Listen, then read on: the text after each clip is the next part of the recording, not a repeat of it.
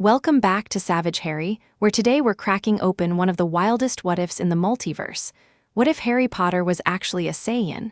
If you enjoy this one, smash that like button and subscribe so you don't miss the next chapter drop.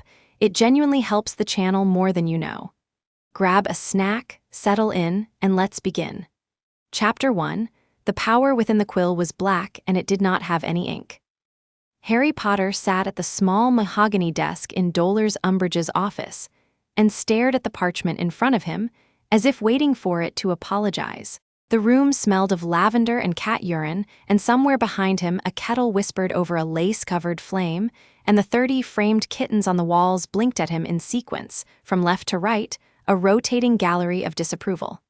"You know what to write, Mr. Potter," Umbridge said sweetly, not looking up from her knitting. "I do." "Then begin." He pressed the tip of the quill to the parchment. He did not feel the line on the back of his hand yet. The words appeared cleanly on the page, in his own hand, in the red that was not red yet. I must not tell lies. The sting was familiar by now.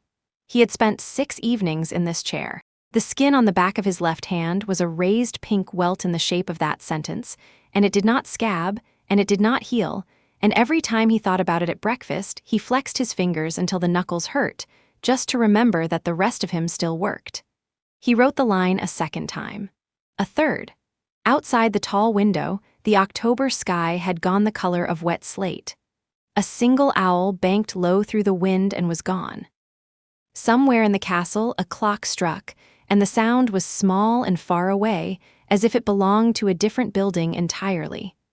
"Press harder, dear," Umbridge said. He did not press harder. He wrote the line again.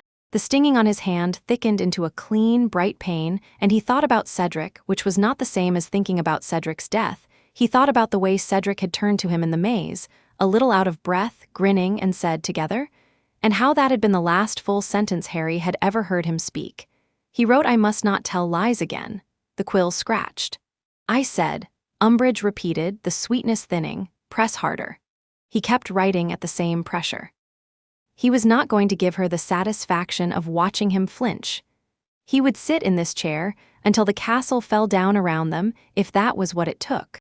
A little stripe of something warm moved across the back of his hand. He glanced down. It was blood now, not just inflamed skin. A thin bead of it had welled up along the carved M in must. He thought of Cedric lying face up in the leaves.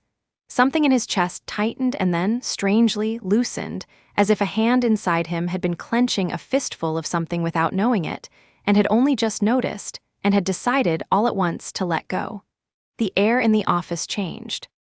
He felt it first in his ears, a subtle shift of pressure, like the moment before a thunderclap, and then in the hair on the back of his neck, which lifted. The flame under the kettle leaned sideways. One of the porcelain kittens on a shelf chimed faintly against its neighbor, as if the stone under it had stirred. Umbridge looked up. "Stop that," she said, and the sweetness was gone. "I'm not doing anything. Stop that at once." He genuinely wasn't. He set the quill down and put his palms flat on the desk and tried to do nothing at all. The pressure kept building. The edges of the parchment lifted off the wood. A lace doily slid 6 inches to the right. The kettle rattled on its ring. "Potter." "I don't know what this is," he said, and he meant it, and the not knowing frightened him much more than the thing itself. There was a small, surprised sound from Umbridge, not a word, just a noise, as a teacup 2 feet behind him detached itself from its saucer and hung in the air at shoulder height like a question someone had forgotten to finish. The cup turned one slow rotation on its axis. The tea inside it did not spill. Then every framed kitten on the wall shivered. Then the desk under his hands made a small, pained noise. "Potter, stop," he tried. He pictured the cork going into the bottle. He tried to tuck it back down, the way he had tucked down panic in graveyards and grief in crowded great halls, and normally he was very good at that. He had been very good at that since he was small, but this was not grief and it was not panic. This was something else.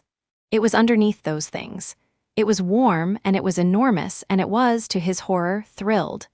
The teacup burst. It did not shatter like a teacup. It detonated like a firework.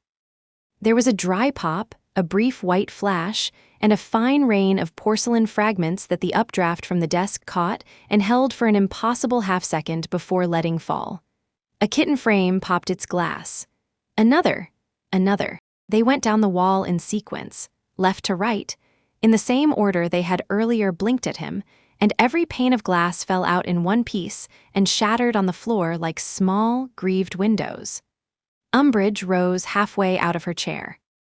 "I'm trying," Harry said, and it came out between his teeth, and he knew how he must have looked, bent forward over that pink desk, hands flat, a faint thread of golden light unfurling up the welts on the back of his left hand as if he had been written on from the inside with a quill of sunlight. "I'm trying to stop." "Your wand," Umbridge snapped. "Give me your wand." "It's in my robes.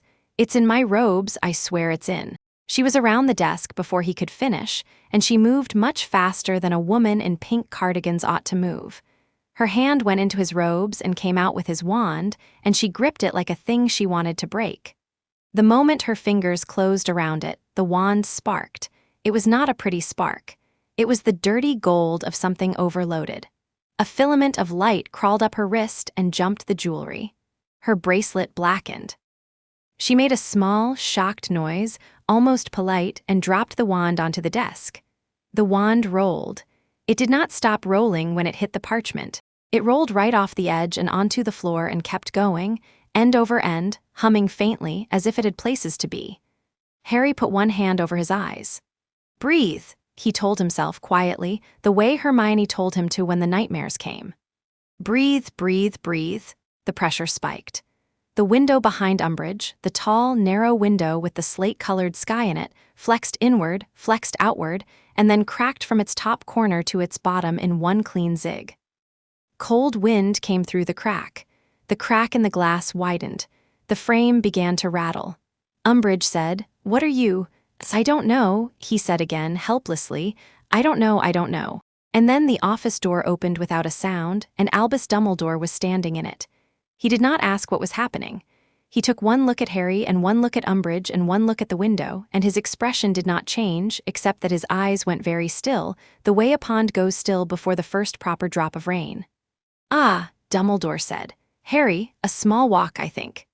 "Headmaster," Umbridge began. "A small walk," Dumbledore repeated, not loudly. He crossed the room in 4 long steps. His hand settled, dry and warm, on Harry's shoulder. Harry felt something pass out of him and into Dumbledore's palm, a scoop of that warm, enormous thing, taken away very gently and tucked somewhere else, and the pressure in the room fell as suddenly as a held breath. The crack in the window narrowed. It did not close. The kitten stopped shivering. The fragments of the teacup settled. "Up," Dumbledore said to Harry. Harry got up. He could not feel his legs properly. "Dolores," Dumbledore said without turning, "I should have your quill, please." Umbridge had gone very pale and very still. Her eyes were on the dropped wand and the blackened bracelet and the cracked window in approximately that order. She did not move. "The quill, Dolores." She picked it up, her hand trembled. She held it out. Dumbledore took it between 2 fingers as if it were a dead insect. He considered it for exactly as long as it took to walk from the desk to the fireplace and no longer. Then he dropped it in. The flames went black for a moment. Then they went blue, then they went normal. "I will have words for you tomorrow, Dolores," he said. He said it perfectly politely. "Rest well tonight." He guided Harry out into the corridor, and the door closed behind them with the softness of a door closing in a dream. They walked. They walked past the gargoyles and down the moving staircases and along an empty gallery where painted men in ruffled collars rose to bow and were waved silently back down. Harry walked with his hands in front of him, palms up, as if he were carrying something liquid. A faint gold afterglow clung to his knuckles, and when he tried to shake it off, it flared brighter. He put his hands in his pockets. They glowed faintly through the cloth. "Sir," in a moment. "Sir, the window and the cup and her bracelet. Yes."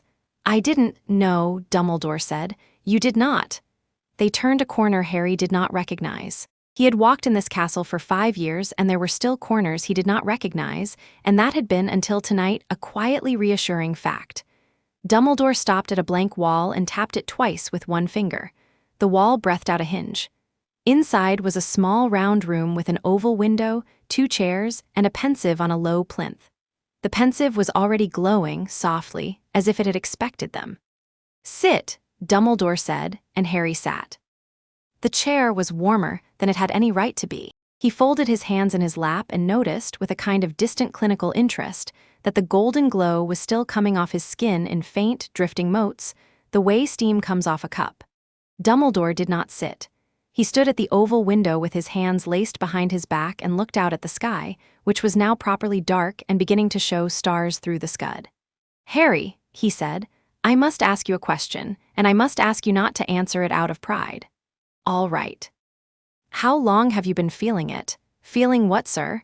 "The thing that came out of you tonight." Harry opened his mouth to say that he had never felt anything like that in his life, and then he did not say it, because it was not true. He thought of the summer before second year, the day Aunt Marge had swollen like a balloon. He had been furious, and he had barely waved his hand. He thought of the time on Privet Drive when he had been 6 and Dudley's gang had cornered him, and he had ended up on the roof of the school with no memory of climbing. He thought of last June in the graveyard, when he had raised his wand against Voldemort, and the spell that came out had been brighter than any spell had a right to be, brighter, he had thought at the time, than the wand should even be capable of carrying, and how the two cores had connected not because of the spell exactly, but because something in his chest had shoved out through his arm and met something in Voldemort's chest halfway. He thought of the dreams, too. The ones he had not told anyone about. Dreams where he stood on a ridge of red stone under 2 suns, and the air was hot and thin, and he was stronger than he had ever been in his life and laughing about it, laughing the way he did not laugh when he was awake. "A while," he said. "Define a while." "Always." Dumbledore nodded very slightly as if a long suspicion had just been formally introduced to him. "And tonight," he said, "tonight was different." "Yes." "Sir, what was that?" Dumbledore was quiet for a count of 3. Outside the oval window, a thin cloud uncovered the moon.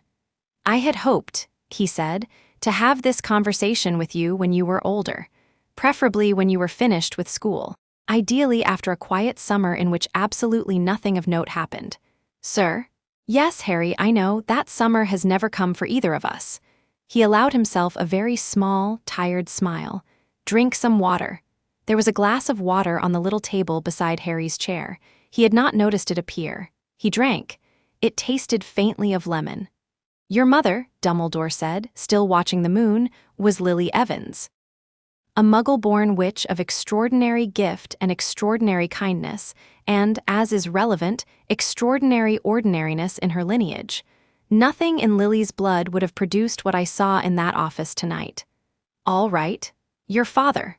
"Yes. James Potter was not entirely, what we assumed." Harry set the glass down. His hand did not quite tremble. "My father was a wizard." "Yes. My father went to Hogwarts. My father was in the Order. My father was a Gryffindor and a Quidditch player and an Auror in training and a what? All of those things." "Then what do you mean?" "I mean," Dumbledore said, gently, "that James Potter's mother, your grandmother Euphemia, did not know certain things about her own husband until very near the end of his life, and that what she was told, she told to James on his 16th birthday, and James did what men in your family do when they are given impossible information, which is to say he tucked it in his pocket and kept going. He told your mother. He told me. He told, I believe, Sirius Black, who was not given a choice in the matter, and he told in his last letter to me no one else. Sir, James's paternal grandfather was not born on this world." Silence. It was a full, round silence, the kind that had weight in it. "What?" Harry said. Dumbledore finally turned from the window. He looked at Harry with an expression that was neither apology nor pity, and Harry was grateful for that, because he did not think he could have borne either. "There is a people," Dumbledore said, "very few now, I am told, who call themselves Saiyan. They are humanoid. They are, to any reasonable examination, indistinguishable from us. Our healers would find a Saiyan liver and a human liver to be the same liver. But they are not from here, and what they carry in their bones is not what we carry in ours. Sir, your great-grandfather crashed on Earth in the Peaks in 1896, according to the one document I have been able to find, and he was a quiet man, and he married a quiet woman, and he passed most of what he was down through the male line as something that would not express itself unless the circumstances demanded it. In your grandfather it demanded nothing. In James, it flickered once, briefly, on the Quidditch pitch in 1976. In you, in me. In you it has been waiting. Harry laughed. It was not a good laugh. It was a thin, high sound that went up and then stopped, because he remembered, suddenly and vividly, the dreams of the Red Ridge and the Twin Suns, and the way the laughter in those dreams had sounded exactly like this one did now. "Sir," he said. "Sir, I'm sorry, but that's not how anything works. People don't fall from space. This is wizards and muggles and goblins and giants, fine, that's fine, I'll take all of that, but aliens, sir. We share a planet with a ghost population of house elves who cannot be killed by ordinary means, Harry. We keep dragons. We have a bank run by a nation of goblins that remembers debts accrued before any of our ancestors could write. The line between magical and otherwise has never been a straight one. I'm 15. I know. My father was a wizard. Yes. My mother was a witch, was your mother, loved you, died for you. Nothing I have told you tonight diminishes any of that by an atom, Harry. Please believe me." Harry put his elbows on his knees and his face in his hands, and he did not cry, because he did not know what to cry about exactly, but he sat like that for perhaps a full minute, and Dumbledore let him, and when he sat back up again the gold glow had faded off his knuckles and his eyes were dry. "Who else knows? Living, myself, you now, Sirius. Remus, I believe, suspects. Your mother told no one but me before she died. Your father told no one but me and Sirius." "Voldemort?" Dumbledore paused. "I do not think so," he said. "Not yet, but he will begin to wonder when his people tell him what happened in Dolores Umbridge's office tonight. They'll tell him. Someone will. Sir, the ceiling, the cup, her bracelet, will be explained away as a surge of uncontrolled magic from a traumatized young man who was, incidentally, being tortured by a ministry employee. Dolores will not dispute the official story. She cannot afford to." "Good." But Dumbledore said, "The shape of the pulse that went out of you tonight was not a shape that any competent legilimens in Britain will mistake for ordinary magic. It did not feel like us. It felt like you. Will they find me?" "They will look. Sir, who are they? The others like me. Where are they?" Dumbledore hesitated in a way he almost never hesitated.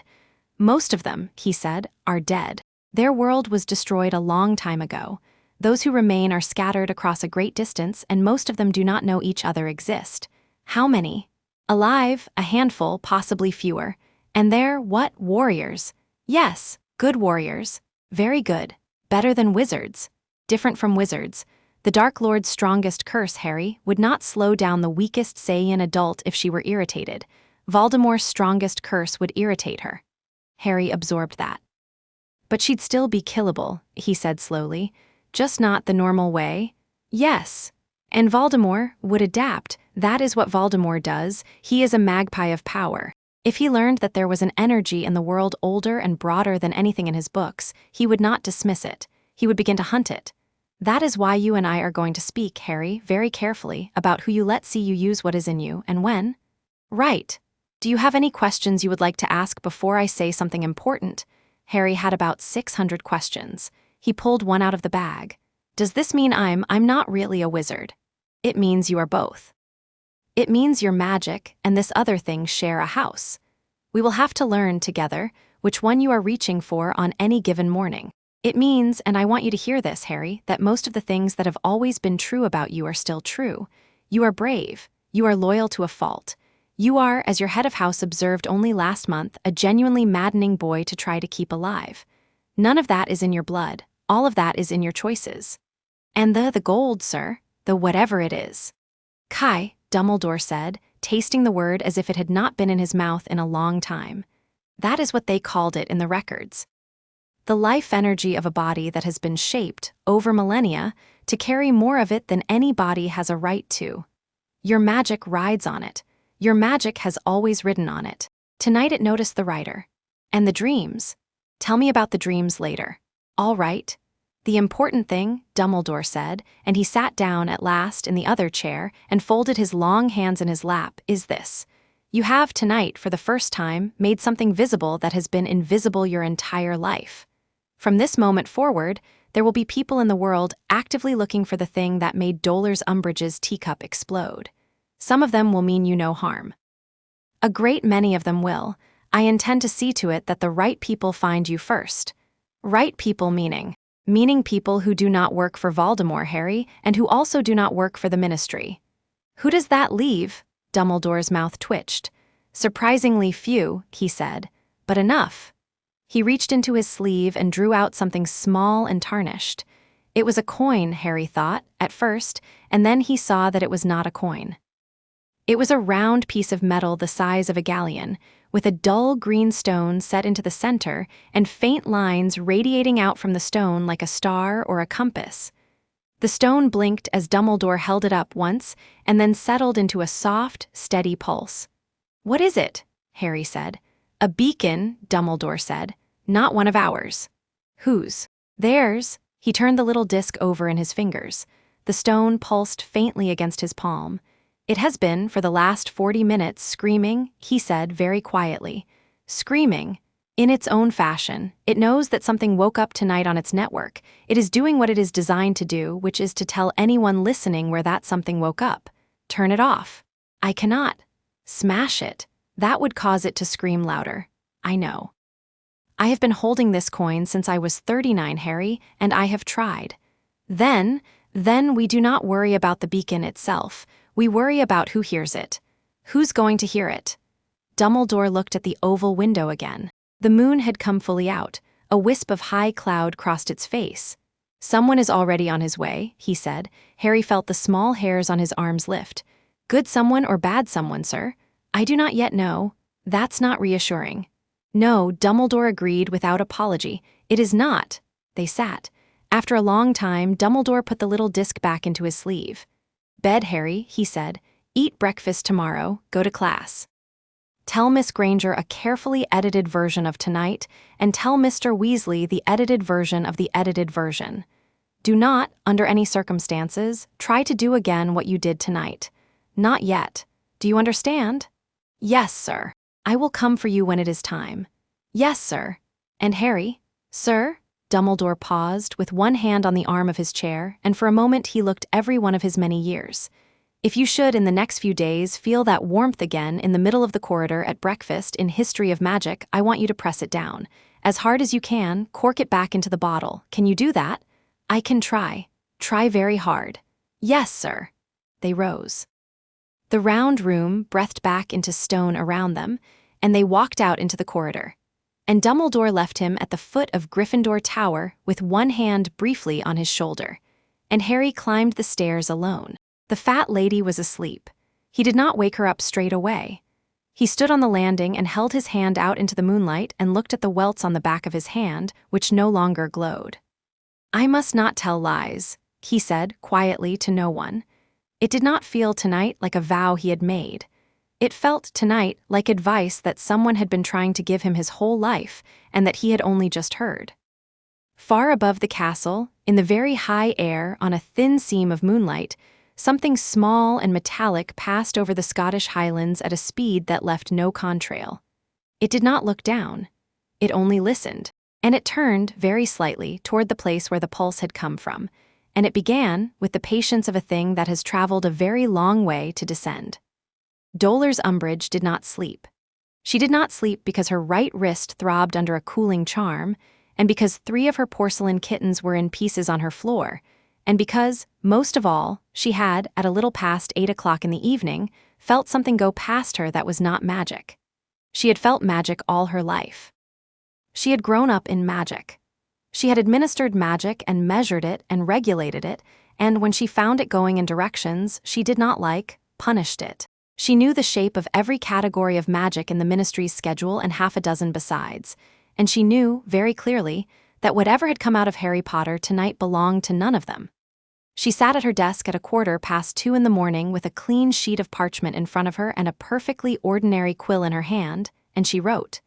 "Dear Minister," she wrote, "I write to you at this late hour because I cannot, in conscience, wait until morning." She dipped her quill. "I have tonight witnessed, in the course of my lawful duties, something which I do not believe has ever been catalogued by our Department for the Regulation and Control of Magical Creatures, or our Department of Mysteries, or indeed any office in our government. I write not to alarm you," she paused. She scratched out "not to alarm you." to alarm you in the most precise sense of that word. She wrote for 22 minutes. She did not use the boy's name. She used subject.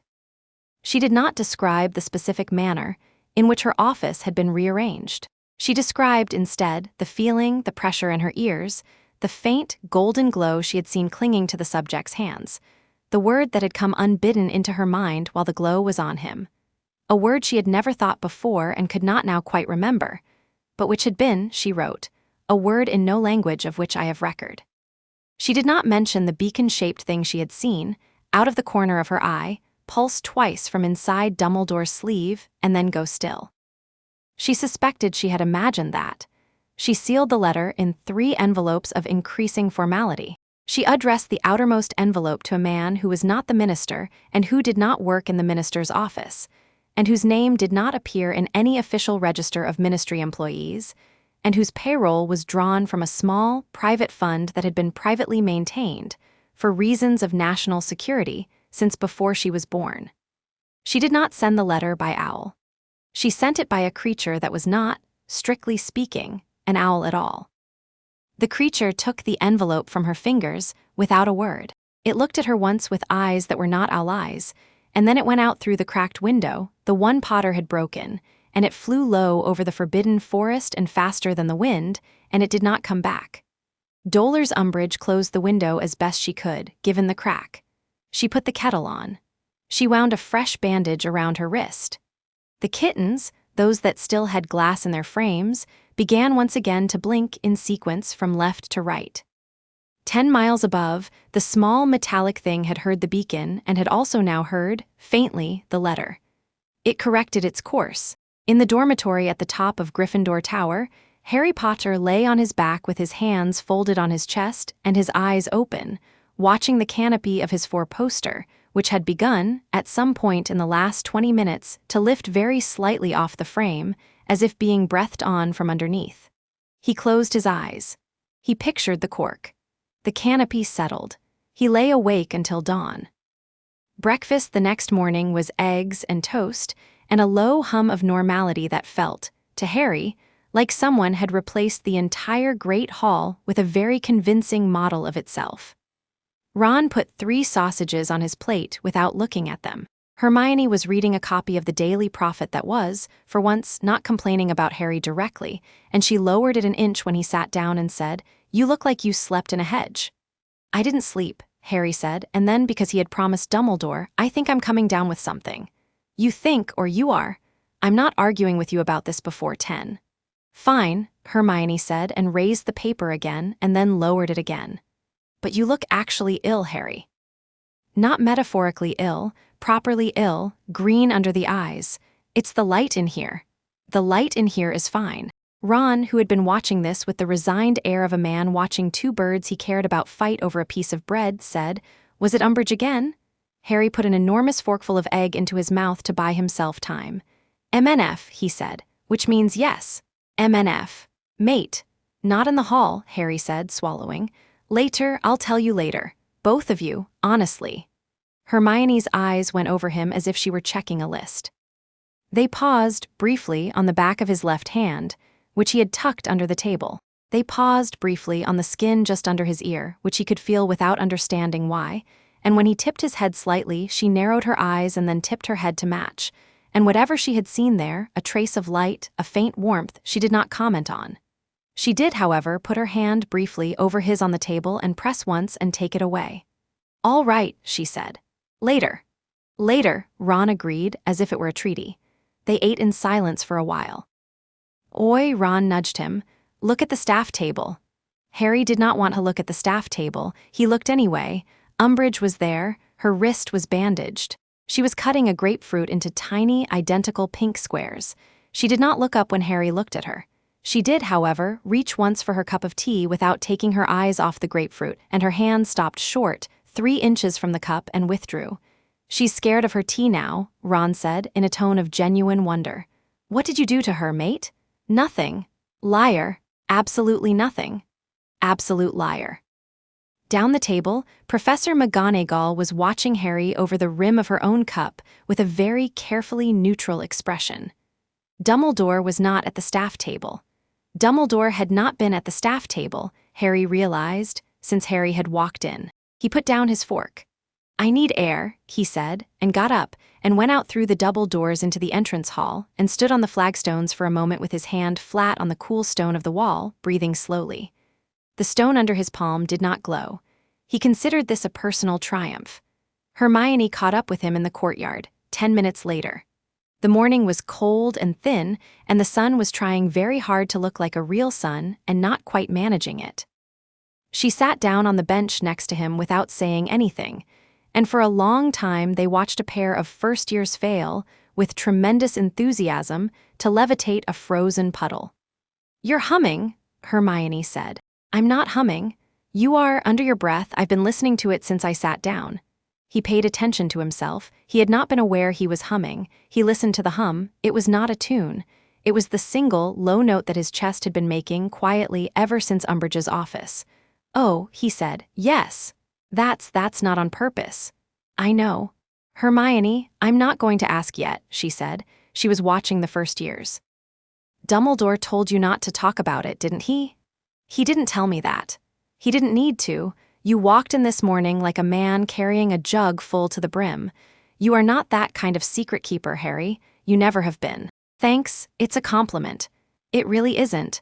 "It is. It means you haven't gone cold. That's the thing I'd worry about. You've been through a lot of everything, and I keep expecting you to go cold, and you haven't. You've gone quiet, which is different. Stay quiet for a bit. I'll wait." He looked at her. She was pink at the ends of her ears from the wind. "You are," he said, "a truly alarming person. I am aware." "Thank you. You are welcome." They sat. The first years got the puddle 2 inches off the ground and then dropped it on their own feet. And one of them laughed so hard they fell over, and Harry, for the first time since the quill had come off the parchment, smiled. He did not, he noted, glow. The cork was holding.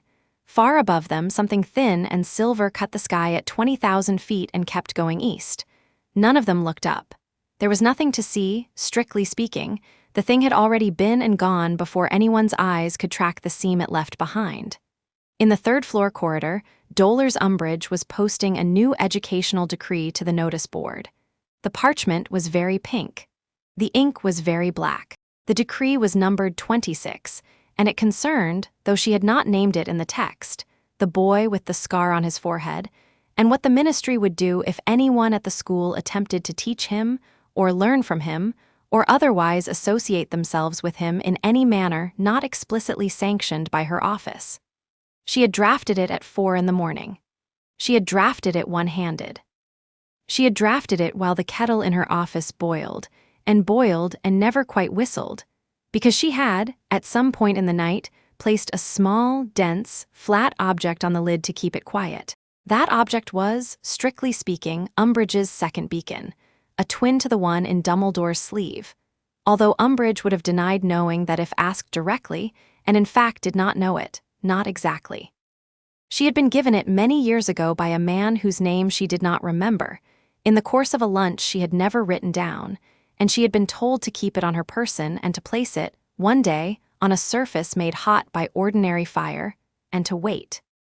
She did not know what she was waiting for. She did know now that she had placed the object, and that the object had very faintly warmed her palm before she had set it down, and that the kettle under it had, instead of whistling, made once for a fraction of a second, a sound that she could not reproduce with her own mouth, a sound that was, if she had to describe it, the sound a very large door makes when it unbolts. She posted Decree 26. She went to her first class. She did not look up. In his office, Dumbledore stood at a narrow window looking down on the courtyard, watching Harry and Hermione Granger on their bench, and he turned the little round disc over in his fingers, over and over, and did not put it back in his sleeve. It was no longer pulsing. It had been pulsing, steadily, since 8 o'clock the previous evening. 22 hours later, it had gone quiet, which meant, he thought, that whoever had been listening had heard enough and had either stopped listening or had arrived. He did not like the second possibility. He did not particularly like the first either. Fawkes, on his perch, made a small, questioning note in his throat. Dumbledore reached up without looking and ran 2 fingers down the phoenix's throat feathers. "Yes," he said softly.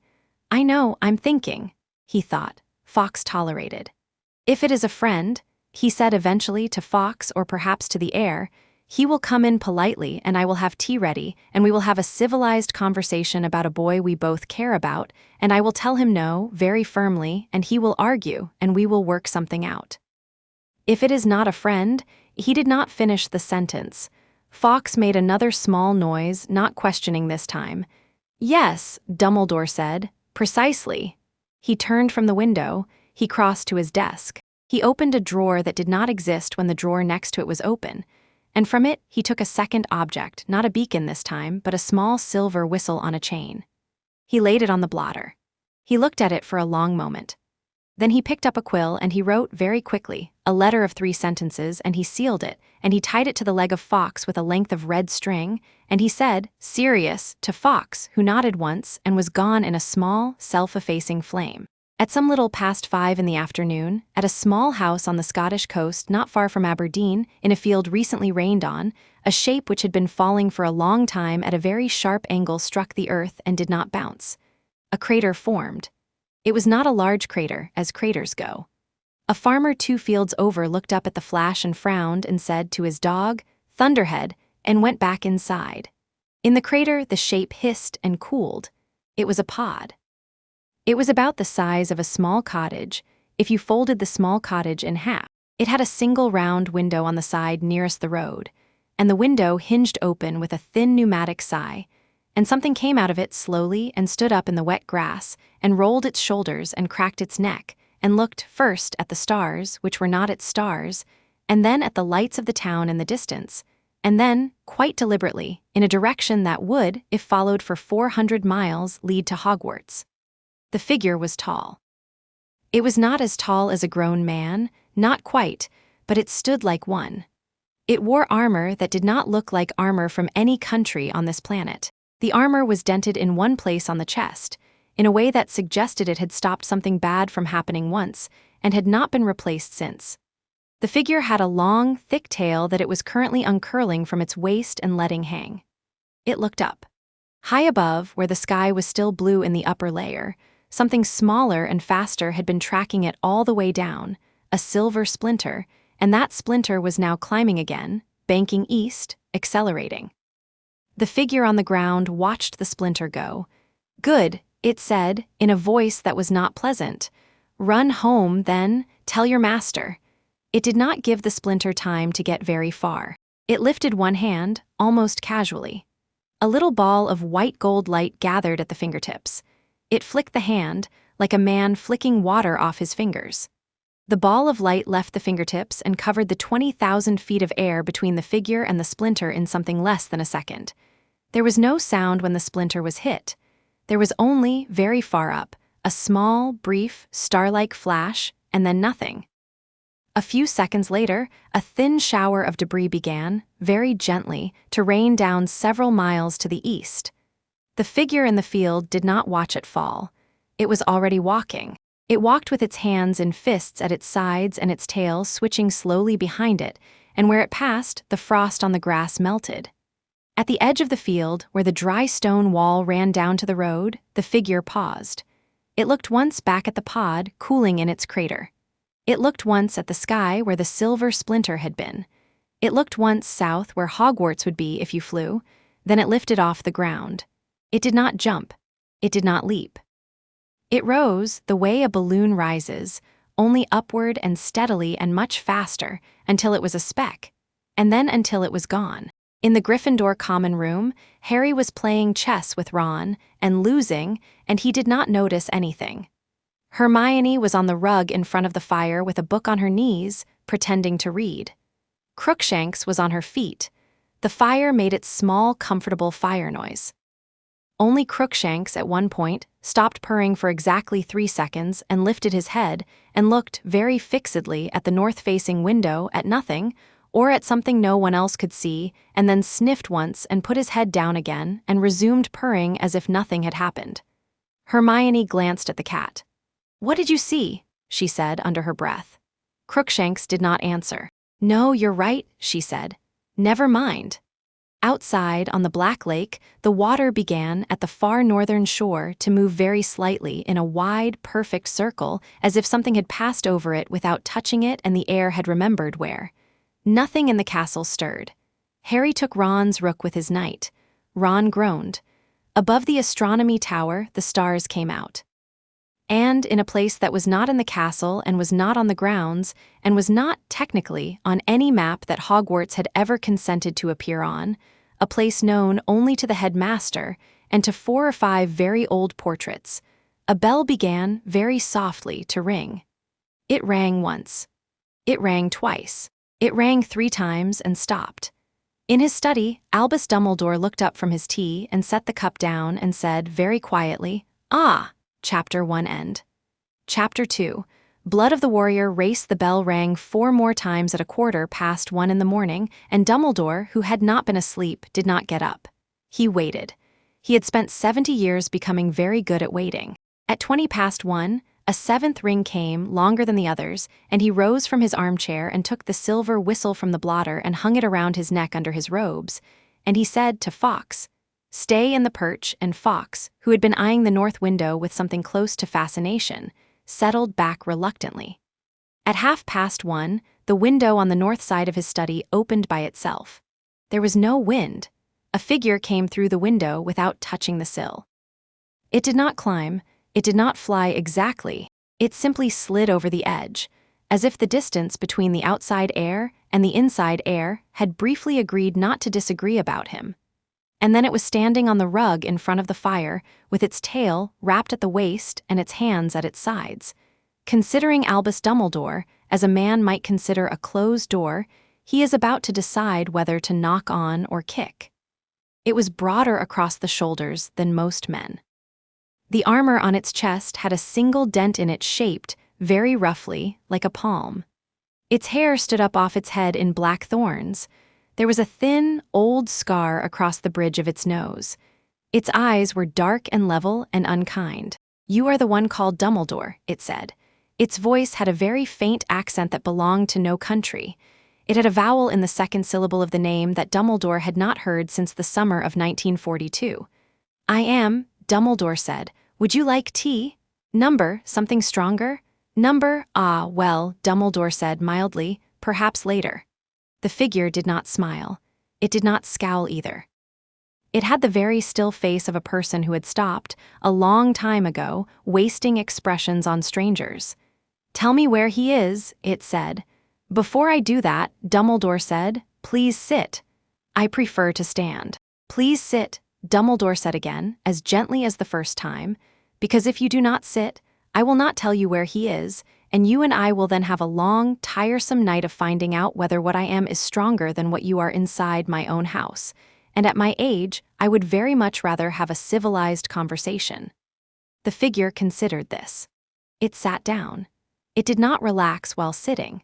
It merely transferred the same coiled readiness from one posture to another. "Your name," Dumbledore said.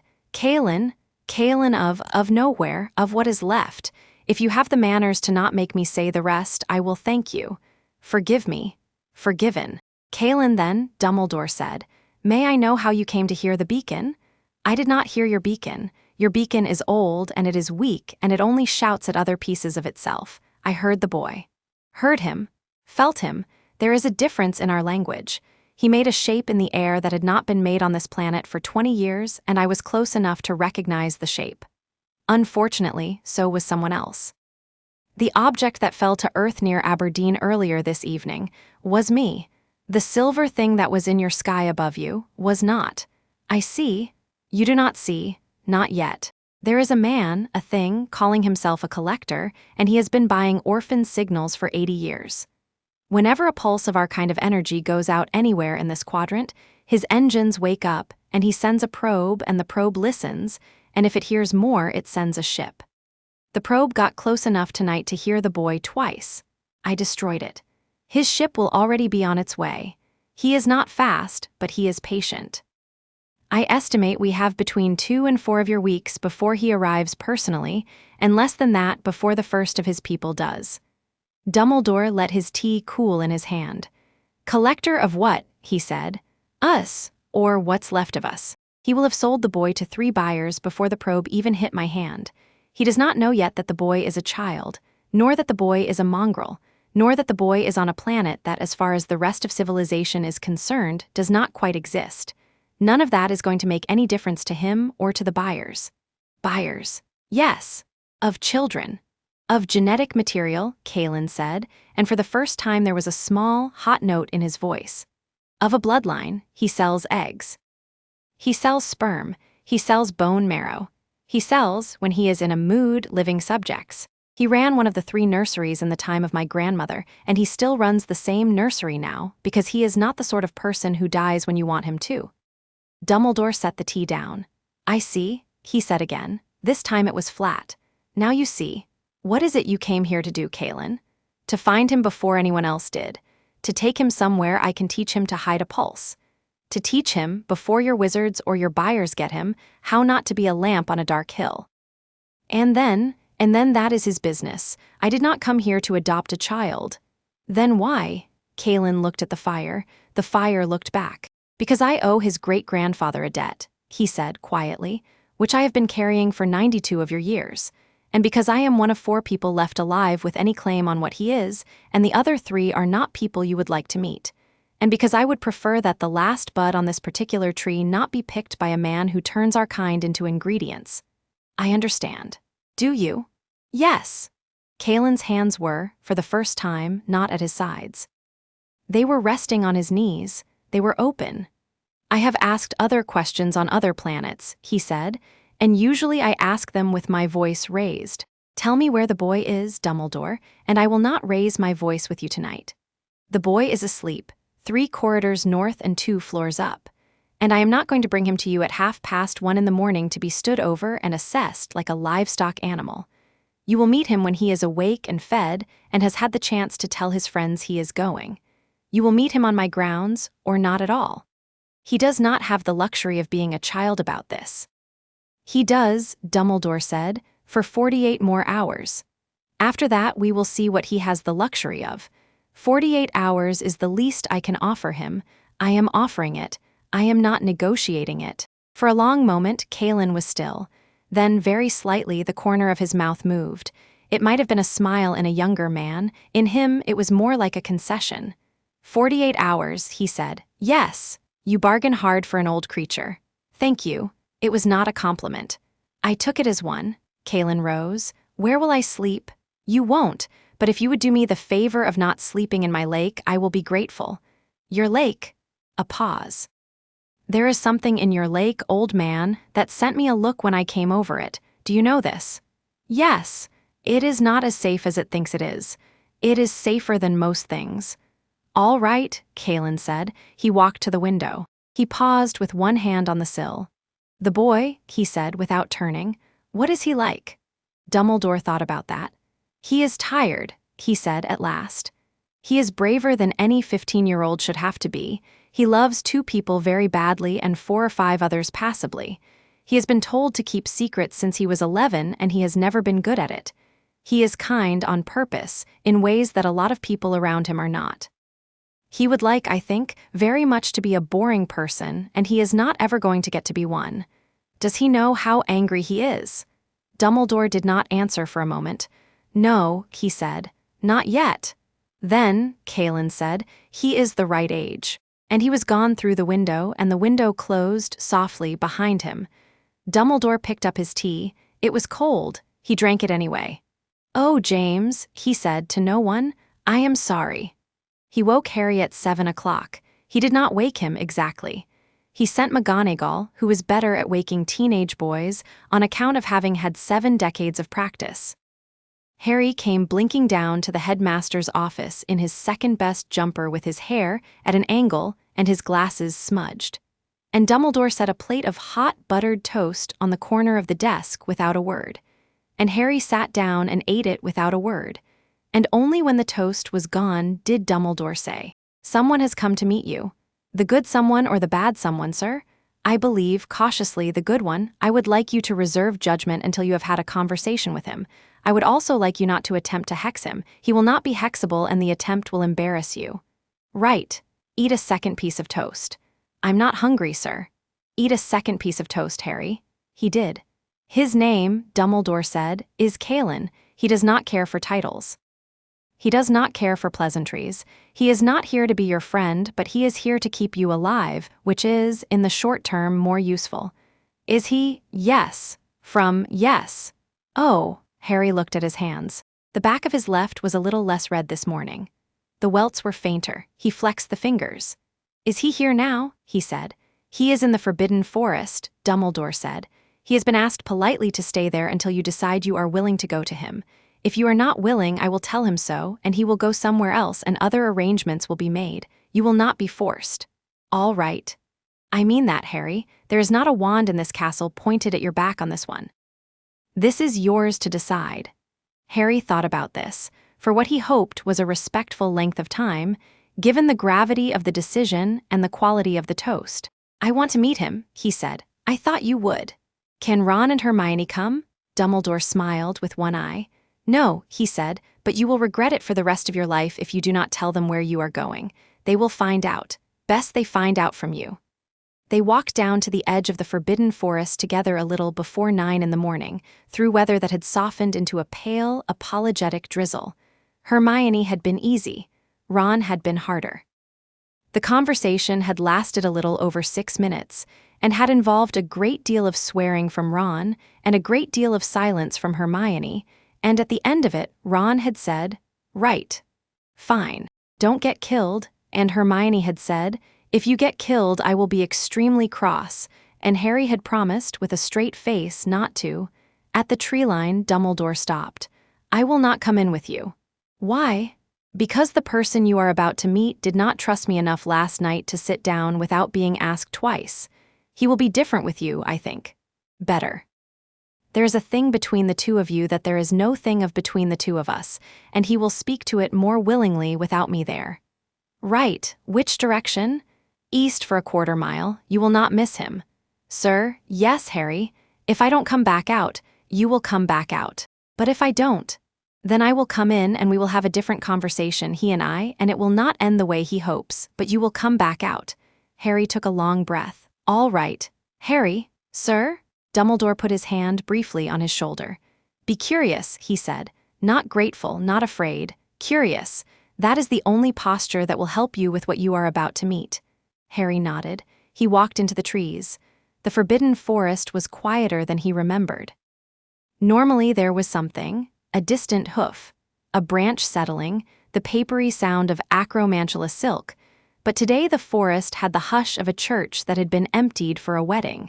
The drizzle did not come through the canopy. His footsteps were muffled. Somewhere very far ahead, a thrush sang one short phrase and stopped. At the fork of 2 long logs, a man was sitting on a stump, eating an apple. The apple was a very ordinary apple. The man was not. He looked up as Harry came into the clearing. He looked at Harry for a long 3 seconds with a face that gave no information whatsoever, and then he tossed the apple core backward over his shoulder without looking. The core landed neatly in the crook of a tree 10 feet behind him, where a squirrel, which had been waiting for this, received it politely. "Hello," Harry said. "Sit." There was a second stump near the first. Harry sat on it. The stump was, he realized, fractionally warmer than the air, as if the man had been warming it for him, which he could not have been. Harry decided not to ask. "Look at me," Kalin said. Harry looked at him. The man's eyes were dark. Up close, the dent on the chest plate was even more obviously hand-shaped, and Harry found his eye going to it and back up again before he could help himself. "Yes," Kalin said, "a hand." "What hand?" "Someone I used to know." "Right, he is no longer with us." "Right, you have your grandmother's eyes." Harry blinked. "My, which grandmother?" "Not the one on your mother's side. The one on your father's side. You would not have met her. She had these same eyes, a very annoying color, too green to be plausible. People say I have my mum's eyes. Lily had green eyes, yes, they were a different green. Hers were a summer green, yours are a winter green, Euphemia's were a winter green. How do you? I knew her. You knew my grandmother. I knew your great-grandfather better. She only met me once. She did not like me. Why not? Because I told her that her husband was going to die in 3 years, and he did. And she spent the rest of her life trying to decide whether I had known it or caused it. And which was it? Kalin's eyes went very slightly crinkled at the corners for the first time. I knew it, he said. I did not cause it. He was a brave old man. He died well. I held his hand. Oh, he asked me to look in on his descendants. I have been on and off for 100 years. You are the first of them who has needed anything from me. I would have preferred it had stayed that way, but it has not, and here we are. Harry did not know what to do with this information. He set it down on an internal shelf, labeled "Talk to Dumbledore about later," and moved on. Dumbledore says someone's coming. Someone is coming. It will be 2 of your weeks at the soonest. We have that long. We will not use all of it here. Where will we use it? A place, you will not have heard of it. It is not on this island. I can't just leave. You can. My friends will survive a month without you. You will not survive a month without what I am going to show you in the next 3 days. That is the mathematics of your situation. I am sorry. 3 days? Less. The point of a time chamber is that you come out of it in less time than you went in for. A what? A training room. A room where time runs faster inside than outside. One of ours used to have them. There are still 2 in working order that I know of. You will go into one. You will come out 4 months older. Your friends will have missed dinner. Harry stared at him. That's not, you can't just, it is not a wizard thing. It is one of ours. That is why I did not mention it until you were sitting down. Right, okay, I'm sitting, keep going. Stand up. Harry stood up. Put your hands out, palms up. Harry put his hands out, palms up. Kalin looked at them. He did not touch them. He walked around Harry once, slowly, the way a farmer walks around a horse he has been asked to assess. At one point, he put the palm of his hand flat between Harry's shoulder blades, very briefly, and Harry felt something tiny and hot travel from the middle of his back to the top of his head and back down, as if Kalin had slipped a warm coin under his skin and taken it out again. Good, Kalin said, stepping back. Good, there is more of it in you than I expected. It is not as deep as a pureblood's, but it is cleaner. Cleaner than mine.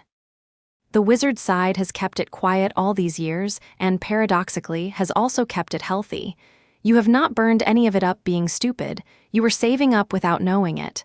Okay. Now, yes, I am going to hit you. What? Do not brace. It will be worse if you brace. I'm sorry, you're going to hit me? Yes. Could we possibly not? Kalin moved. Harry did not see the movement.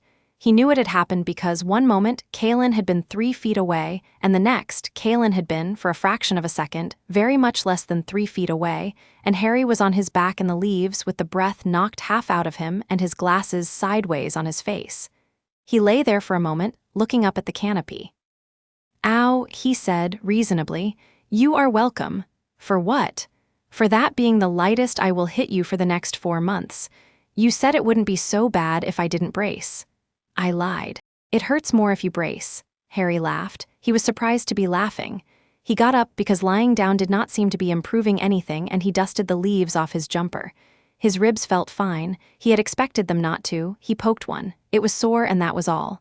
That wasn't hard, he said cautiously. That was a tap. Your ribs should be broken. They are not. Why? I don't know. Yes, you do. I don't. You do. Guess. Because I'm. Say it. Because I'm one of you? Yes. Harry put his hand on his ribs. Right, he said. Okay, so. So, Kalin said, and he was not sitting down now either. We have 3 days before I am going to take you off this island for a longer conversation. 3 days is not enough for you to learn anything useful in. 3 days is enough for you to learn to take a hit, which is the only thing I need you to know before we go. Stand up properly. Feet apart, hands up. Chin down. Do not try to punch me. You will break your wrist, just stand. Harry stood, feet apart, hands up, chin down. Kalin hit him again, harder. Harry went down, he got up. Again? Why? Because the getting up is the only muscle that matters, and yours is already a good one, and I would like to see how good. Harry laughed again, which surprised him more than the laugh before. He did not understand why he was laughing. He put his hands up. Kalin hit him, he went down, he got up. After the 7th time Kalin stopped hitting him, Harry was on the ground, his lip was split, he was grinning at the canopy. There, Kalin said, now we know. Know what? That you will not lie down. Good, we can work with that. He offered a hand. Harry looked at it.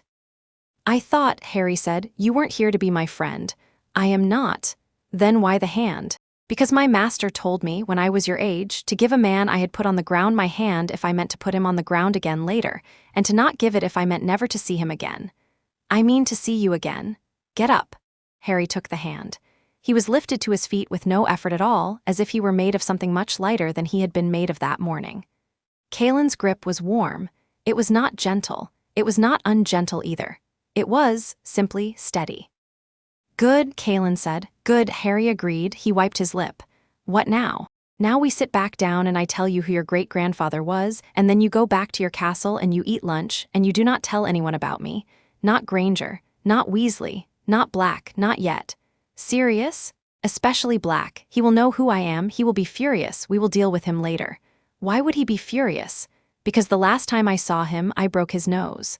"Why?" "Because your father asked me to, and I was at the time a more obedient man." "Sit." They sat. And in the clearing, while the drizzle turned slowly to a proper mist, and the squirrel in the tree finished its apple core and came back for more, Kalin told Harry Potter the name of his great-grandfather. A name Harry had never heard in his life, which he would not be writing down anywhere, because writing it down would, Kalin said very quietly, kill both of them, and told him, in outline, what that man had done during a war that had ended before Harry's grandfather was born. And told him what kind of people had come through that war unkilled. And told him, with no emphasis and no apology, that Harry's family, on his father's side, had been among the most dangerous people on any planet his great-grandfather had visited. "You are descended," Kalin said, "from killers. I do not say this to flatter you. I say it because you have been told all your short life that you come from a line of brave men, and that is not, strictly, the same thing. A brave man will stand between a child and a falling wall. A killer will also do that, and then the killer will find the person who pushed the wall." "Is that," Harry said slowly, "something you think I should do?" "Number, then why tell me?" "Because the thing in you is going to try to, and I would rather you knew what it was trying before it tried." Harry nodded. He did not say anything for a moment. He was thinking, suddenly and quite vividly, of the graveyard at the end of the Triwizard Tournament, and of the moment he had raised his wand at Voldemort, and of what had wanted in that moment to come out of his arm. "Okay," he said. "Okay. So 3 days, then the chamber." "Yes." "How long is the chamber in chamber time?" 4 of your months. "Inside, 4 months inside." "Yes, 48 of your hours outside." Harry was quiet. "I'll miss my friends," he said after a moment. 4 months is a long time not to talk to them. You will talk to them again in 2 of their days. They will not know you have missed them.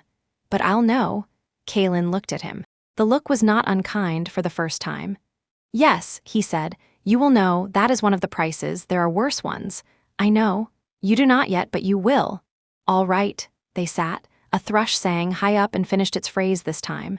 3 days, Harry said. "What do I do in those 3 days?" "Ordinary things," Kalin said. "Eat, sleep, class. Whichever of your subjects you find least useful, continue to fail it with enthusiasm. Continue to be the person you have always been. Do not press on the cork. Dumbledore told me the same. Dumbledore is sometimes wise. Only sometimes. No one is wise all the time. Go." Harry stood. He hesitated. "Kalin, yes, my dad. Did he, when he knew about what he was?" "He was furious," Kalin said. "Furious." "For about 2 months. Then he was not. He grew up. He married your mother. He was, by the time I met him for the last time, no longer angry, which was a pity, because he would have needed to be angry when Voldemort came for him, and he was not, and that is why he is not here to explain any of this to you, and I am." Harry stood with this for a moment. "Did he ever do any of what you're going to teach me?" "A little. Once. He did it under Muggle observation by accident at a Quidditch match when a hit wizard attacked the stands. He was 18. He regretted it. He asked me never to teach him anymore. I respected the request. He didn't want it. Number, why? Because he thought a wizard who could do our things would not want to be anything else after, and he had decided already that he wanted to be a wizard. He was probably right about himself. I do not know if he was right about you." "Okay. Go, Harry, eat lunch." "Okay." He turned to go. "Harry." "Yeah, the dream, the one with the twin suns and the red ridge." Harry stopped. "How did you? That is a real place. Not somewhere we can go now, but it is a real place and your blood remembers it. You are not making it up." Oh, go, Harry went. He came out of the forest into the drizzle. Dumbledore was still there in the same spot where he had been left, as if he had not moved in 2 hours, which he might not have. The old man raised his eyebrows as Harry approached, and he said, "Lip, he hit me. A lot, 7 times, and I got up." "Good." They walked back toward the castle. Halfway up the slope, Dumbledore said very quietly, "I should tell you, Harry, Sirius will not like this." Kalin mentioned that. Did he say why? Broken nose. Yes. Dumbledore, do you think Sirius should know? I mean now. Dumbledore thought about that for a full minute as they climbed. "I think," he said finally, "that if I do not tell Sirius, and he finds out later that I did not, he will never trust me again, and we will need his trust in the next year more than we will need a great many other things. So yes, I will tell him. I will also buy him a very large glass of something to drink at the same time. He will still shout. I'd like to be there when he shouts. You will not. You will be several hundred miles away in an accelerated room being kicked around by a man you have known for 2 days. When you emerge, he will have finished shouting and will be glad to see you. That's actually a reasonable plan. I have had 1 or 2 of those in my life. They went in out of the rain. Far away in a small house in London, the back of an old black door swung open without anyone knocking, and Sirius Black, standing in his kitchen in yesterday's shirt with a plate of eggs in his hand, looked up and said, "Who the fox? What of you?" The red string was untied from the phoenix's leg. Sirius unrolled the 3-sentence letter. He read it once. He read it twice. He set the plate down very carefully. He said, "He's what?" Fox, very gently, did not answer. Sirius sat down on a kitchen chair that had once belonged to his mother and put his forehead in his hands and laughed, a short, hard, astonished laugh, and then he said, "James, you absolute," and did not finish the sentence because the only word that would have finished it was one he had promised, years ago, never to use about his best friend again. After a moment, he got up. He packed a bag. He did not bother to finish the eggs. He was in Hogsmeade by sundown. In the highest tower of the castle, Harry sat at his desk and opened his Transfiguration essay. He wrote 1 sentence. He crossed it out. He wrote it again. He crossed it out. He put the quill down. He flexed his left hand. The welts did not glow. "Cork," he said to himself. "Cork, cork, cork." Somewhere, very far below the castle, in the rock under the lake, in a chamber that had been built for another reason in another century, a door that had been closed for 90 years quietly, without fanfare, unlocked itself and waited. Sirius came through the headmaster's fireplace at 7 minutes past 8 in the evening in a long black coat with soot on the cuffs, and a smell of fire whiskey on him that suggested 1 glass, not more. He stamped once on the hearth rug, twice, glared around the room as if daring it to contradict him, and said, "Right, where is he?" "Good evening, Sirius," said Dumbledore from his armchair. "Don't good evening me. I have a very good glass of something for you. Don't very good glass me either. Where is he?" "Eating, I hope, if he has listened to me. Sit. I'd rather stand." "Sirius, the last person who stood in this room has put my favorite rug slightly off-center. You are also going to put my rug off-center. Please sit." Sirius sat furiously. He crossed his arms, uncrossed them, crossed them again.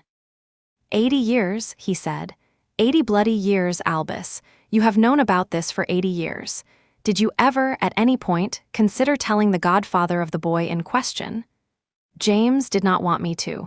James was a man who made a choice about his own son. Yes, and you, Sirius, would have been, and in fact are now, the exact kind of person to whom James did not want it explained, because you are, and I mean this with the greatest affection, a person who would have treated his son differently. Who would have looked at him every day and seen the fact before seeing the boy? I would not. You would have. You are human. I am. You would have, Sirius. James knew you. He did it out of love for both of you. Sirius sat for a long moment, then he put his face in his hands. "He never told me," he said, into his palms. That's the whole of it. He told me everything. Every single stupid thing. I was the first person he called when everything. And he didn't tell me about this. And I sat across from him at Christmas dinner in 1980 and he made me a toast with wine in it and he loved you, Sirius. I know. He thought you were a terrible liar and a worse secret keeper and a better friend than he deserved. That last bit is a lie. It is not. Sirius rubbed his face. All right, he said. All right, all right, all right. The bloke, Kalin, he's here, in the forest, and he's going to train the boy. Yes, and that involves what exactly? Hitting him a great deal, I am told, and a thing that involves a room in which time runs faster. You're joking. I am not. Where's he going to get one of those? Dumbledore's eyes twinkled briefly. There is one, he said, under the lake. Sirius looked at him. Under the lake? Yes, our lake. The castle's lake, Sirius. How long have you known about that? 42 years. 40, I have had, Dumbledore said, a number of private concerns over the course of my tenure as headmaster, about which I have not always consulted with the Board of Governors. This was one of the milder ones. Who built it? A founder. Which one? It would be rude of me to say. I will let you guess. Ravenclaw. That would be my guess. Is it their chamber? Number not that one. A different one. A quieter one. Rowena had a great many rooms in this castle that she did not put in the blueprints. Unbelievable. This entire school is unbelievable. Yes, Dumbledore said, and he did not entirely hide how pleased he was by this. Yes, it is. That is, on the whole, its best quality. Sirius drew in a long breath. I need to see him, he said. Yes. Before he goes. Yes. And I need to see this Kalin and say things to him. Yes, but Sirius, what? You broke his nose once. I know. He has, I gather, not forgotten. Neither have I. I do not want either of you to break any further part of the other in my castle. Please. I will be very civil. You will not. I will be civil up to a point. That is closer to accurate. Sirius almost smiled. Where are you keeping him? He said. Harry, Gryffindor Tower. Ron and Hermione are with him. He is, I suspect, currently trying to explain to them what he has been told. He is trying very hard and succeeding partially. Can I go up? You can. Will he want me to? Dumbledore looked at him over his glasses. Sirius, he said very gently, you are the only person on this island that he wants to see tonight more than he wants to see Miss Granger, and you are not being told that because I have been told not to tell you.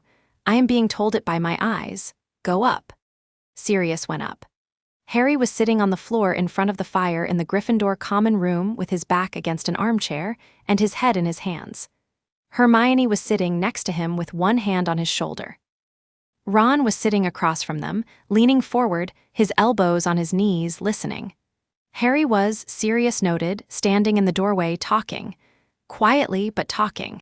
Words coming out of him for maybe the first time since the office. Hermione saw Sirius first. She squeezed Harry's shoulder and stood up. Ron stood up. The two of them, without a word, slipped past Sirius into the boys' staircase, and Hermione, as she went by, said, 15 minutes, in the exact tone she had once used with McGonagall about an overdue essay, and was gone. Harry looked up. He did not stand. Sirius sat down on the floor next to him. He put his back against the same armchair. He did not say anything for a while. He hit me, Harry said eventually. 7 times. Yeah, Albus told me. I got up 7 times. I should bloody hope so, Harry laughed. It was a very small laugh and it wobbled. Sirius. Yeah, did my dad know before he died? He knew for about 12 years. Did he talk about it? To me, never, not once. Not a single word of it, Harry, I swear on everything.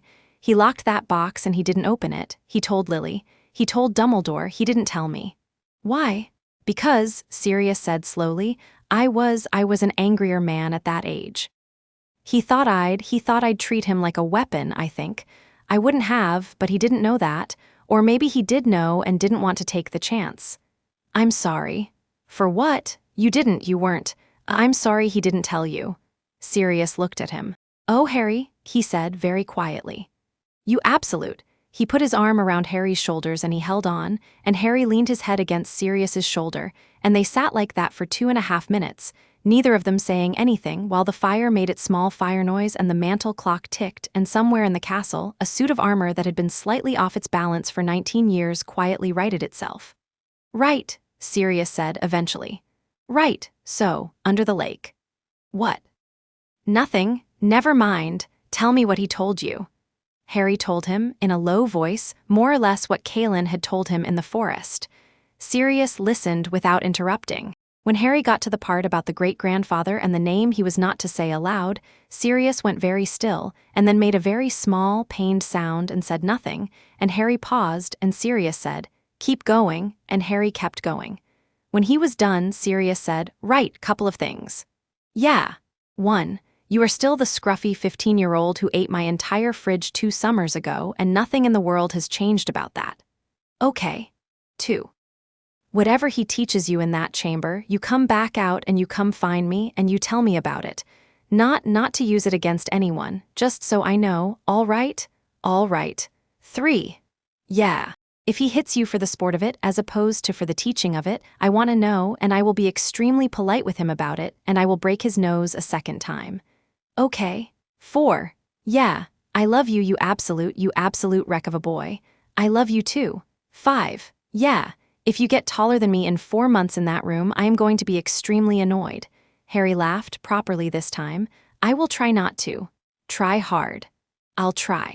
At 10 minutes past 9, Kalin came up out of the forest, crossed the grounds in something that was not quite walking, and came in through the front doors of the castle without ringing the bell, which did not ring because he did not want it to. He found Sirius in the entrance hall, waiting. They stopped 6 feet apart. They looked at each other for a long second. "Black," Kalin said. "Kalin, you look older." "You don't. I have the better diet." "I'm sure you do." A beat. "Your nose healed well," Kalin said neutrally. "Yours still has a little kink in it there on the left." "Yes. Good. Yes." Another beat. "If you hurt him," Sirius said conversationally, "I will find you on whichever planet you are on." "If I hurt him for the wrong reasons," Kalin said as neutrally, "I will come back and let you." Sirius nodded slowly. Kalin nodded slowly. Then, without warning, Sirius stepped forward and hugged him. Kalin, Sirius would remember for the rest of his life, did not move, did not hug back, did not push him away. Stood for a count of 3, like a man who had once been hugged and was trying, at short notice, to remember how. After 3 seconds, Sirius stepped back. "For James," he said gruffly. "For James," Kalin agreed. And they stood a little awkwardly until Sirius cleared his throat and said, "There's a drink in the headmaster's office with my name on it. Come and have one." "I do not drink." "Come and have a tea." "I do not, Kalin." "Fine." They went up the stairs together. They did not speak again until the gargoyle. At 2 minutes past 11, in his 4-poster in the Gryffindor dormitory, Harry Potter lay on his back, eyes open, with his hands folded on his chest. The welts on his left hand did not glow. He listened to Ron's snoring. He listened to Neville's snoring. He listened for a long moment to the very faint, steady hum that was coming now from somewhere under his own breastbone, a hum he had not been able to hear before last night and which he now could not quite unhear. He pressed on the cork. The hum faded. He closed his eyes. Far below the castle, in the rock under the lake, in the chamber that had unlocked itself that afternoon, a single light, very small, very blue, came on. It did not come on for Harry. It came on for Kalin, who would, at 2 of the next morning, walk down to it alone, as he had said he would, and would check the chamber for the first time in 60 years, and would find it, to his considerable surprise, still clean. And in a long, narrow ship in the dark past the orbit of the moon, a man who was not, strictly speaking, a man who had not set foot on Earth in his life, but who was in the habit of sending other feet, looked at a small map on a glass wall and watched a red dot, which was the planet below him, and a smaller red dot, which was the pulse that had come out of the planet the day before, and smiled. He had not smiled in a long time. It did not suit him. "South England," he said to no one. "Interesting, I had thought the last of them were in the rings of that awful gas planet. But South England, truly, what a century to be old in." He touched the glass. The glass dimmed. He began, with the patience of a very rich man who has not had to hurry for 1,000 years, to plan his approach. Chapter 2 end. Chapter 3. The first transformation. Harry came out of the chamber on a Tuesday. He had gone into it, in outside time, the previous Sunday at 9:30 in the evening. Outside the door, the candles had burned down by a 1/4 inch. Inside the door, he had lived 4 months. He was not taller. Kalin had apparently seen his worry about this and had, without saying a word, done something during the first week that had made sure of it. Harry had not asked what. He had decided not to ask about a lot of things. He was, however, different. His hair had grown. He had cut it twice in the chamber and had not cut it a third time, because he had been, on both previous occasions, too exhausted to hold the scissors steady. It was longer than his old hair, and it did not lie quite the same way, and he would have to decide in the next day or two whether to cut it properly before returning to class. His shoulders were not broader, exactly. They were denser. He had the same build, filled in. He felt, walking, that he weighed roughly twice what the air thought he weighed, and he had to concentrate, at first, to not leave a small footprint when he stepped on stone. He had calluses on his knuckles. He had a small white scar on the point of his chin. He had a very faint, steady hum in his chest, which no longer frightened him, because he had spent 4 months learning how to turn its volume up and down. He had not gone super. Kalin had not let him try. He had said on the first day, at the first meal, looking across a wooden table in a stone room that smelled very slightly of the sea, "You will not attempt the transformation in this chamber, because if you do it here, you will never be able to do it outside. The transformation needs a reason. I will not give you a reason. I will only give you the body to do it with when the reason arrives. When will that be? When someone who matters to you is about to die in front of you. Oh, I am sorry. No, it's no, that's fair. It is not fair, it is only true, there is a difference." So Harry had spent 4 months learning how to stand, and how to fall, and how to land, and how not to land, and how to make his bones tell him where the nearest wall was without looking at it, and how to make his hands glow when he wanted and stop glowing when he didn't, and how to put a pulse of light out through his palm, with the precision of a man threading a needle, and how to put a pulse of light out through his palm, with the blunt force of a man knocking down a door, and how to tell the difference between his magic and his kai by listening, very carefully, in the middle of the night, for the 2 different sounds they made. "Your magic," Kalin had said on the morning of the 2nd month, sings, yes, very low, like a choir in a next room. My kai hums. Right. If the 2 are humming together, you are using kai. If they are singing together, you are using magic. If you are doing one and you hear the other stop. Why? Because mixing them is unpredictable. Bad unpredictable? I have seen a man burn down a valley with a thought. I have seen a man set himself on fire without touching a match. I have seen a man turn himself inside out. The 3rd one took hours. I do not wish to see you do any of them. Got it. He had not, so far, set anything on fire. The singing and the humming had stayed separate. Kalin had been, Harry suspected, mildly surprised by this. Kalin had not said so. On the day he came out, Harry stood at the door of the chamber for a moment before he walked through. His hand was on the doorframe. The stone under his palm was very old and very cold. 4 months in, Kalin said beside him. 2 days out, rules. I know the rules. Say them. Don't show anyone what I can do. Don't press on the cork unless I have to. Don't pick fights, don't let myself be picked. And eat, sleep, behave like a 15-year-old boy, fail divination with enthusiasm. Good. When do we come back in? When the man in the ship is close enough for me to hear him breathe. That will be in, by your count, about 16 days.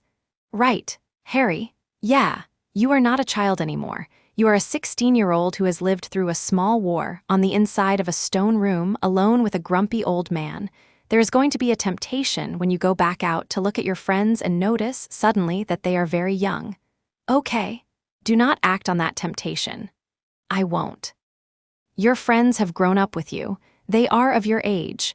The fact that you have 4 months of private time that they do not have does not make you older than them. It makes you tireder. Okay. Say that again. The fact that I have 4 months of private time that they don't have, it does not make me older than them. It makes me tireder. Yes, got it. Good. Kalin pushed the door open.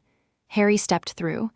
On the other side, in the corridor outside the chamber, it was 9:20 at night, and a candle was burning down by a 1/4 inch on a sconce, and there was no sound except the slow drip of water somewhere behind the wall. Harry stood for a moment, breathing air that did not taste of old stone, and he felt, not older, not taller, but noticed. He felt noticed by the castle. The castle, for the first time since he had come here at 11, had, while he was in the chamber, apparently paid attention to him. He did not like it. He shook his hair out of his eyes. He straightened his jumper. He said, "Let's go." They went up through the castle by a way Harry had never been, and at a tapestry 2 floors below the Great Hall, Kalin tapped him on the shoulder and said, "This is as far as I come tonight," and vanished into a shadow Harry could not quite see the edge of. Harry walked the rest of the way alone. He got to the portrait hole of Gryffindor Tower at 1:10. He gave the password. The fat lady swung open. He stepped into the common room. Hermione, who was on the rug by the fire with a book in her lap, looked up. She looked at him for a long moment without saying anything. "Oh," she said softly. "Oh, Harry. Hi, your hair, I know. Your face, I know. You look like, I know. I was going to say tired." "Oh, yeah, that too." Ron, who was on the sofa with a half-finished game of solitaire, looked up. "You were gone," he said, "for 47 hours. "Yeah. Were you asleep? You look like you slept for a week." "I slept 3 times. Three what?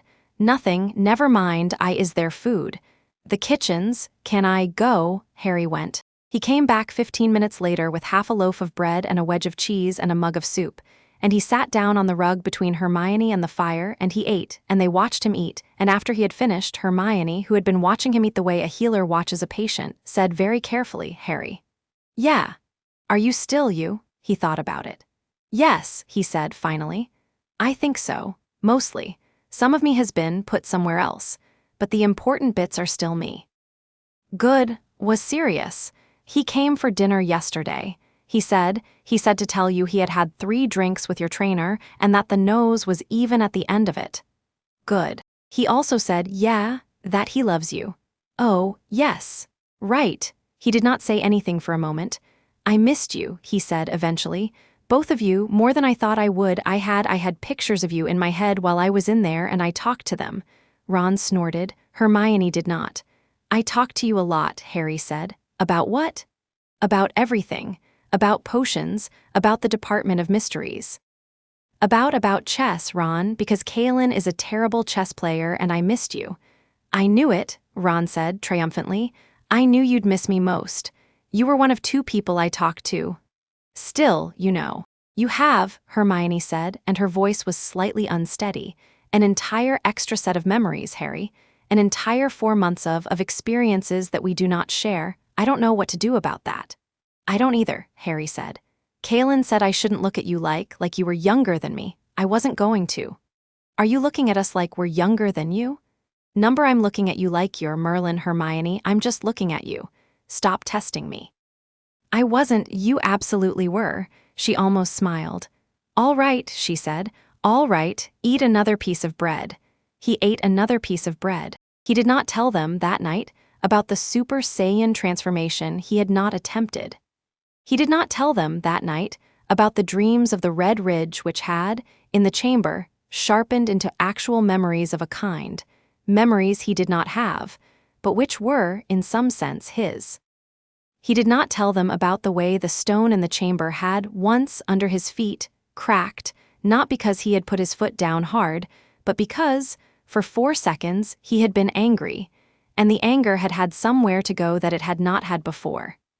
He told them about Kalin being a terrible chess player, which was true. He told them about the food in the chamber, which had been, Kalin had said, deliberately bland so that he would not become attached to it. He told them about the cold. They asked him gently if he was scared. "Not right now," he said. Later, yes, later I'll be scared." "Of what?" "Of the man in the ship. The man in the never mind, another time." Hermione did not press. Ron, after a moment, did not press either. They went to bed. He slept for 10 hours. It was the longest he had slept in a row in 4 months plus 47 hours, and when he woke up, he felt, for the first time in a long time, like a teenager who had overslept, instead of like a soldier who had been allowed a brief rest. He lay in his bed and listened to the tower. The tower sounded very large to him now. He could hear, if he did not concentrate on anything else, the faint, steady hum of every person in it, little sparks of magic and little sparks of self, and the quiet, distant singing of the castle underneath it all. He had not been able to hear that before the chamber. He would, he suspected, have to learn not to hear it in order to live with other people without going mad. He cracked a window. He smelled wet grass. It was a Wednesday morning in late October, and he had transfiguration first. He went to class. Dolores Umbridge was at the staff table for breakfast, and she watched him come in out of the corner of her eye, and she did not move her teacup. She also, Harry noticed, was wearing a long-sleeved cardigan that came down over her right wrist. She had not worn long sleeves previously. She had previously liked to show off her rings. She did not make eye contact with him. Good. McGonagall was, Harry thought, watching him with a look that was very much like suspicion and very much like relief. He ate quietly next to Ron and Hermione, and he pressed the cork in gently whenever the hum in his chest tried to get up and walk around. Midway through breakfast, an owl came in, a gray one, nondescript from the direction of London, and dropped a small, rolled parchment into Hermione's porridge. She fished it out, wiped it off, unrolled it, read it, frowned, and passed it to Harry. Harry read it. The letter was 3 lines. Diagon Alley, today, 2 p.m. Ollivanders, please. It was signed with a small drawing of a dog. Sirius, Harry said. He wants to meet me in Diagon Alley. He can't be in Diagon Alley, Ron said. It's Diagon Alley, it's full of people with eyes. I know. He'll get caught. I know. And why today? I don't know, but he wouldn't do it without a reason. We could ask Dumbledore, Hermione said. Whether Harry, if Sirius is doing this without going through Dumbledore, it's because he can't go through Dumbledore. I'm going to go. We're going with you, said Ron. Yes, said Hermione, we are. No, because what? Because if something happens, Hermione said, we would like to be there. Harry looked at them. He had lived 4 months in a stone room with a grumpy old man and 2 imaginary versions of his best friends, and looking at the real ones now, he understood, suddenly, the difference. The imaginary ones had told him what he wanted to hear. The real ones did not. All right, he said. All right, but you do what I say. We do what we say, Ron said. Fine. They signed out at Filch's desk for Honeydukes at 1:15. They took a passage Hermione did not know existed, and Harry did. They were in Diagon Alley at 1:50. Diagon Alley was busier than it had been the last time Harry had been in it, and a little thinner around the edges. Some of the shops had boards on the upper windows. A ministry poster, "Constant vigilance is a citizen's duty," was pasted on a lamp post, and someone had corrected the spelling of vigilance in a very small hand in the lower corner. A trio of Aurors walked past the ice cream parlor, not quite patrolling, not quite not. Ollivanders was as dusty as ever. Sirius was not inside Ollivanders. That would have been too obvious. He was 3 doors down, in the little nook between a defunct stationer's and a boarded-up apothecary, dressed in an ordinary muggle coat and a very ordinary flat cap. Harry did not see him until Sirius quietly said, "Hi. Hi. The cap suits me, does it?" "It really doesn't?" "Good, that's what I was going for." "Why are we here, Sirius?" Sirius looked left, looked right, and then said, quietly, "Because I was told at 3 this morning, by an owl that came in through my closed window, that Bellatrix is in Diagon Alley at 3 this morning." "What?" "She was not in Diagon Alley at 3 this morning, because I went and checked, because I am not going to let someone send me information like that without testing it. But the owl was not a forgery. And Bellatrix was in the alley within the last 24 hours. I could smell her perfume at the bar at the Leaky when I came in." "Sirius, I wanted you here with Kalin's approval so that if she comes back I can see what you do. I am sorry. I should not have asked without going through Dumbledore, but I thought if Dumbledore knew, he would put guards on you and you would not learn. And you need to learn what you do when you see her. I need to see it too. So do you?" "Why Bellatrix?" "Because she is the only one of them that might, if she looked at you today, notice what you are." "Can she?" "She's a Legilimens. A very bad one with a very good nose. If the cork is tight, she'll smell nothing. If it leaks, she'll smell everything. I want to know. You want to use me as bait. I want to test the cork. You are the bait, I am the fishing rod. That is the shape of what I am asking." Harry swallowed. "All right," he said, "thank you. Ron, Hermione, stay 10 feet back. Do not get between us and her if she comes. If anything goes wrong, you run for a fireplace and you flew McGonagall, not Dumbledore, McGonagall, promise me." "We promise," they said together. They walked. They walked for 40 minutes. Diagon Alley was, by now, a little too familiar, and Harry spent the first 20 minutes not looking for Bellatrix and instead noticing things. A Quidditch poster in a shop window that had his own face on it as a very small inset. A woman in a long cloak who stopped, looked at him, and turned her face away as if not wanting to be recognized herself. An Auror who made eye contact with Sirius and did a very careful double take, and then, after a beat, looked away. Sirius's disguise was not going to last. At 2:15, they passed Flourish and Blots, and Harry, for no reason at all, felt the cork in his chest twitch. He stopped. "What?" Hermione said behind him. "Something," he said quietly. "Here." Sirius went very still. "Where?" "I don't there." There was, in the alley to the left of Flourish and Blots, a woman. She was leaning in a doorway. She was eating a Honeyjuke's lollipop. She was tall and dark-haired, and she was wearing, instead of the Azkaban rags or the black dress robes Harry knew her in, a very ordinary blue muggle dress as if she had come in from a shopping trip. She turned her head. She saw Harry. She smiled. It was not a mad smile. That was what made it worse. It was the smile of a person who had recognized, from across a busy street, somebody she had been looking for years and was now going to have a very pleasant conversation with. Bellatrix Lestrange took the lollipop out of her mouth and said, across the width of the alley, in a voice that was perfectly normal, "Little Potter." "Hi," Harry heard himself say. "Oh, you've grown? A bit. You've got a new shape. New jumper." "No," she said, and she walked out of her doorway in a slow, unhurried step, and she said, "No, darling, a new shape. Your soul has a new shape. I have been looking at you for the last 2 minutes and I cannot think what it is. Will you show me what it is?" "Number." "Pretty please." "Number, oh, Potter, we could have such a lovely afternoon. I have 3 men with me, all of them with very sharp sticks, and you have your father's friend who has been out of practice for a decade, and 2 children. What do you say?" Harry felt Sirius go still beside him. He felt Ron and Hermione go still behind him. He felt the cork in his chest give a little. He looked at Bellatrix. He looked for a second that stretched at her eyes, and her eyes were, paradoxically, not mad. Not in this moment. They were bright with work. She was legilimensing him. He could feel it, the thinnest touch, like the end of a hair brushing his forehead. Testing. Looking for a seam, he pressed the cork. He pressed it hard, but he pressed the wrong thing. In pressing the cork, he drew attention to the cork. She felt it. She did not find what was under it, but she found that there was a cork. Her eyes widened very slightly.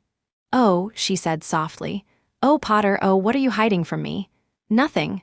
"Lie, it's none of your business." "Better, also lie, shall we see what it is?" "No," said Sirius beside him, "we shall not." He had drawn his wand without Harry seeing, and then it happened very fast. Bellatrix moved. Sirius moved. A curse went through the space where Harry's head had been, and Harry was not there, because he had taken a step backward without quite noticing himself doing it. And Hermione was yelling something. Not a word, a sound, and Ron had his wand up and had cast a Protego. And the Protego was holding up fine because Bellatrix had not sent anything more than a first-line testing hex. And Bellatrix was laughing now, a quick dry laugh. And she was saying, "Oh, good, yes, oh good, yes, let's." And the 3 men she had mentioned had come out of 3 doorways. And they were not the bumblers of the graveyard. They were a different lot. They were younger and quicker, and Harry had never seen any of them before. And one of them was already advancing on Ron with a wand out in a hand that looked, honestly, like a person who had been doing curses every day for a year. Ron's Protego cracked. Hermione threw a curse that Harry had never seen her throw, something fast and sparking that went through a man's defenses and knocked him on his back. And then she was dueling the next one, and Harry thought, in a part of his mind that was not occupied with anything else, that he was seeing Hermione Granger duel an adult for the first time in his life. Sirius was on Bellatrix. Sirius was, Harry noted distantly, quite good at this.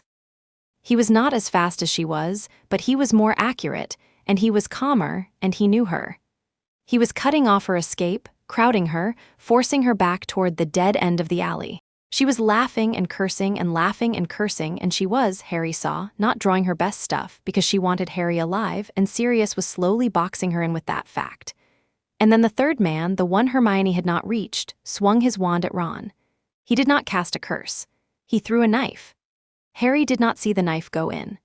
What Harry saw was Ron stumbling a half-step sideways, as if pushed, and putting his hand on his side and looking down at his hand and finding it red. Ron looked up at Harry. "Huh," Ron said, mildly surprised, as if a thing had happened to him that he had not expected. His knees went out. Hermione turned her head instinctively because she had felt him go down through the air, and in that half-turn she left her chest open, and the man she was dueling, who was not an idiot, hit her on the shoulder with a cutting curse that went through her sleeve and into her arm and took her off her feet. 2 down. A second. And in that second, the cork in Harry's chest did not break. It came out.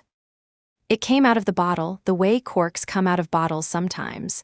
Not violently, just inevitably, as if it had been pushed on by something behind it for a while now, and had waited for a moment when nobody was holding it down from the front.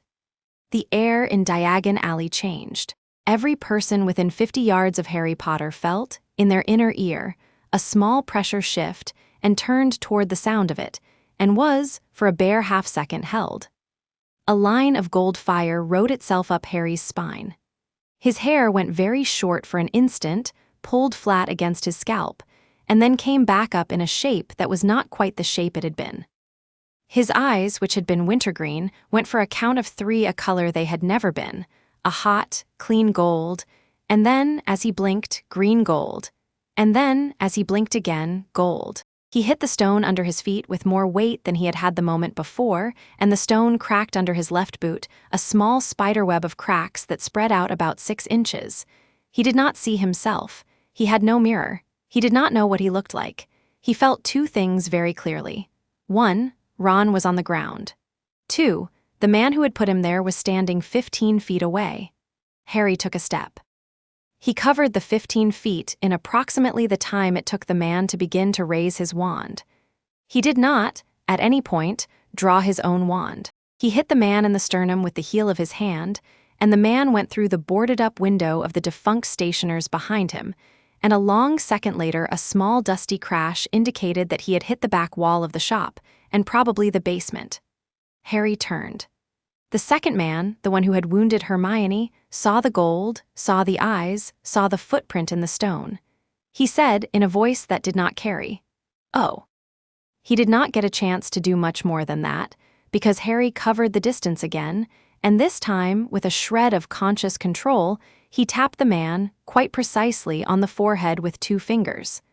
The man's eyes rolled up. He collapsed in a heap. "Stop there," Kalin's voice said, somewhere in the center of Harry's skull, clearly. "Stop there. Breathe, breathe, Potter, breathe, breathe, Potter." Harry stopped. He breathed. Bellatrix Lestrange, at the end of the alley, looked at him. Her mouth had come open very slightly. For the first time in years, Bellatrix Lestrange was silent. Sirius, who had her at wand point and who had not yet worked out that she was no longer going to attack, was, Harry saw, very slowly, very quietly, stepping back, the way a man steps back from a horse that has begun to listen to something he cannot hear. "Oh," Bellatrix whispered, and Harry looked at her, and he understood with no pleasure at all that she was a dead woman. Not today, not this week. She had just seen the thing she was never supposed to see. She had just watched Harry Potter glow gold in broad daylight and put 2 trained Death Eaters down in the time it took to sneeze, and she was, the moment she got away from this alley, going to go tell her master. She needed to die here. He took another step. "Harry," Sirius said, very softly, from 10 feet away. "Harry." He could do it. He knew, for a sharp, clean second, exactly how he would do it. His palm would do it. The thing that had put the man through the wall, done at her. She would not have time to take a breath. "Harry," Sirius said again. He thought of Ron on the ground, he thought of Hermione on the ground, he thought of his mother in a photograph laughing, he thought of killers and of what Kalin had said killers did. He took a breath. He pressed the cork back in. The gold faded out of his eyes. His hair softened. His weight went back to ordinary. The crack in the stone under his foot, for reasons he did not understand, partially healed. Bellatrix, pale now, began almost politely to back away. Sirius led her. He did not raise his wand. He looked at Harry. Harry did not move to stop her. She got to the end of the alley. She turned.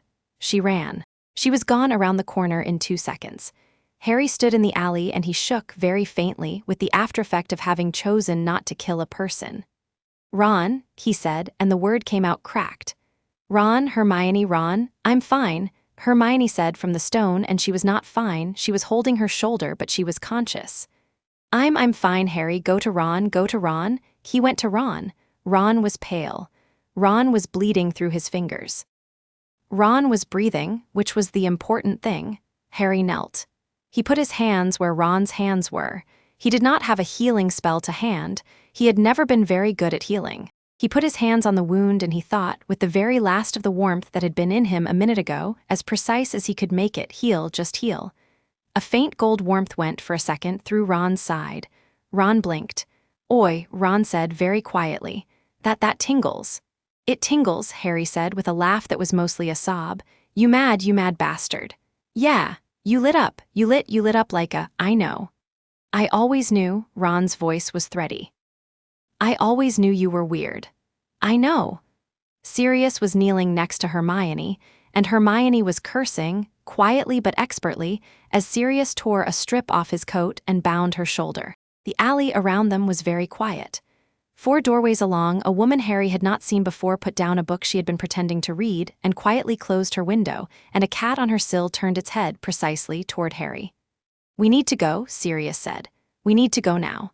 "Apparate me us both." "No, Harry, you can't apparate Hermione, can you?" "Hermione, I can apparate too," Hermione said through her teeth. "I'll take Ron," said Sirius. Grimmauld, go." They went. The alley, after they were gone, held its breath for a count of 5. Then Diagon Alley, which had not quite seen what had happened, quietly decided that it had not seen what had happened and went back to its afternoon. A half-hour later, in a high room in London that did not exist on most maps, a man in a dark cloak was briefed, in a whisper, by a woman who had arrived very out of breath. He listened. He did not interrupt. At the end he said only, "Gold. Yes, my lord." "Gold. Yes, my lord." "Not green." "No, my lord." "I see." He was quiet for a long moment. "I see," he said again, and his voice was, if anything, pleased. "I see. Well, this is a much more interesting year than I had supposed." At Grimmauld Place, Creature was screaming. He was screaming because 4 people had apparated into his mistress's front hall without warning, 2 of them bleeding, and the hall had not been prepared for it, and because Creature was a creature of a great many minor grievances, and this was a genuinely large one. He stopped screaming when Sirius shouted his name, and he went off, muttering in 3 languages, to fetch bandages. Harry did not remember walking Ron to the kitchen. Harry did not remember putting Ron down on the long wooden table. Harry remembered, when he came back into himself, standing at the end of the table with his hands flat on the wood and his forehead down on them and his whole body shaking, very slightly, in little dry shudders. Molly Weasley was there. He had not heard her come in. She had come in from the flue at the other end of the room, and she had taken 1 look at her son and 1 look at Harry, and she had, after a very short pause, elected to be a healer first and a mother second. She was now, over Ron with her wand out and her sleeves rolled, humming a small, furious hum under her breath, and the wound in Ron's side was sealing, slowly, under her hands. Hermione was on a chair at the other end. Remus Lupin, who had also arrived from somewhere, had her sleeve off and her shoulder in a bowl of something that smelled like pine needles. She was pale. She was not shaking. She was, Harry saw, glaring at him a little, but the glare was complicated. It had worry and relief and anger and love in it in about equal parts. Sirius was at the sink. He was washing his hands. He was not saying anything. The kitchen door opened. Dumbledore came in. He did not look any different than he had looked the last time Harry had seen him. He did not look angry. He did not look surprised. He looked very tired and very patient and very ancient, and he stood in the doorway for a count of 10 while the kitchen decided whether to speak or not, and then he said, quietly, "Sirius. Albus." A word outside. In a moment. "Now, Sirius." Sirius dried his hands. He followed Dumbledore out. The door closed behind them. What happened in the corridor then was not a shouting. Harry, from the kitchen, listened very carefully, and he did not hear shouting. He heard 1 low voice, and then the other low voice, and then the first low voice again, and then a silence, and then the first low voice, and then a longer silence. And then, once, Sirius saying, very clearly, "I know, Albus. I know. Sorry." The door opened. Dumbledore came back in. Sirius came back in. Dumbledore looked at Harry. "Harry." "Yes, sir." "Are you injured?" "Number, did you use what Kalin taught you?" "Yes, all of it." "Number, good, come and sit." Harry came and sat.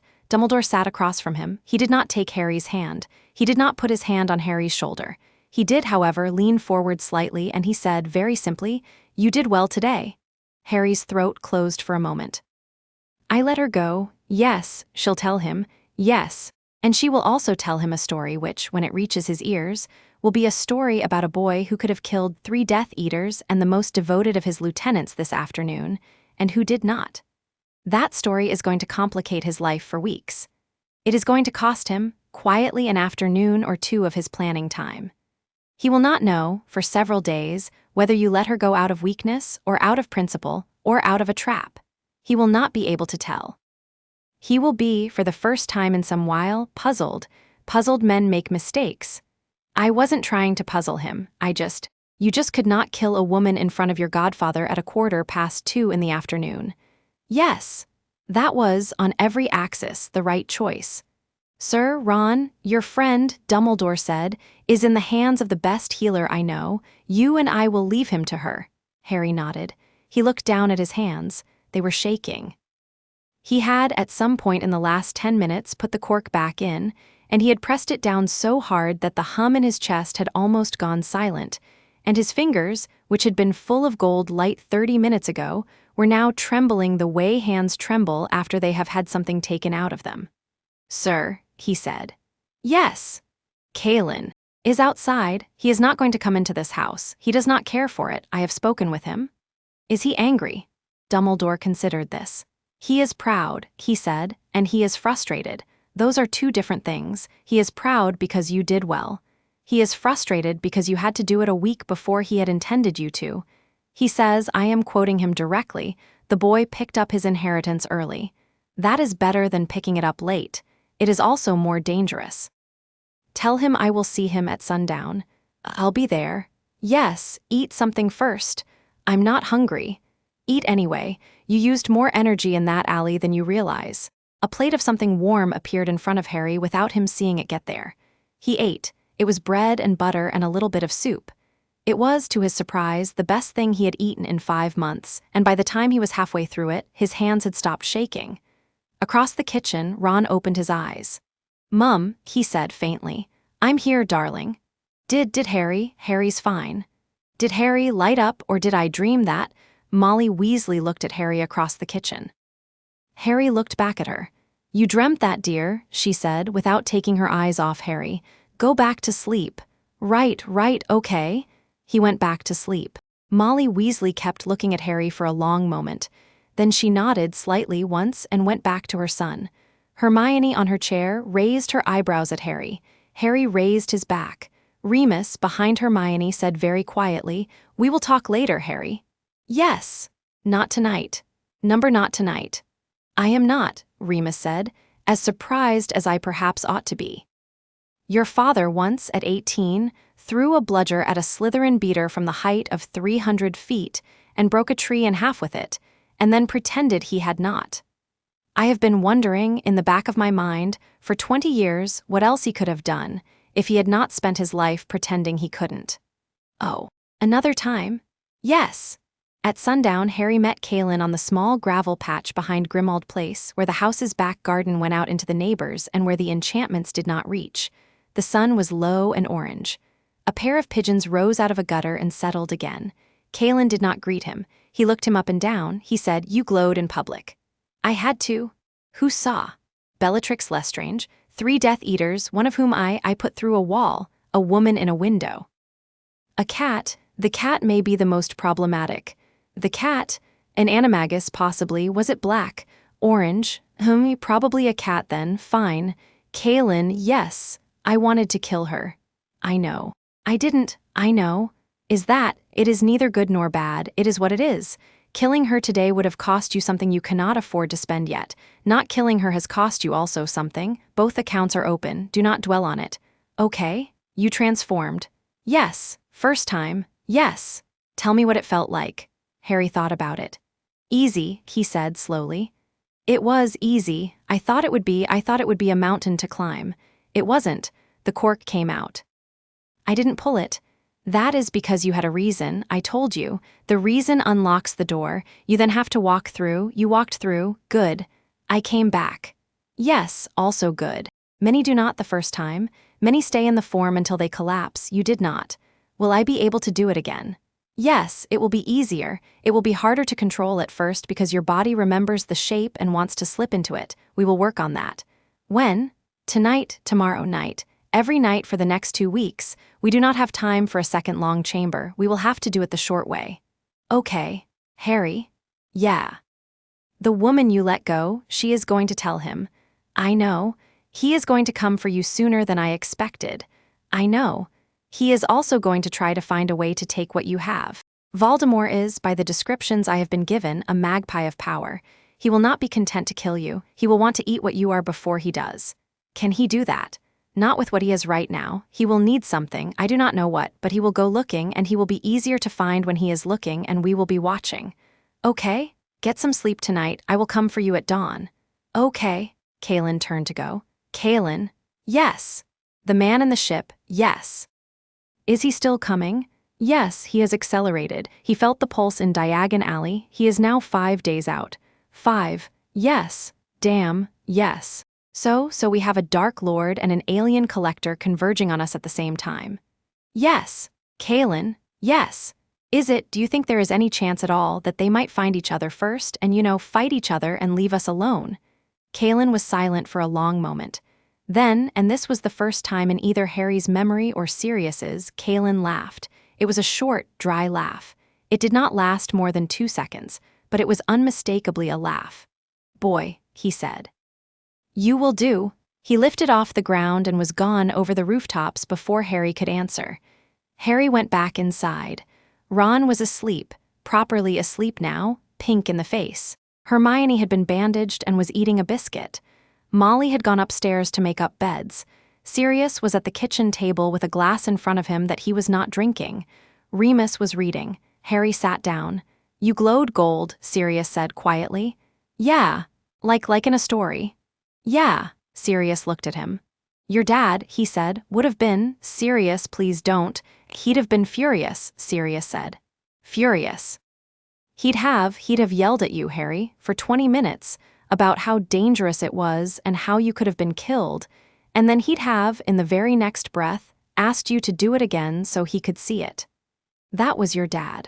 I know because he did it to me about other things about 15 times a year for 7 years. He would have been so proud, and also extremely annoyed. Harry laughed helplessly. Thanks, he said. You're welcome. I'm tired.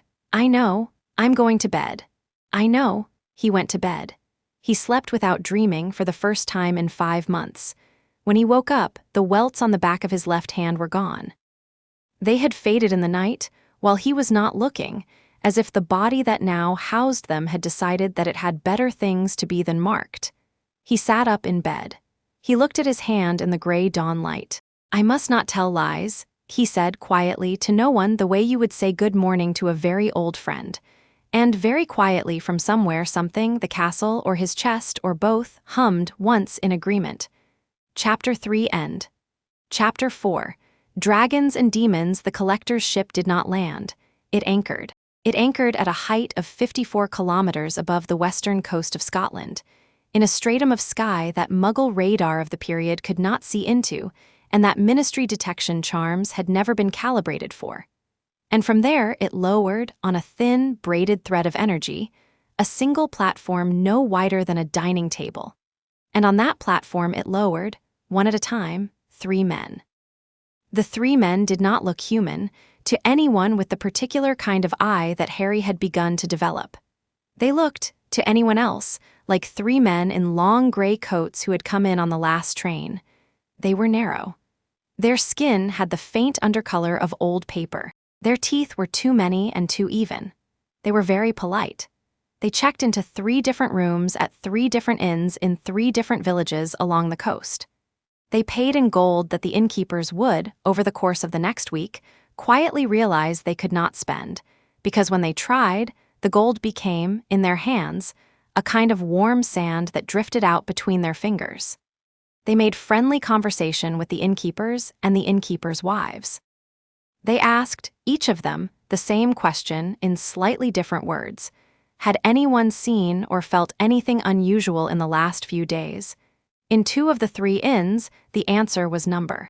In the 3rd, in a village called Balinaluig, a 12-year-old boy who was helping his mother in the kitchen said, without turning around, the air went funny on Tuesday.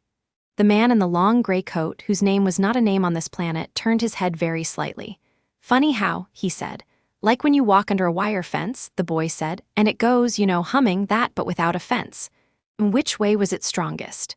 That-a-way, the boy said, pointing south. Thank you. All right. The man finished his pint. He left a handful of warm sand on the counter. 2 hours later, Kalin knew about the 3 men. An hour after that, so did Dumbledore. An hour after that, so did Harry. They met in the room of requirement. The room, when they came in at 10 minutes to 8 on the Thursday evening, had decided without being asked to be a circular chamber, 20 paces across, with smooth gray stone walls and a single low brazier in the middle and no furniture at all. Harry had not told it what he needed. The room had guessed, and the room, Harry had been told by a portrait once, was usually right. Kalin stood at the brazier with his arms folded. Dumbledore stood behind him. Sirius, who had wheedled his way in over objections, stood against the wall, arms folded, not quite glaring at the brazier. Remus was with him. Ron, who had by some quiet agreement among the adults been allowed in, because nobody was prepared to tell Ron no on this particular evening, sat on the floor against the wall with his legs stretched out and his sides still stiff. Hermione, who had one arm in a sling, sat beside him very straight. Harry stood in the middle of the room. He had the hum in his chest and the hum was steady. All right, Kalin said. Not a training session, a briefing. Sit if you want, stand if you want. Sirius did not move. Nobody else moved. 3 of them are on the ground, Kalin said. They will find Harry in the next 48 hours. Their ship is above us. Their master is on their ship. He will come down only if he is needed. He will not be needed, not in his own opinion, against a child and a handful of your people. Flattering, Sirius said. It is not, it is useful. An enemy who thinks you are small will send small tools to fetch you. The 3 below are his small tools. They are not, however, weak. They will not duel you, they will not try to curse you, they will try to touch you. They have in their bodies devices that stop time. They do not stop time everywhere. They stop it in a sphere about 2 meters across, centered on the device. Anything that is inside that sphere when it activates, you, for instance, becomes, for 10 or 20 minutes, a statue. They will then carry the statue back to the ship. Once on the ship, the statue wakes up in a room made of things that Saiyan blood cannot cross. Lovely, Ron said faintly. Yes, and they want what, why him? Material, he is rare, his material is rare. They do not care what he is as a person, they only care what comes out of his bones. I'm going to be sick, Hermione said, quietly without moving. You are not, breathe, Harry, listen. Yes. If they get within 2 meters of you, they win. I will be near you. Dumbledore will be near you, but we will not always be near you. The castle has a great many corridors. They will use the corridors. They will also use shapes you will not expect. They have a device that makes them, for short stretches of time, look like other people. They will look like your friends, they will look like your teachers. They will walk up to you with familiar faces and they will stretch out a hand to shake, and if you shake the hand, they win. So don't shake hands. Do not touch anybody in the next 48 hours who has not proved to you first that they are who they say they are. A word, a phrase, something known only to the 2 of you. Like a yes, Harry thought. Ron, yeah, the frog, Ron laughed very faintly. The frog, he agreed. Hermione, the feather on the train. Yes. Sirius, the birthday. The one you gave me the firebolt and you wrote, borrowed from a better broom than I ever had. Yes, Professor. Ah, Dumbledore said, yes, lemon drop. That's your word for everyone, sir. Yes, it is, and yet you will find, Harry, that if someone impersonating me offers you a lemon drop, they will do it incorrectly. I am very particular about lemon drops. If the drop is the wrong color or the wrong size, you will know. Consider it a test of craftsmanship. All right, Kalin. Kalin looked at him. Your sentence, Kalin said. Harry hesitated, then he nodded. 7 times, he said quietly. Yes, Mooney. Oh. Remus said and thought for a second. James and the Lake, 2nd year. I don't know that story, sir. Then I will not tell it to anyone else, and if I tell it to you in the next 48 hours, it will be me. Deal? Deal. They went around. The room listened. The room, Harry suspected, was storing all of this. The room was, he thought, fond of him in the way that large magical spaces are sometimes fond of small, kind people. He was not going to argue with the room's affections.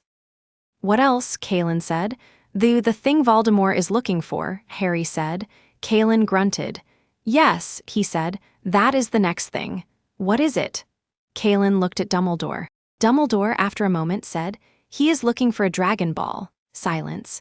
A dragon, Hermione said carefully, ball. Yes. Is that a joke? Number all right.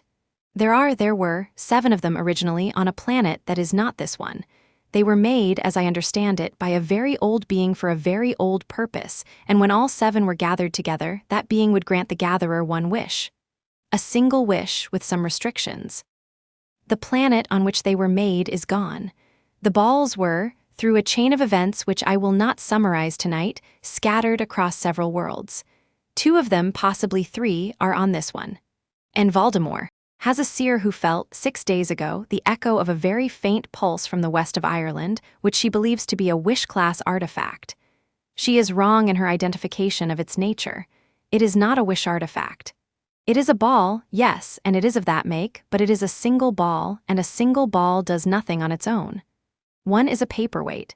7 is a wish. He does not know this.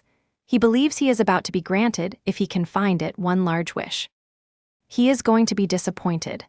Unless, Kalin said, he gathers all 3.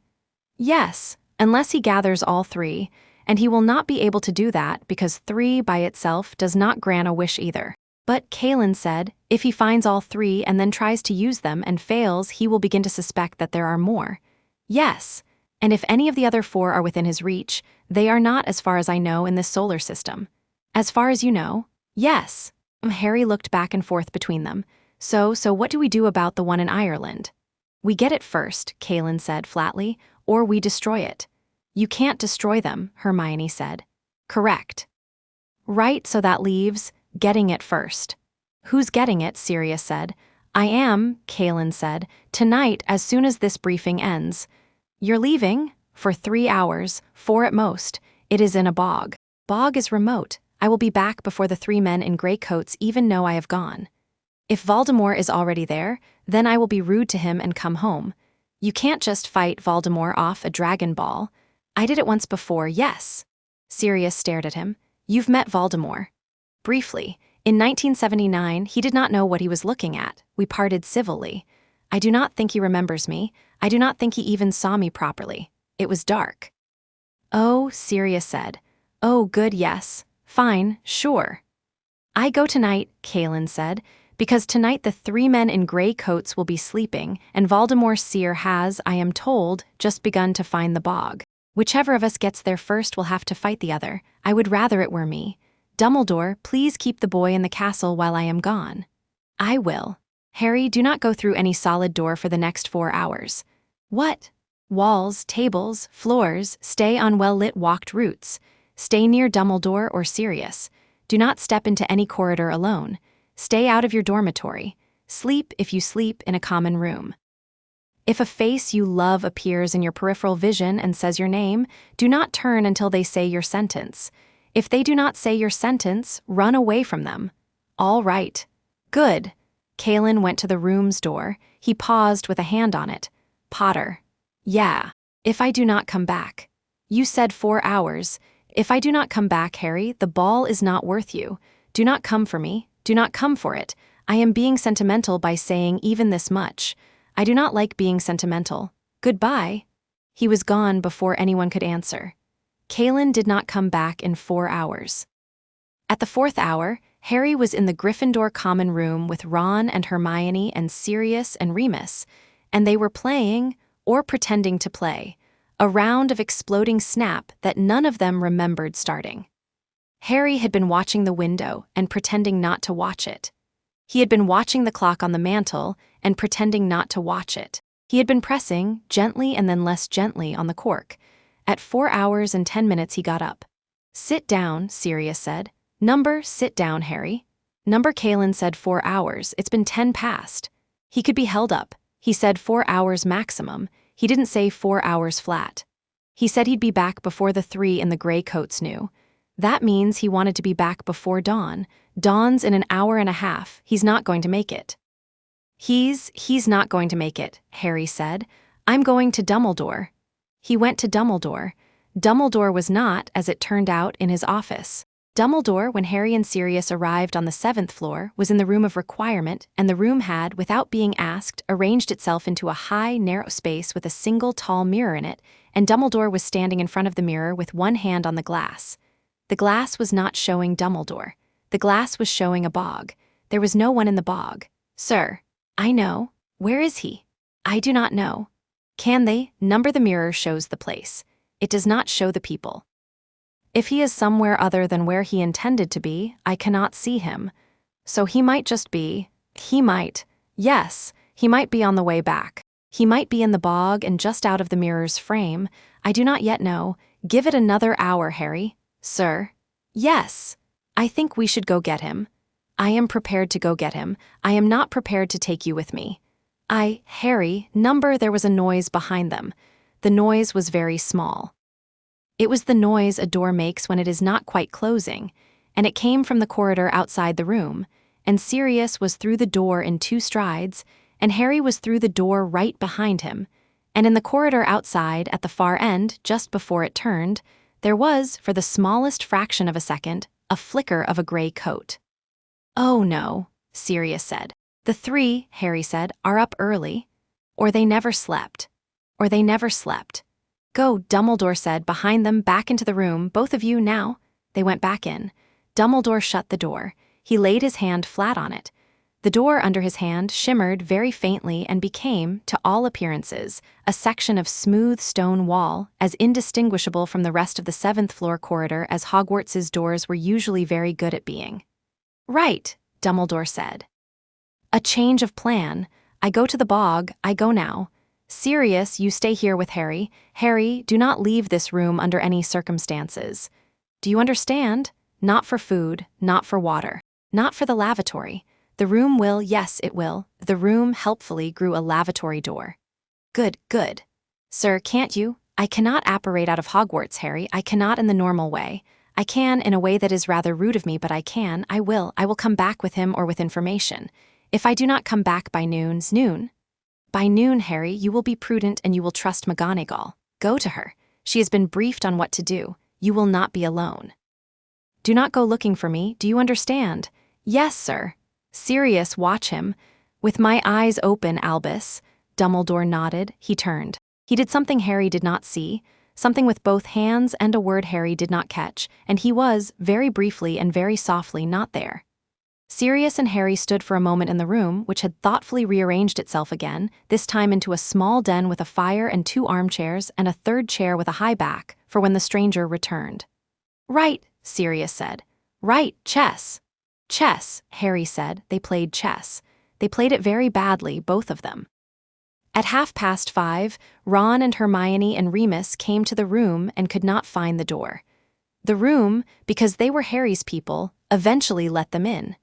Harry did not ask it how. Hermione asked it how, and the room did not answer, because the room did not talk to people who asked it questions. They sat around the fire. At a little past 7, Remus said, quietly, "I think we should have a plan for noon." "Noon," Hermione said. "Yes." "What's noon?" "If Dumbledore isn't back by noon, Harry goes to McGonagall." That's what was said. "And if McGonagall isn't available?" Then we are 5 people in a castle full of things looking for us," Sirius said, "and we find a new room? That's not a plan." "No, it's not." At 10 minutes to 8, the door of the room opened. Dumbledore came in. He came in very slowly, and his left arm, from the shoulder down, was not held well. His robes on that side were burned. There was a long, thin scorch mark from his collarbone to his elbow, and the scorch had not come from a wand, it had come, Harry saw in the same look, from something of Kalin's family of energy, not a spell. He shut the door behind himself. "Sir, he's alive," Dumbledore said.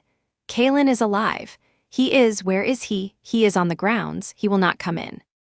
He is a proud creature. He has been injured. He will heal on his own, and he will be fine in 2 days. He did not get the ball. Who has it? No one has it. How? Because Voldemort is not a patient man. He arrived at the bog at the same time as Kalin. They, I gather, did not fight well. Kalin is better with his fists than Voldemort is, but Voldemort's curses are good and his men are many. They did not, either of them, get to the ball because the ball, when they began fighting on top of it, reacted. Reacted how? Went away. Sir? The dragon balls, Dumbledore said, wearily, lowering himself into the high chair that the room had provided, have a property that is not well documented. When they are fought over, they scatter. They all 7 of them, wherever in the universe they happen to be, lift in the same moment and relocate themselves to 7 new locations, which are chosen by logic I do not understand, and then they become inactive for a period of months. The ball in the bog is no longer in the bog, nor is it on this planet anymore. Kalin said, he said it was the 5th time in his life he has watched this happen. It means that, for the next 7 months, there are no dragon balls on Earth. Oh. Yes. Oh. Voldemort knows this. He saw it happen. He is, at the moment, somewhere in the west of Ireland, blaming his seer for a thing the seer could not have predicted and killing her for it. Yes, it is awful. Sir, is Kalin, Dumbledore said, is going to be all right. He wants you to know. He told me to tell you. He asked me to tell you specifically that he is embarrassed and that the embarrassment will pass. Harry exhaled. And the collector will remain a problem. The 3 men are still in the castle. We have had a small skirmish on the 7th floor which I did not tell you about. 2 of them are very brave, and one of them is possibly smarter than the other 2 together. They have not yet made a determined push. They are, I think, waiting for a signal from their ship. I hope their ship is patient. Sir, I need to sleep for 2 hours, Harry. Remus will stay with you, so will Sirius. Do not leave the room until I come and get you. Sir, yes. I want to go see Kalin. Sir, he told you, he said he was embarrassed. He won't want me to see him like that, I know. But he's my teacher. I don't have a word for what he is. I just want to go out onto the grounds and sit near him for 10 minutes. I won't try to do anything. I won't try to help. Dumbledore looked at him. Sirius, he said, yes. Go with him, do not come back separately. Stay together every second. If Harry's out of sight of you for half a breath, the entire expedition is a failure. Understood. They went out of the castle by a way Dumbledore knew and Sirius did not. They crossed the grounds in the watery gray dawn, and down near the edge of the forest, in a clearing where the Room of Requirement's 7th floor mirror had shown the bog, they found Kalin. Kalin was sitting on the grass. He was not, Harry saw, leaning on anything. He was just sitting, with his knees up and his arms over his knees and his head down. The armor over his chest had a new dent in it, high on the right, in a place where nothing had previously hit.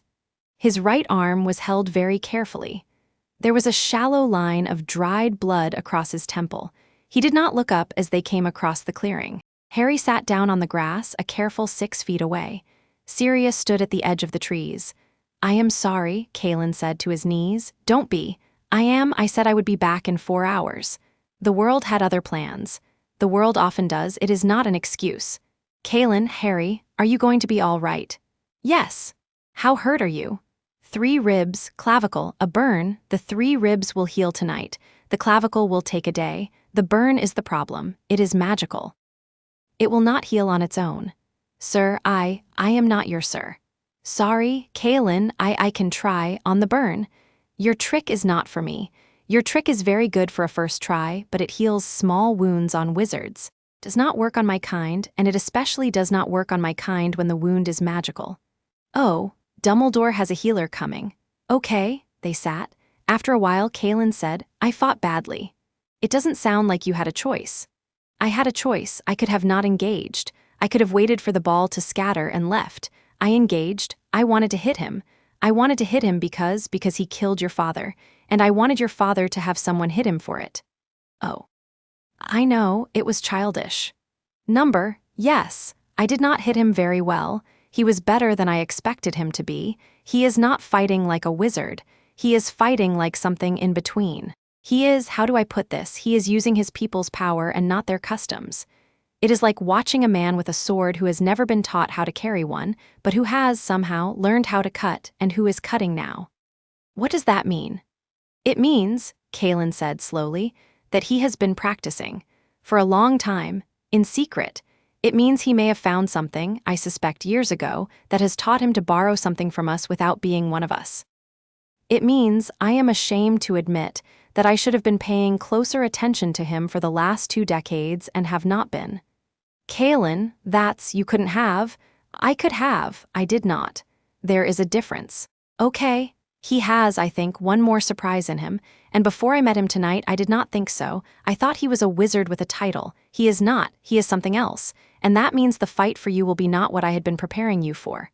Okay, we will fix the preparation. We have days, we will use them. Okay, he sat. Kalin. Yes. Are you angry with me? Number, because I brought trouble to, I am angry at a great many things. None of them are you. Go back to the castle. Eat breakfast. Do your small rituals with your friends. I will be up at sunset. Okay, he stood up. Harry? Yeah.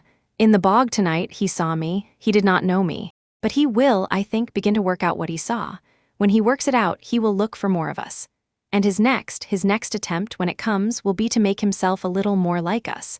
Whatever way he can find, that is his pattern. Be ready for a version of him that you have not yet seen. Okay. Go. They went back up to the castle. Sirius put his hand on Harry's shoulder as they walked across the grounds and did not take it off again until they were in the entrance hall. They did not talk. There was nothing to say. High above them in the stratosphere, the collector's ship did nothing. In a small inn on the Scottish coast, in the 3rd room, the man in the gray coat, who was smarter than the other 2, opened his window and leaned out and tasted the air. They've moved the ball away, he said to no one. Ha, well. Then I'll take the boy and deliver him, and the ball will come back when the ball comes back, and the boy will still be a boy. He closed the window. He began, very calmly, to pack. Breakfast in the great hall on the Friday morning looked like any other breakfast in October, and that was, Harry thought, the most unsettling thing about it. Nobody at the long tables had any idea that there were 3 alien bounty hunters in the castle. Nobody had any idea that their headmaster had been, an hour before sunrise, in a bog in Ireland fighting Voldemort beside an alien. Hufflepuff was arguing about Quidditch at the end of its table. A pair of first-year Ravenclaws were reading a book together, one at each end, in the cooperative attitude of people who had not yet understood that tables could be argued over. Umbridge was eating half a grapefruit. Hermione sat down opposite Harry and pulled a notebook out of her bag. Number, Harry. No, Hermione, not now. I have 3 pages of notes and I will be upset if you do not look at them. I'm eating. You can eat and read at the same time. I have known you for 5 years. She slid the notebook across the table. The notebook was, he saw, a very ordinary Muggle-style lined notebook, and she had filled 3 pages in her very ordinary small, tidy hand. The pages were headed, in capitals, "A unified theory of energies present in one particular person I know draft." He read it. He read it while eating toast. He read it while eating eggs. He read it while drinking pumpkin juice. He read it twice. What Hermione had written, in the 3 days since she had watched him go gold in Diagon Alley, and the 2 hours she had spent that morning, under a disillusionment, in the library's restricted section, was a small, very tidy piece of 15-year-old theory. And it was, he thought, more accurate in 6 hours of notes than most of Ministry doctrine was in 6 decades. She had sketched, from memory, the shape of the pulse that had come off him in the alley. She had compared that shape to shapes that were documented in the Ministry literature for known categories of magical phenomena. She had noted in tiny writing in the margin that the shape did not match any of them, and then she had, on the next page, hypothesized 4 separate candidate categories for what it might be. 3 of them were wrong. The fourth was, to the syllable, what Kalin had called Kai. Hermione, he said. Don't. How did you read the last page? He turned to the last page. The last page was, he saw, a list. The list was headed Observed Behaviors in the subject, and it had 20 items on it. All of them things he had done in the last 4 days, most of them in the last 2, and all of them things he had not told her about. She had noticed, for example, that he now moved his chair back from the table more slowly than he used to. She had noticed that, when a hot bowl of soup was in front of him, he would now, before eating, press his hand flat against the side of it for a second, as if warming his palm. She had noticed that he had, on Wednesday, without thinking, put his hand on the stone wall in the corridor outside the Charms classroom and had left, on the stone, a faint, barely visible handprint that had lasted about 3 seconds and then faded. I didn't know I did that last one, he said. I know you didn't. How did you? I have been watching you very carefully. You should be flattered. I am flattered. I am also, honestly, a little frightened. Be both, keep reading. He kept reading. At the bottom of the 3rd page, in very small writing, she had added, hypothesis. The subject's native magic does not sit on top of his kai, it is braided through it. What others would read as his wizarding magic is, in most cases, his kai wearing a wizard's coat. This is why his wand has always been too strong for him, and why certain spells come out harder than they ought to. His wizarding magic, taken alone, would be about average. The excess is not magical, it is biological. He looked up at her. You came up with this in 3 days? 2. One of them I was unconscious for. Hermione, I am not, she said firmly, telling Ron the biology part. He will insist it makes you an animal. Noted. Show it to Kalin, see what he says. I will. Hermione took the notebook back and she put it in her bag and she went to class. Harry sat for another full minute with toast getting cold in his hand. At 11:30 in the corridor outside potions, the first of the 3 gray coats made his approach. He did it well. He came around the corner in the shape of Neville Longbottom. He had the shape exactly. He had, Harry would realize later, even had the ink stain Neville had that morning acquired on his left cuff. He was holding a textbook, the correct textbook for Friday's lessons, and he was walking at a pace that was neither too fast nor too slow, and he was, as he came within 10 feet of Harry, raising a hand in greeting. Oi, Harry. Oi, Neville. I've got a thing to show you. Yeah, come here. Say it. What? Say it. Say what? The not Neville stood still. His face did not change. But something behind his eyes made a small adjustment, the way a very good actor adjusts behind the mask. Harry, mate, it's me. Say it. I don't know what you want me to. Harry moved. He moved very carefully, with the 10th of the speed he had used in Diagon Alley. He did not strike. He did not grab. He stepped sideways off the axis of the not Neville's raised hand, and he kept stepping, and he ended up in 2 heartbeats against the far wall of the corridor, 10 feet farther from where not Neville had wanted him to be. The not Neville's hand, out in the middle of the corridor, closed on nothing.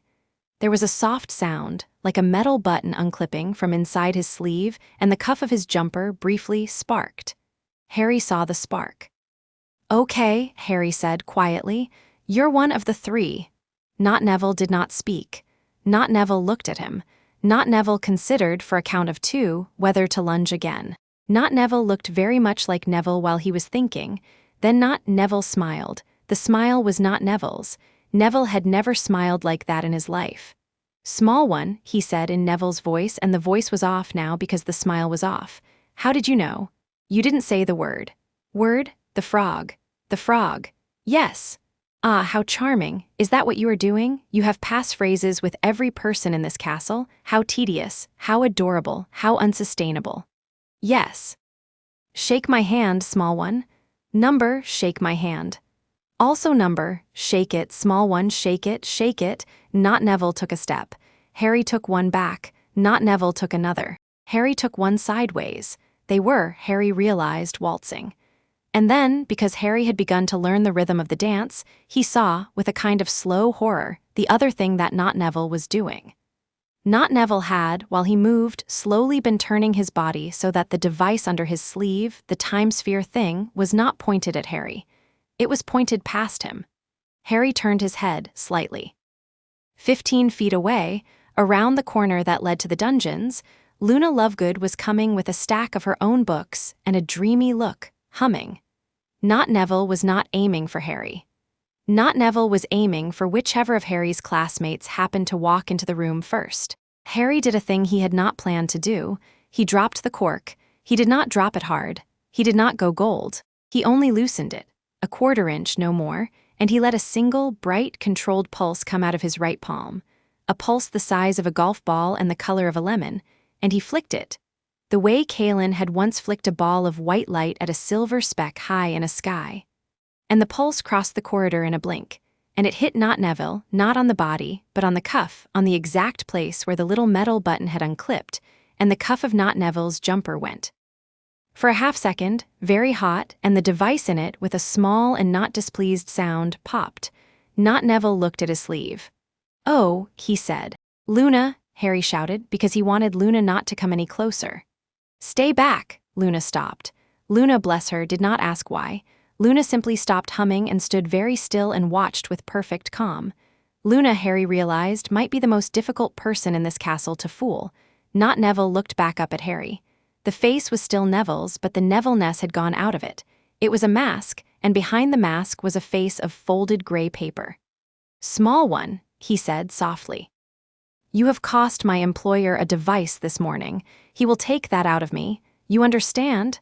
Go back to your ship," Harry said, "and tell him to leave." "We are not allowed to leave." "Then go back to your ship and don't tell him. Just go, I'll tell him myself when he gets off." The gray-coat man's mouth twitched once. "You assume," he said, "that my employer will speak with you. He does not speak with his merchandise." "He'll speak with me. Number, we'll see." "We will." Not Neville turned his head. In the distance, down the other end of the corridor, Professor McGonagall had just come into view, walking at her usual clipped pace, and she had seen, in her first half-second of sightlines, that something in the corridor was wrong. She was already drawing her wand. "Go," Harry said quietly to Not Neville. "Before she gets here, you don't want her." Not Neville looked at him once more, and then, strangely, in a moment of something almost like a smile, he inclined his head and he turned and he walked without haste to the end of the corridor and around the corner and was gone. McGonagall arrived at Harry's shoulder a second later, already speaking. "Mr. Potter, what in the name of, ma'am?" "What, room of requirement. Now please, I'll explain on the way." "Mr. Potter, please, ma'am." McGonagall looked down the empty corridor. Then, wordlessly, she nodded once and they went. Luna, to Harry's retreating back, called after him, quite conversationally, "I'll tell Ginny you had a thing then." "Thanks, Luna." "I thought so." Luna went to class. At 1:30, in a wide, drafty corridor on the third floor, Draco Malfoy stood with his back against a stone pillar and tried to make his breathing slow down, and could not. He had not, in the morning, been sent anywhere. He had not, by anyone, been given an instruction to do anything. He had, at 1:45, found in his pocket a small folded note, in a handwriting he recognized without wanting to, and the note had said, "Find the Potter boy today. Tell me what he is doing. Tell me whom he is with. Do not engage. Write back by the evening owl. If you are found out, burn this. If you burn it and do not write me by evening, I will assume you dead and proceed accordingly." It had been signed with a tiny, precise L his father's hand. Draco had held the note in his pocket for 45 minutes. He had gone to potions. He had come out of potions. He had taken one turn around the third-floor corridor and then another, and now he was against this pillar, and his heart was doing something that was not, in his opinion, appropriate for a 16-year-old pureblood. He did not want to find Potter. He did not want to not find Potter either. He pulled the note out. He looked at it. He folded it again. He wondered, and this was new, this was a genuinely new question for him, whether his father would, in fact, assume him dead if Draco did not write by evening, and whether anybody at the manor would grieve. He decided, after some thought, that his mother might. Not perhaps for long. He put the note back in his pocket. He took a long breath. He walked, slowly, in no particular direction, back toward the great hall, and he thought, as he walked, that if Potter happened to be there, he would watch Potter quietly from a distance. and he would write his father a version of the truth that was not the truth, and see what happened. At a corner of the corridor, as he turned it, he almost walked into a very small first year with a very large stack of books, and he reached out without thinking to steady her, and the first year, who was a Hufflepuff, looked up at him with round, astonished eyes and said, "Sorry." In the breathless horror of somebody who has, they believe, bumped into a dragon, Draco stared at her. "It's all right," he heard himself say. "Sorry, it's all right." She fled. He stood for a moment, watching her go. Something small and warm had moved briefly in his chest, for the first time in a year, and it had the shape of an apology, and he did not know quite what to do with it. And he put his hand, slowly, against the stone of the pillar behind him, and he leaned. At 3, Harry was in the room of requirement again, and the room had given him, because he had, for the first time, asked it for this, a space that was not a training hall or a den but a long, narrow chamber, like the inside of a church. And at the end of the chamber was a single chair, and in the chair sat a very neat, very tidy projection of Hermione's handwriting from her notebook, floating 3 feet off the ground. He stared at the projection. "Right," he said to the room, "that's a bit much, you can stop." The room obligingly stopped. The chamber turned back into a training hall. A punching bag descended from the ceiling on a thin chain. A small table with water and a plate of cold chicken materialized against the wall. "Thanks," Harry said. The room, in the way it had, purred. He ate some chicken. He hit the bag for a while, not hard, just to keep his shoulders loose. He thought, while he hit it, about Not Neville, and about how Not Neville had turned the sphere toward Luna, and about the calm behind the mask. He thought about Voldemort in the bog. He thought about 3 ribs and a clavicle. He thought about Kalin saying, "Be ready for a version of him you have not yet seen." He hit the bag harder. Outside, in the high stratosphere, the collector's ship had not moved. On the ship, the collector stood at his window and watched a red dot, a school in a valley, and he watched, also, a second dot, smaller, in the middle of the first, which was his merchandise. "Clever small one," he said fondly to the dot. "You cost me a sphere today. You will cost me 2 more before we are done. I will enjoy this afternoon." He turned from the window. "Send the other 2, he said to a thing in the corner of the room that was not a person and did not have ears, but which heard. "Send them both, today, simultaneously, and a 3rd measure, a quiet measure. Have them go to the mother of the red-haired boy and to the girl with the bookish face. Nothing rude, only observation. We may have leverage of other kinds." The thing in the corner of the room made a small noise that was not a noise and went away. The collector turned back to the window. The red dot twinkled sweetly in the valley. Far below in the valley, the wind changed direction very slightly. In the burrow, Molly Weasley, who was carrying in a basket of clean washing from the garden, felt a small prickle on the back of her neck, for no reason at all, and stopped, and turned, and scanned the horizon. She saw nothing. She stood there anyway for a long moment with her basket on her hip, looking at the long yellow autumn light over the paddock, and for reasons she could not articulate, she decided that tonight she would not sleep alone in the house. She would go to Arthur's office after work, and she would stay at her sister's tonight, and she would come back in the morning when it was bright. She did not know why. She did not need to. She went inside.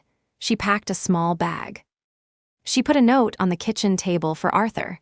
She closed the door behind her, gently.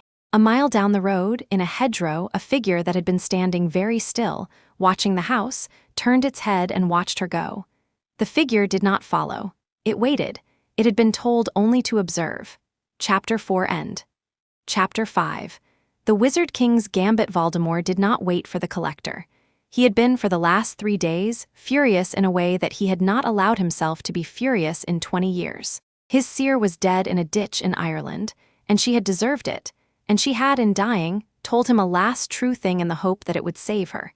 And the last true thing had been the name of a dent in a piece of armor, and the dent had been the shape of a hand. And Voldemort had spent a night in an empty cottage in Galway with a book on his knees, and he had, after some hours of reading, understood.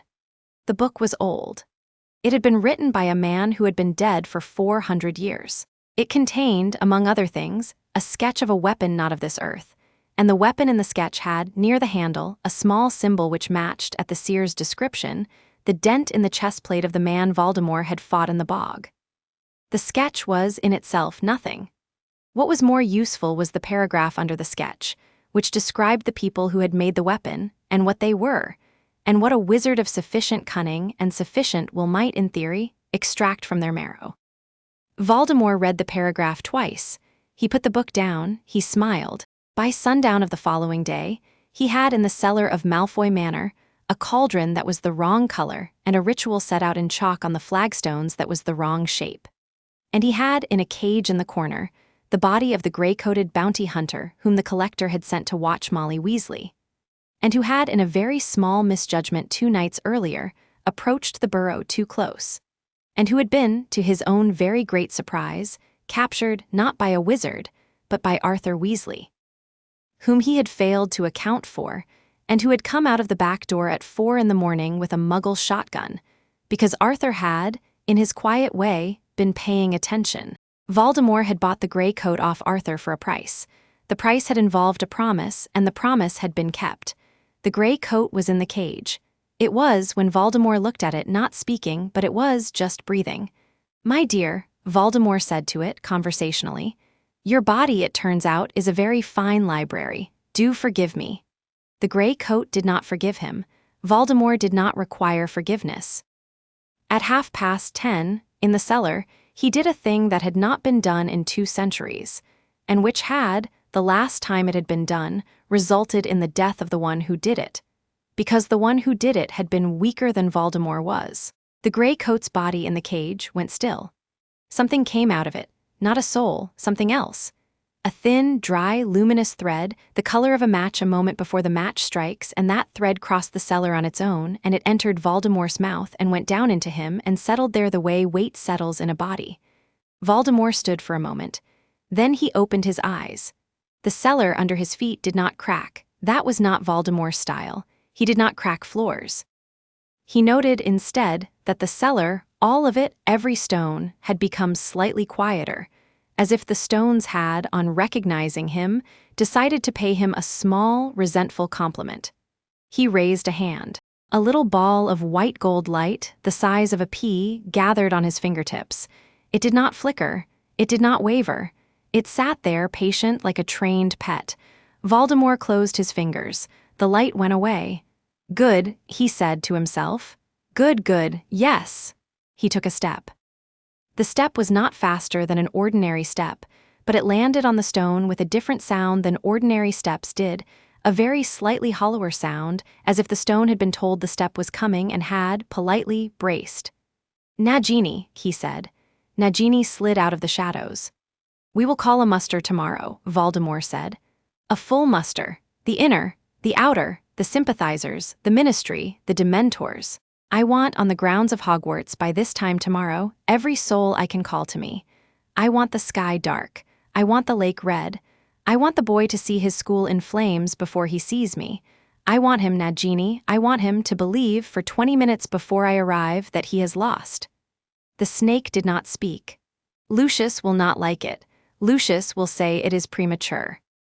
Lucius will be right, and I will do it anyway, because the boy has done. You cannot know what the boy has done, Nagini. It would not translate. The boy has become a slightly different thing than I was told he was, and I do not like to wait on things. Go, rest. I will need you tomorrow." The snake went. Voldemort stood in the cellar alone. He looked at his own hand in the faint torchlight. The hand, which had always been pale, had not changed. It did not glow. It did not shine.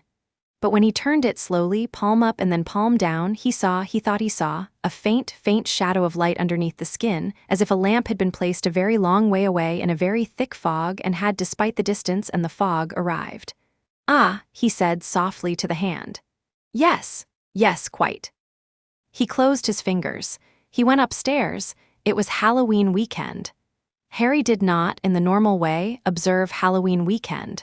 Halloween had been, all his life, the anniversary of his parents' death, and he had, since he had been old enough to understand the date, spent the day each year in a particular quiet version of himself. This year he had intended, he thought, to do the same, only quietly, inside the castle, with Ron and Hermione at his elbows. He did not get to. The first sign came at 6:15 in the evening. while he was sitting at the Gryffindor table eating a small bowl of pumpkin soup that had been made, in his opinion, too sweet. The sign was, very simply, that the candles in the Great Hall, the floating ones, dimmed, just for a moment, just enough to notice. Every person in the hall looked up at the same time at the candles. The candles brightened again. "That was," Hermione said. "Yeah, not a draft." Number McGonagall at the staff table had already risen. Dumbledore at the staff table had not risen. He had instead put his spoon down very carefully next to his plate, and he had folded his hands in his lap, and he was, Harry saw from across the hall, listening to something. Harry listened too. At the very edge of what he could hear, in the place under his breastbone where the hum lived, there was a second hum. Low, very low. The second hum was coming from somewhere beyond the castle walls. It was coming, he realized, from every direction at once. It was not a thing, it was a crowd. "Harry," Hermione said, "they're here." "What?" "They're outside the wards, all of them." "How many?" "A lot." "How many?" "A lot." "More than I can count." Hermione, without fuss, reached under the table and took his hand and squeezed it once and let it go. Dumbledore stood up. He did not shout, he did not raise his voice. He merely stood, and the Great Hall, out of an old habit it had never been able to break, stopped talking. "Good evening," Dumbledore said. "Good evening, Professor," a handful of first years, mostly Hufflepuff, said back, because they had been trained to. "I regret," Dumbledore said, quite gently, "that we are going to have to cut dinner somewhat short this evening. I will ask all of you to remain in your seats. Heads of house will come to your tables shortly and will instruct you. You will not be leaving the hall for the next several hours.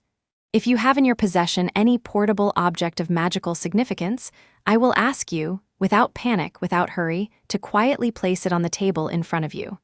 Do not use it. Do not demonstrate it, do not volunteer it. Merely place it on the table where a head of house, passing behind you, can see it. That is the whole of what I require. Thank you." The Great Hall, for a second, was still. Then one Ravenclaw, a small, neat fourth year with a pair of glasses as round as his face, put on the table in front of himself a little brass compass on a chain. Then a Hufflepuff second year, blushing, put out a small knife she should not have had. Then two Slytherins at the same time put out, respectively, a folded parchment and a ring. Then a Gryffindor sixth year, with some visible reluctance, put out a small leather pouch that rattled. Then everybody, more or less, began putting things on the tables. "Thank you," Dumbledore said mildly and sat back down. McGonagall was already moving. So was Flitwick, so was Sprout. So, very carefully and without haste, were most of the teachers.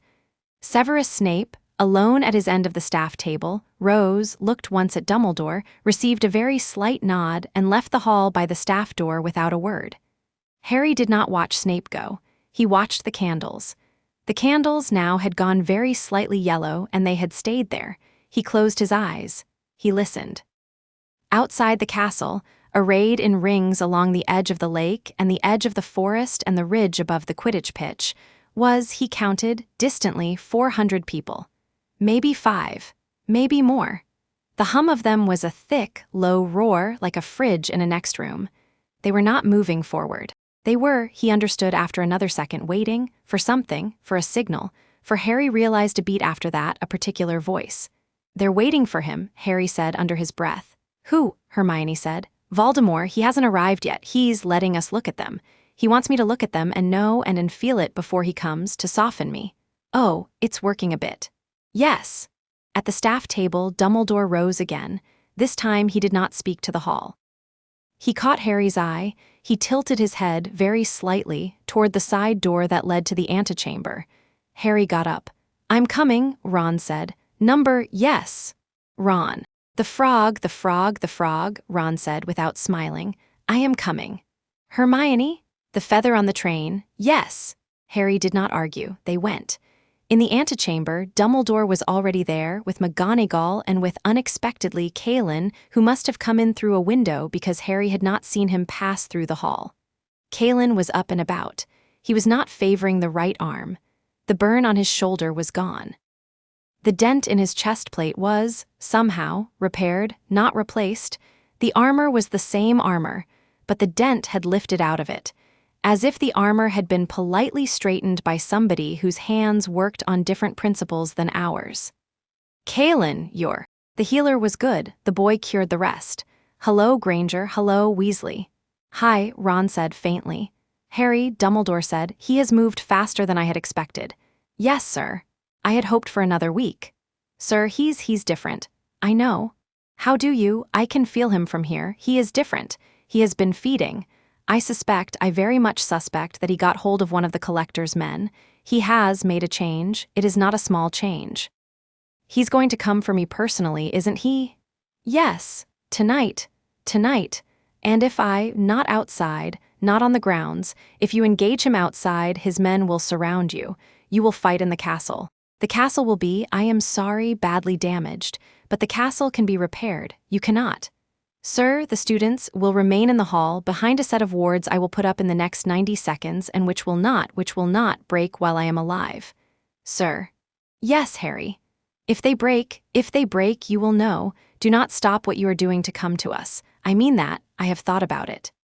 The best thing you can do for the people in that hall, if it comes to it, is to finish what is in front of you, because a Voldemort who is still standing will kill them all whether you come down to the hall or not. Right. Kalin? Yes. You are with him. Every step. Sirius is, outside the castle, Kalin said, with Lupin, and surprisingly Molly and Arthur Weasley. Arthur had a thing to contribute. They are dealing with a small pocket on the east side of the wards. They will be all right. They know what they are doing. Good. A beat. Harry? Yes, sir. I must say something before you go up. Yes, sir. Dumbledore put his hand on Harry's shoulder. It is not required of you, he said quietly, to enjoy any of this. It is not required of you to want it. It is not required of you to survive it. It is required of you only to do what you think is the right thing, for you, with what you have right now. That is all I have ever asked of anybody. That is all I ask of you tonight. Are we clear? Yes, sir. Very well. He took his hand off Harry's shoulder. He turned, and he went to the door, and he opened it, and he went out of the antechamber and up toward the main hall to put up the wards that would hold all the children of the school behind him. He did not look back.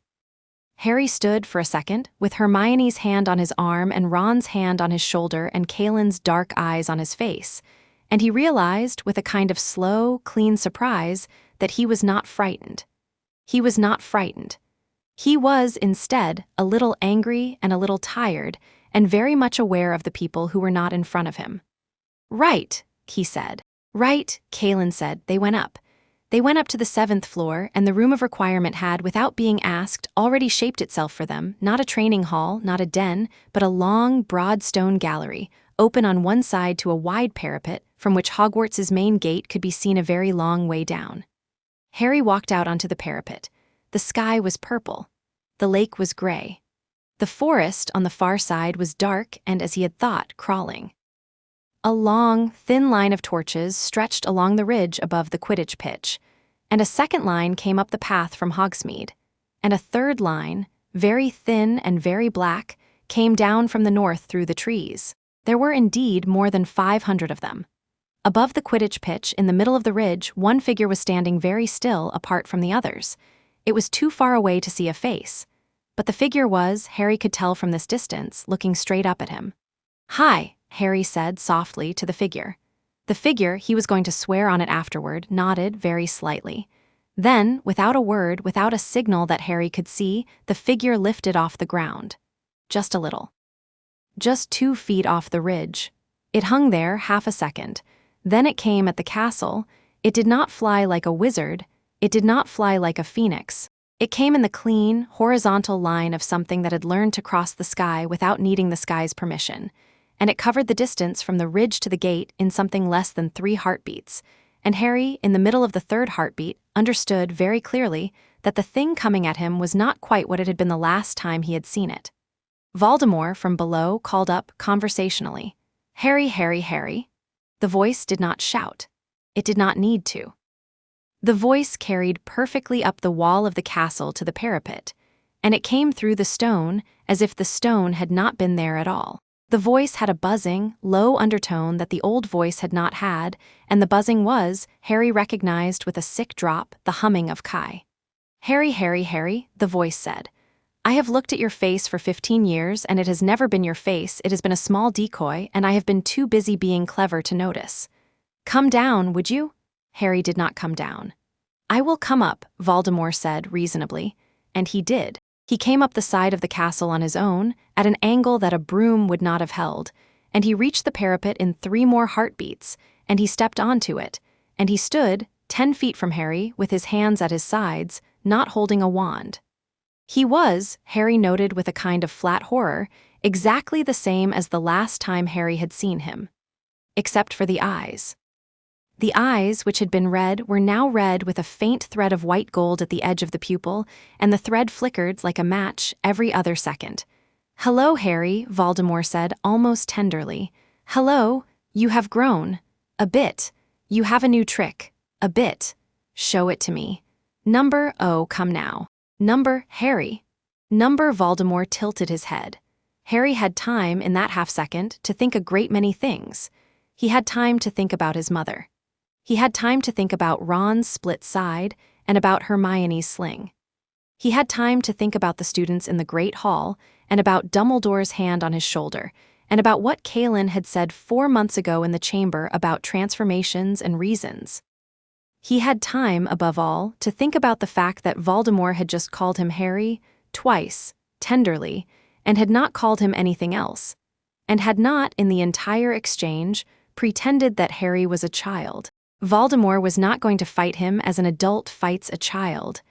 Voldemort was going to fight him as an adult fights an adult. That was, in Harry's opinion, a compliment. He took the compliment. He dropped the cork. He did not, this time, let it come out on its own.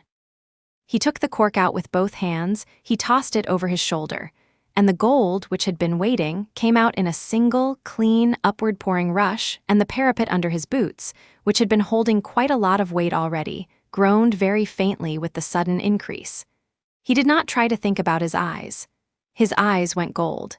His hair lifted. This time, for the first time, it did not just lift and settle. It lifted and stayed, yellow and bright, and the color of every sunrise he had ever watched in his head in the stone room under the lake. Voldemort watched. Voldemort, for the first time that Harry could remember, was smiling. Not a cruel smile, not a manic smile. A smile of pure, clean, professional interest. "Oh, yes," Voldemort said softly. "Yes, oh yes. You look too happy about this. Harry, my dear, I have not had a puzzle this interesting in 30 years. I am very old and I am very bored, and you have tonight made me young for a quarter of an hour. Thank you, shall we? Shall we? Begin." Voldemort moved. He was fast. He was not as fast as Kalin. He was not, Harry realized in the first half-second of the fight, as fast as Harry. But he was fast, and he was precise, and his speed was not the speed of a wizard. It was the speed of a man who had very recently learned a new way to move and had liked it enough to practice. Harry parried his first strike with his forearm. The forearm held. Voldemort, pleased, smiled a second time and threw a second strike, this one not a blow but a small, white gold pulse from his palm, aimed at Harry's chest, and Harry caught the pulse in the air, 6 inches from his sternum, and crushed it in his own palm, and the crushing went through his arm like a mild electric shock. "Good," Voldemort said. "Thanks." Again, Voldemort was not an easy opponent. Harry was better. Harry, objectively, was faster and stronger and better trained in the thing that was giving Voldemort his power. But Voldemort had, on his side, 60 years of not giving up, and 17 kinds of magic that Harry did not have, and a body that did not hurt the way Harry's hurt, and a willingness to do things that Harry would never do. For every strike Harry landed, and he landed many, Voldemort answered with a curse. And the curses were not like the curses of ordinary Death Eaters. They were things that passed through Harry's skin and tried to do damage inside, and Harry had to, in the middle of throwing punches, keep part of his mind on shutting his body down to them, one layer at a time. They fought along the length of the parapet. They fought up the wall of the castle. At one point, for perhaps 40 seconds, they fought in the middle of the air, neither of them touching stone, And in those 40 seconds, Harry understood, finally, why Kalin had told him he would live all his life now with a small part of his mind that knew how to fly. Below them, in the grounds, the people at the ridge and the people in the forest had begun to move forward. Above them, in the sky, the collector's ship, which Harry could not see because it was still too high, had begun very slowly to descend. He could not pay attention to any of that. He could only pay attention to the man in front of him. The man in front of him was losing. Voldemort was losing by inches, slowly, steadily, the way a strong man loses a wrestling match to a stronger man. He was bleeding now from a cut at the temple. His left arm was not lifting as high as his right. He was also, Harry noticed, not afraid. That, Harry thought, was the problem. "Harry," Voldemort said during a breath. "Harry, this is going splendidly. I would like, with your permission, to try something. I have been saving it. Don't. I insist." He drew something out of his robes. It was, Harry saw in the half-second before it was used, a small, cracked mirror in a silver frame about the size of a teacup saucer. It had a thin crack running down the middle of it, and the silver of the frame had been blackened around the crack. Voldemort looked at Harry in the mirror, not directly at Harry's reflection in the silver. He spoke to the reflection. "You," he said, "are going to stop." Harry felt it. It was not a spell, and it was not a curse. It was, Harry understood in the same second that it happened, a theft. Voldemort was, through the cracked mirror, reaching into the thing underneath Harry and trying, with his new borrowed hand, to grab the source of the gold and pull it out. It hurt, for one long, hot second, more than anything had ever hurt Harry. Harry's hair flickered back to black for half a second. He stumbled. Voldemort on the parapet steadied his hand and pulled. Harry thought Ron, he thought Hermione. He thought the little first-year Hufflepuff who had said sorry. Harry thought James. Harry thought Lily. He did not think in any formed sentence, number. He simply decided, at the center of himself, number. And something in him, something much older than the hum, something he had not known was there, woke up. It did not wake up the way the first transformation had woken up. It did not wake up gently. It did not wake up with a cork coming out of a bottle. It woke up like a dam giving way. Every cell of Harry Potter's body made, at the same time, the same small, astonished sound, and the parapet under his boots cracked from the stone he was standing on outward in every direction, a clean radial crack as perfect as a spider's web. The gold around him, which had been bright, went, in the space of a heartbeat, white. His hair, which had been yellow, stiffened into a shape like a crown. Thin threads of a light that was not gold, but something at the edge of gold, little arcing threads, like static, began to run up and down his arms and across his chest and around his shoulders. His eyes, which had been gold, went a color that Harry had never seen before in any mirror, and that nobody on this planet had ever seen in the eyes of a living person. And Voldemort, across the parapet, looked at those eyes for the first time and froze. The cracked mirror in Voldemort's hand, without him moving, shattered. It did not break into pieces. It broke into dust. The dust drifted, very slowly, between them. Voldemort looked at his empty hand. He looked at Harry. He opened his mouth to say something, and he did not manage to say it because Harry had already moved.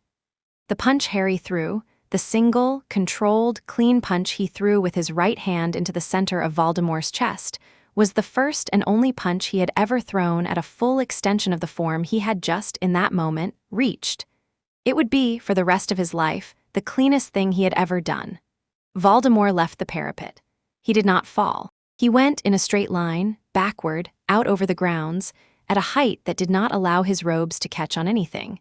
And he went at that altitude for the better part of a quarter-mile, over the lake, before anybody or anything stopped him. And when something did stop him, when, at last, he struck the distant wall of a low hill on the far side of the water, the sound of the impact reached the castle fully 4 seconds after it happened. The parapet under Harry's boots was very quiet. Harry stood for a second, breathing. The crown of light on his head flickered once. In the valley, on the ridge, the 500 men and women who had been coming forward stopped, all of them in perfect silence, as if a conductor somewhere had lowered his baton. In the stratosphere, the collector's ship, which had been descending, paused. Inside the ship, at his window, the collector looked at a red dot which had, a moment earlier, been very small and was now, without any movement on its part, much brighter than the dot around it. "Oh," the collector said softly to no one. "Oh dear." He did not smile. He did not, for the first time in some decades, know what to do next. On the parapet, Harry, in his new form, put his hand very carefully on the stone to steady himself, and the stone under his palm cracked the rest of the way. He did not mean to. He stopped touching the stone.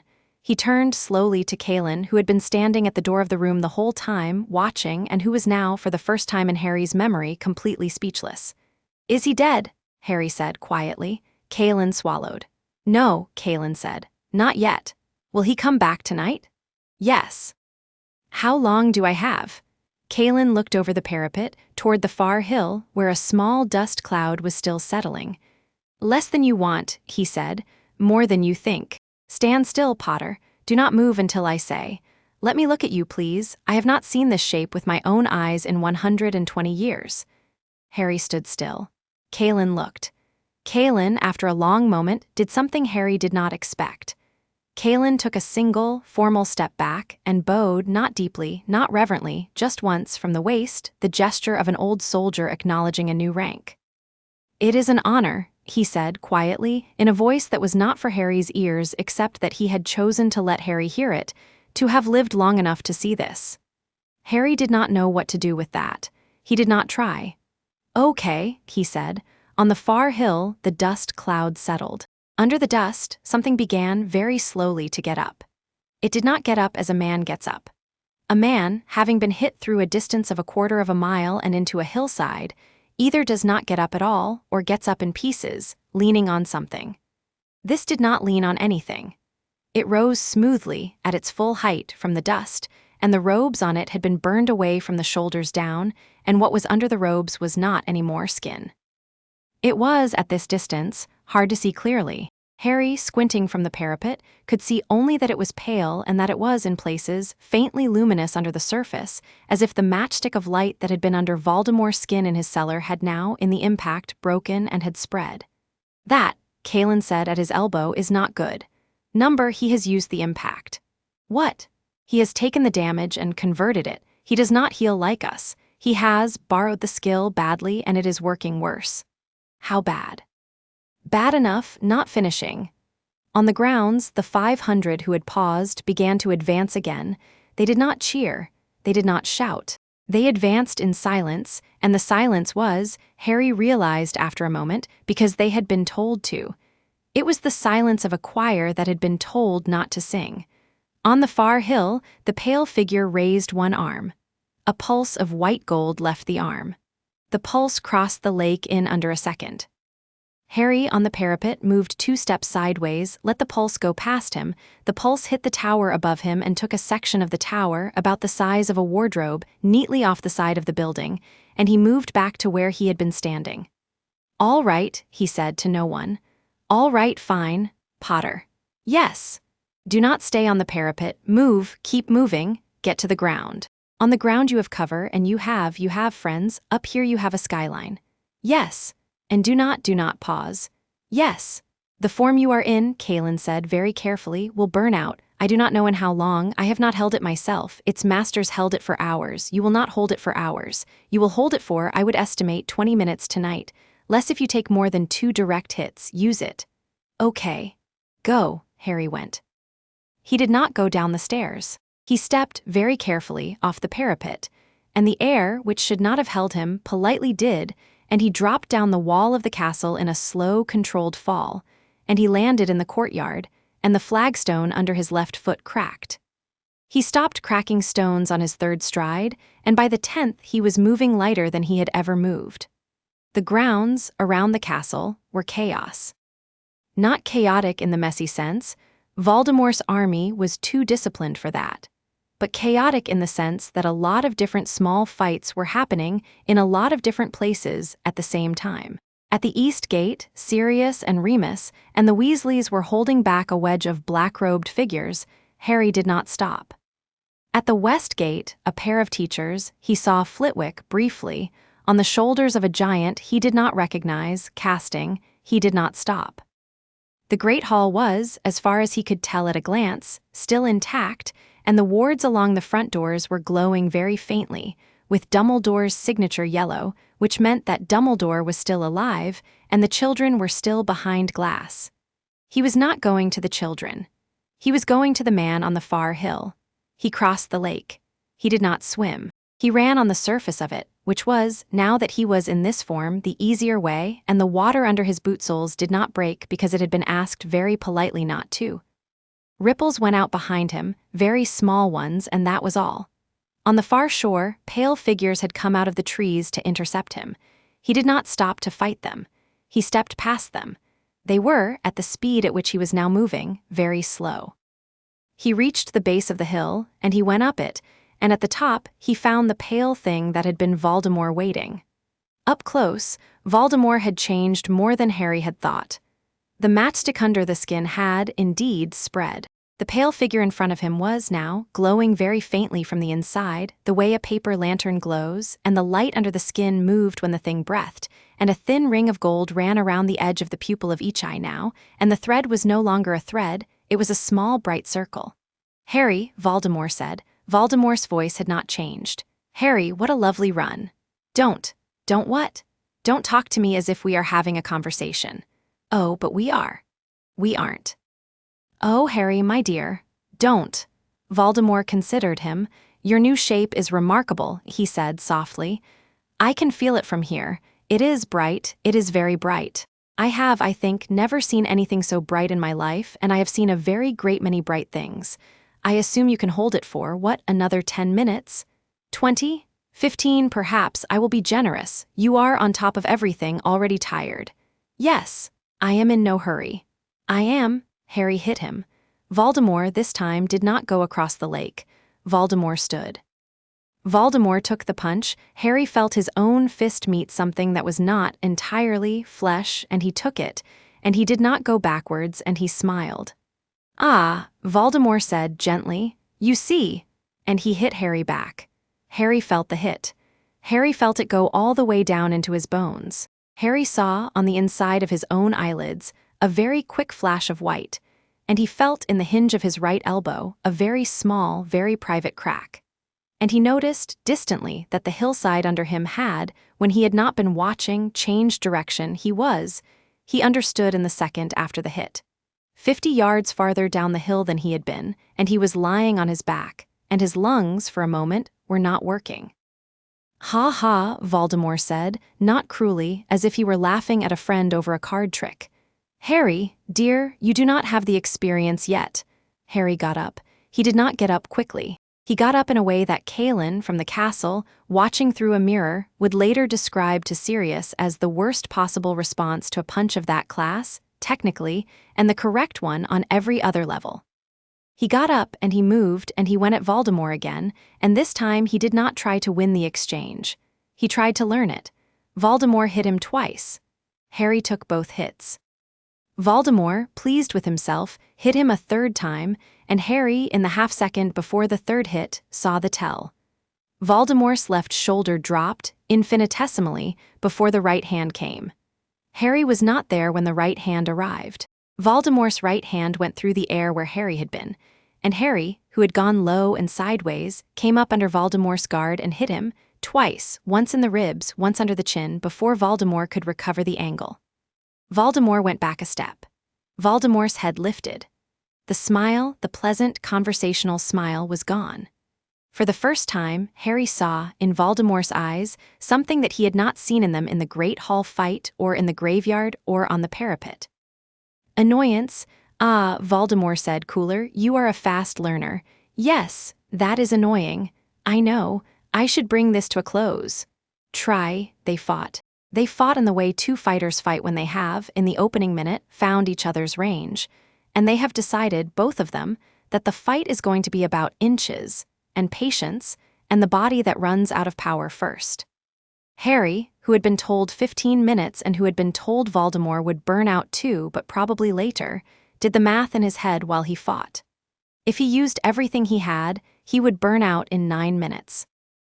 Voldemort, Harry guessed, correctly, as it would later turn out, had perhaps 20 minutes in him of the thing he had taken, and then he would be a man again. Harry had to end the fight in 8. He took a risk. He let Voldemort hit him again. A clean, solid hit to the left side of the jaw, which rocked him but which did not break him.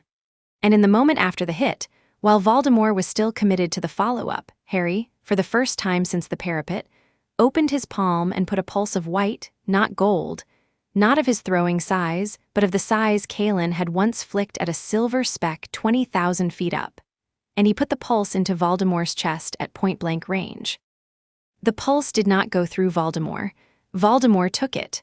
But the pulse had, Harry felt it, knocked a thing inside Voldemort out of alignment. The glow under Voldemort's skin flickered for a half-second as a bad bulb flickers and then came back. Voldemort looked down at his own chest. "Oh," Voldemort said, genuinely surprised. "Oh, that is him? Yes, you have damaged the graft. Yes, that was clever. Thank you. I was going to spare you. You weren't. I was for at least another 4 minutes. Oh, yes." A pause. Far away at the castle, a very loud crack, the kind of crack a ward makes when something much larger than it has expected hits the ward at a run, went up into the air. Harry did not turn his head. He had heard it. He had heard the note in it. The note said Dumbledore's wards hit, not broken, hit very hard. "Ah," Voldemort said, hearing the crack and reading it exactly the same way. "There we are, that will be the giant, I think. Lucius promised me a giant. I did not quite believe him. Good for Lucius." "Voldemort, I don't have another 10 minutes of this." "I know. Neither do you." "I do in fact have 12. I have been keeping count." "Then we fight fast." "Yes. Now." "Yes." They fought fast. They went for 3 minutes up and down the side of the hill, along the edge of the lake, back across the water, through the edge of the forest. Voldemort, at one point, threw Harry through an old oak which came down with a noise like a sigh, and by the end of the 3rd minute, Harry's form was just starting to thin at the edges. He felt it in his hands first. The gold at his fingertips had begun to flicker. Kalin, watching from the castle, was counting. Dumbledore, on the wards at the front of the castle, had his hands up and the giant was not getting through, but the giant was still trying, and the sweat on Dumbledore's temple was not sweat from the effort, quite. It was the sweat of a man doing a thing that, 20 years ago, he would not have needed to sweat for. Sirius, at the east gate, had taken a curse to the thigh and was still up. Remus, beside him, was bleeding from the ear. Arthur Weasley had lost his glasses half an hour ago and was casting without them and missing less than he ought to have been. Molly was in front of the children. In the Great Hall, a 5th-year Hufflepuff named Hannah Abbott had, very quietly, taken command of the 1st and 2nd years and had them sitting in orderly rings, and was telling them a story about a unicorn. And Hannah's voice was shaking slightly, but the younger students, when Hannah told the story, did not know that it was shaking. Behind the Great Hall doors, the wards held. On the far shore of the lake, Voldemort and Harry went back to back once, at speed, and separated and came back in. At 4 minutes, Harry had lost his left shoulder to a curse. At 5 minutes, Voldemort had lost a tooth and a rib. At 6 minutes, Harry stopped for half a second because a thing had happened which he had not expected to happen. He felt at the bottom of the thing in him that was doing this fighting, the first small hint of what running out would feel like. Not yet, but the hint was there. "Ah," Voldemort said, who had felt it too. "Ah, Harry, there we are. Not yet. Soon, not yet. Harry, my dear, let us be honest with each other. I will outlast you by 5 minutes. You don't know that. I do. Okay. Say good night, Harry. I didn't plan on talking at the end." Ha! And then the thing that Harry had been waiting for happened. It happened because Voldemort had made, in the same half-second, a very small, very vain decision. Voldemort had decided to raise, in his right hand, another of his cracked silver mirrors. He had 2. It turned out, not 1, and he had decided to use the mirror on Harry a 2nd time, because the first time had almost worked, and if the mirror worked this time, it would shorten Harry's form by at least 5 minutes and would give Voldemort the fight. Voldemort raised the mirror. Voldemort looked into it. Voldemort reached, with his new borrowed hand, for the thing under Harry's skin, and Harry, who had been ready for this, who had been baiting for this, who had been, in fact, working the whole fight toward this, did not pull away. He reached back, through the mirror, into Voldemort, and he took, not the whole of Voldemort, not the soul, not the magic, not the wizard. He took, instead, the graft.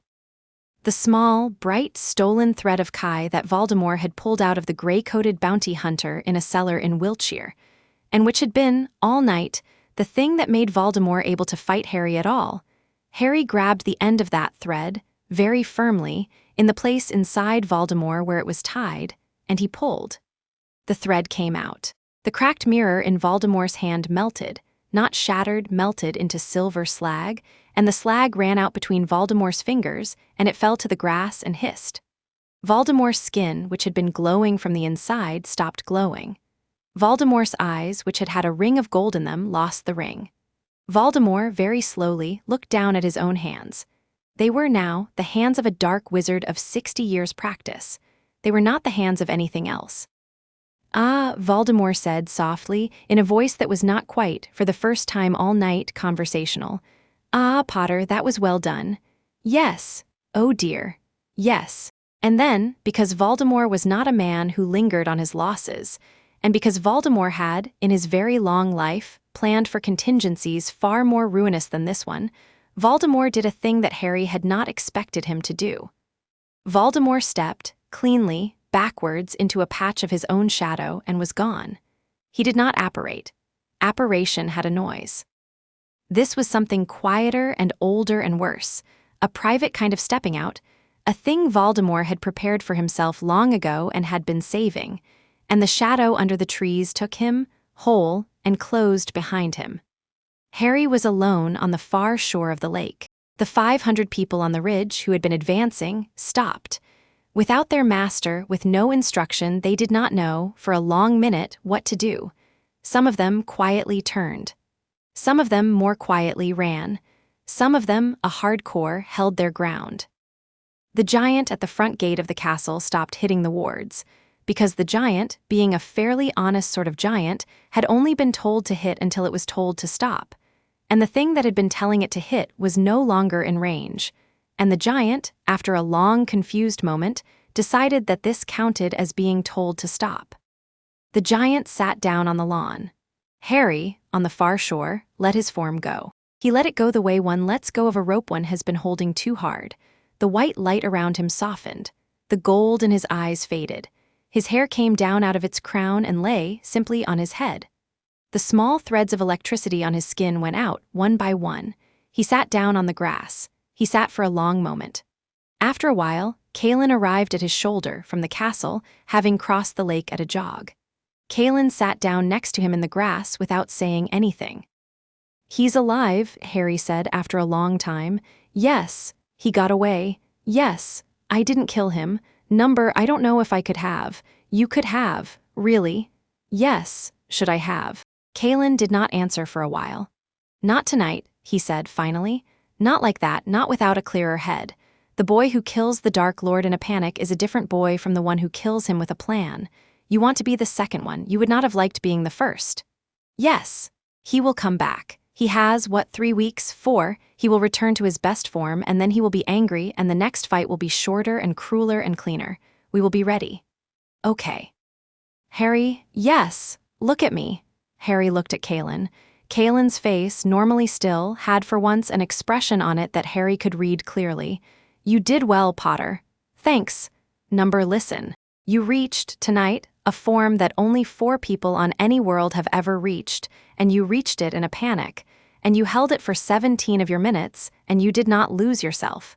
Do you understand what I am telling you?" "I think so." "I am telling you that you are, now, the most promising young fighter your people have produced since before I was born, and that I am very, very old, and that you are 16 of your years, and that you have the entirety of my remaining life available to you for training if you want it." "I want it." "Good."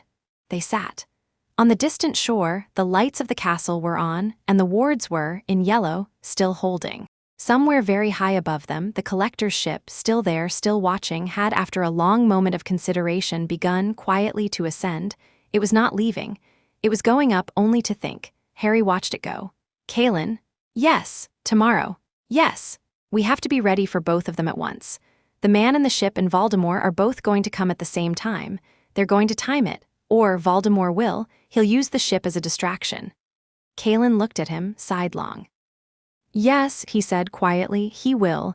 Then that's the last fight, the real one. Yes, okay. In the distance, on the far side of the castle, a very small, quiet cheer went up from the east gate. A cheer of people who had, in the last minute, noticed that nothing was hitting their wards anymore, and the cheer spread slowly around the castle, as each knot of defenders realized, one by one, that tonight, by a hair, they had survived. Harry did not cheer. Harry, on the grass, closed his eyes. A thin, cold wind came up off the lake.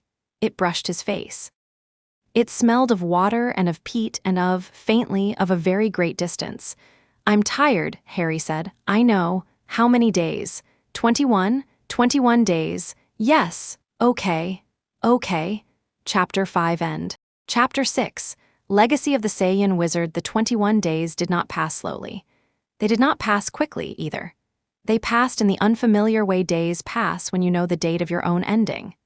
Every morning, Harry woke up with a clear, quiet count of how many were left, 20, 19, 18, and the count did not make him afraid exactly, but it made him careful. He ate breakfast slowly. He looked at his friends' faces for longer than he normally would have. He paid closer attention to the particular way. The light came in through the long windows of the great hall at 8:45. And to the sound, the flagstones of the entrance hall made under his boots on a cold morning, and to the very small scratches on the banister of the Gryffindor spiral staircase, which had been put there by 60 generations of bored hands with pocket knives. He was not trying to say goodbye to any of it. He was trying, he realized on about the 9th day, to remember it in case he needed to take it with him. On the 11th day, the ministry fell. It did not fall to Voldemort.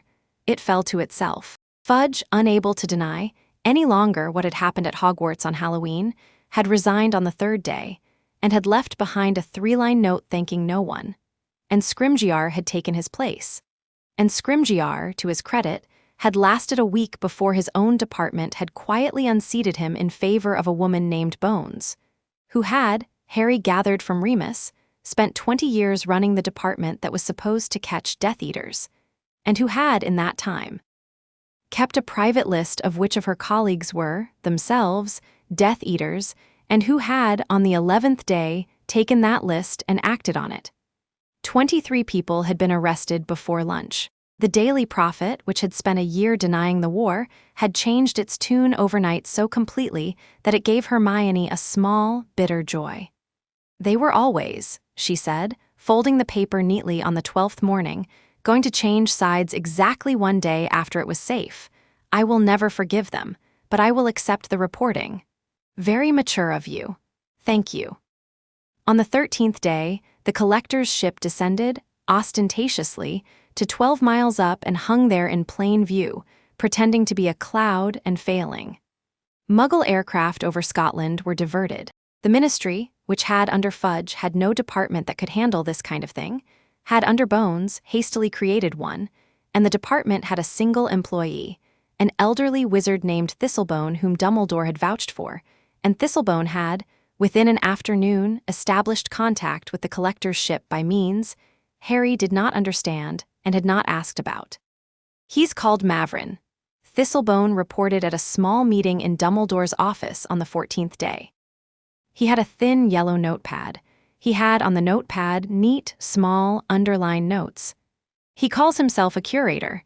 He insists that he does not, quote, steal, close quote. He insists he buys. He has, he says, a standing offer for the genetic material of the subject, and he would be willing to enter into negotiations with the subjects, quote, guardian, close quote, for the peaceful acquisition of same. "Tell him no," Sirius said flatly. "I did. Tell him again. I have 3 times by 3 different formulations. He takes no as a bargaining position, not as a refusal. He is unimpressed by our refusal. He has allowed, however, that the subject may speak to him directly if the subject wishes to." "Out of the question," Sirius said. "I'll do it," Harry said. "Harry, I'll do it. I want to know what I'm dealing with, on our terms, not his. I get to choose the time, I get to choose the number of questions. He gets to answer, he does not get to ask." Thistlebone, who had the unruffled calm of a man who had for 40 years done this kind of job for people who did not know he existed, nodded. "I will relay," he said. And tell him, Harry said, that if one of his men touches any of my people, there is no negotiation. None, ever. I will relay. Thank you. The collector, Mavrin, accepted Harry's terms without complaint. He accepted also Harry's choice of time.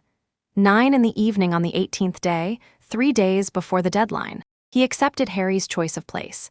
A shortwave radio in Dumbledore's office, with Dumbledore present and Kalin and Hermione at her insistence, and Sirius at his. He accepted, mostly out of professional curiosity, Harry's choice of limits. 10 questions from Mavrin of the collector's own choosing and no more. He likes, Thistlebone said, returning from the last of his exchanges, that you have given him 10. He will, I think, treat them as a game. Let him. Be warned, though. He will, and I have this in writing now, leave it to you to decide whether the 10 questions include the what are you doing kind of small talk or only the what is your name kind of substantive question. He will, I fear, try to waste some of them on conversation to run out the clock. He won't. How do you know? Because he's bored. Thistlebone blinked. He's been alone on that ship for a very long time, Harry said, and he's coming down to talk to me because he wants to. He's not going to waste his questions on filler. He'll get to the point. You seem very sure. I'm guessing, but I've been thinking about him for 3 weeks. Well, very good. At 9 in the evening on the 18th day in Dumbledore's office, with Fawkes quiet on his perch and the fire low, a small silver receiver on the blotter crackled once. Harry Potter, said a voice. It was not the voice Harry had expected. He had expected something thin and papery, like the gray coats. The voice was warm. It was the voice of an old, educated, slightly tired gentleman who had perhaps taught at a university. It was, Harry thought immediately, the most dangerous voice he had heard in his life because it was trying a little to be liked. Mavrin, Harry said, a pleasure. 10 questions. Yes, only 10. I will make them count. Go. 1. Are you the boy who was known in your first year as the one who lived? Yes. 2. Are you, as I have been told, of the blood of the warrior race? I am. 3. How much of that blood is in you? 5/16. Ha, good and odd ratio. 4. Have you achieved the first transformation? Yes. 5. Have you achieved any other? Harry paused. Yes. Good. 6. I do not need to ask which. I felt it from up here, and it was, a very great pleasure. 7 instead. Are you, by any chance, happy, Harry Potter? Harry did not answer for a moment. Is that the question you want to use one of your 10 on? He said. Yes. Mostly, he said finally. Sometimes. Good. 8. If I offered you, right now, a ride off this planet, a ride to the last 2 colonies of your kind, where you would be fed and trained and loved as royalty, would you take it? Number, even if we offered, as part of the deal, full protection for your school and your friends? Number, that was 9 by my count. Yes. 1 to go. Yes. 10. If I came down to your planet tomorrow, personally, and I fought Voldemort on your behalf, and I killed him for you, and I asked for nothing in return but the right to stand near you for an hour afterward, and to look at you and to go home, would you allow it? Harry paused again. He paused a long time. No, he said, finally, very quietly. Why not? Because it's mine. There was a silence on the other end. Then, to Harry's surprise, Mavrin laughed. It was a small, light, genuinely amused laugh. Oh, Harry Potter, Mavrin said softly. Oh, child, you are going to be a great deal of trouble to everybody you meet for the rest of your life, and I wish I were going to be there to see it. Very well, I will go. I will leave your system in 6 of your hours. I will not come back. I will tell no one in my circle where you are. I will, however, take the liberty of writing and filing a note for my successors, which is to say, the men who will one day try to kill me and take my ship, to the effect that this planet is not to be approached, in their or in their grandchildren's lifetimes. I will phrase the note in language that will frighten them. They will not come. Is that satisfactory? Yes. A gift. Thank you. My condolences for what will happen in the next 3 days. Thank you. Goodbye, Harry Potter. Goodbye, Mavrin. The receiver crackled and went dead. Silence in Dumbledore's office for a full 10 seconds. Well, Sirius said at last, that was not at all what I expected. No, Kalin said. He gave up. He did not give up, he chose. There is a difference. He chose because he did not like what he saw. That is, in a long life, the first time I have heard of Mavrin making that particular choice. I do not know why he made it tonight. I do, Hermione said quietly. Why, Granger? Because Harry said no to him the right number of times. Kalin looked at her. Explain. He wanted Harry to choose his own answer, I think. He told Harry 10 questions so he could ask Harry, in 10 different ways, whether Harry wanted to be rescued. And Harry said no, in 10 different ways. Mavrin has, I think, been looking, his whole life, for people who said yes to him when they should have said number, and then he's eaten them up, basically. And when he finally found a person who said no and meant no and wasn't bluffing, he got lonely, or sentimental, or respectful, or something, I don't know. Hermione, Harry said, yes, you are frightening. Yes. Thank you. You are welcome. In high orbit, 6 hours later, a long, narrow ship lit a thin braid of blue fire along its underside and moved, slowly, out of Earth's orbit and out past the moon. And after a while it found, in the dark, the lip of a fold that it alone knew how to use, and it put its nose into the fold, and it went somewhere else. And it was, from that moment on, very far from Harry Potter. The ship did not come back. 3 days later, at a little after 11 in the morning, on the last of the 21 days, Voldemort came. He did not come in an army this time. He came alone. He came into the grounds of Hogwarts on foot, by the front gate, in a plain black traveling cloak, with his hood down. He did not knock. He did not pretend. He walked up the path from the gate, which had been opened for him, opened because he had asked, and because Dumbledore had decided, on consideration, that a Voldemort who came alone through an opened gate was easier to deal with than a Voldemort who came with 500 people through a closed one. Harry was waiting for him on the steps of the castle. Kalin was on the steps, a few paces behind. Dumbledore was on the steps, a few paces behind Kalin. Sirius, Remus, McGonagall, Flitwick, Sprout, Snape, Moody, the Weasleys, Hermione, Ron, Neville, Luna, Ginny, all of them, in a long, quiet line on the steps, behind Harry. They had, over the last 3 weeks, decided together that if Harry was going to be on the steps, they would be on the steps. Harry had argued about it for 6 hours over 2 nights, and they had, in the end, collectively, informed him that he did not get a vote on where they stood, and the subject had been closed. Voldemort came up the path. He stopped at the foot of the steps. He looked up. Harry, he said, Voldemort, I have thought about this conversation for a very long time. Yes. I find I have less to say than I had expected. Yes. Would you, all of you, I mean, do me the courtesy of backing up a little? I would prefer to do this on the lawn. All right, Harry said. They moved down the steps, the long line of them, and they crossed the front of the castle, and they came out onto the wide green lawn in front of the gate, and there, on the lawn, with no spectators but each other, Harry Potter and Lord Voldemort faced each other. Voldemort drew his wand. Harry did not draw his. That, Voldemort said, is an insult. Number, then what is it? It's just that it won't help you. We will see. Yes. Voldemort moved first. He moved in a way that Harry had not seen before. It was not the Voldemort of the graveyard, who had fought like a duelist. It was not the Voldemort of the bog, who had fought like a borrower. It was not even the Voldemort of the parapet, who had fought like a man trying out a new toy. It was, Harry understood in the first second, the Voldemort who had come to his last fight, having thought about it for 21 days, with every tool he had ever learned, ordered and ready and loaded into the correct fingers. He threw, at one go, 12 spells. Harry ducked 1, deflected 3, took 2 on the forearm, neutralized 5 with a pulse of his palm, and caught the 12th in his teeth. He meant the teeth metaphorically. He would realize it a moment later. Voldemort smiled. Good, Voldemort said softly. Good. Harry went gold. He did not, this time, need the cork to come out. The cork was, these days, very loose.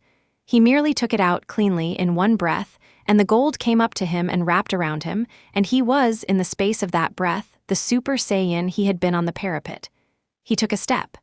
Voldemort threw 4 more spells, faster than the first 12. Harry took them all and did not slow. He reached Voldemort in 2 strides, and he hit him, not with a closed fist, but with an open palm in the shoulder, and Voldemort, who had learned, who had been practicing, who had been preparing, bent sideways with the blow, absorbed it, and put his own elbow into Harry's ribs as he passed. Harry grunted. Harry did not stop. They fought. They fought for 4 minutes at a level that no wizarding duel in history had been fought at. Later, Ron would describe it, to his own children, as having been like watching lightning have an argument with itself.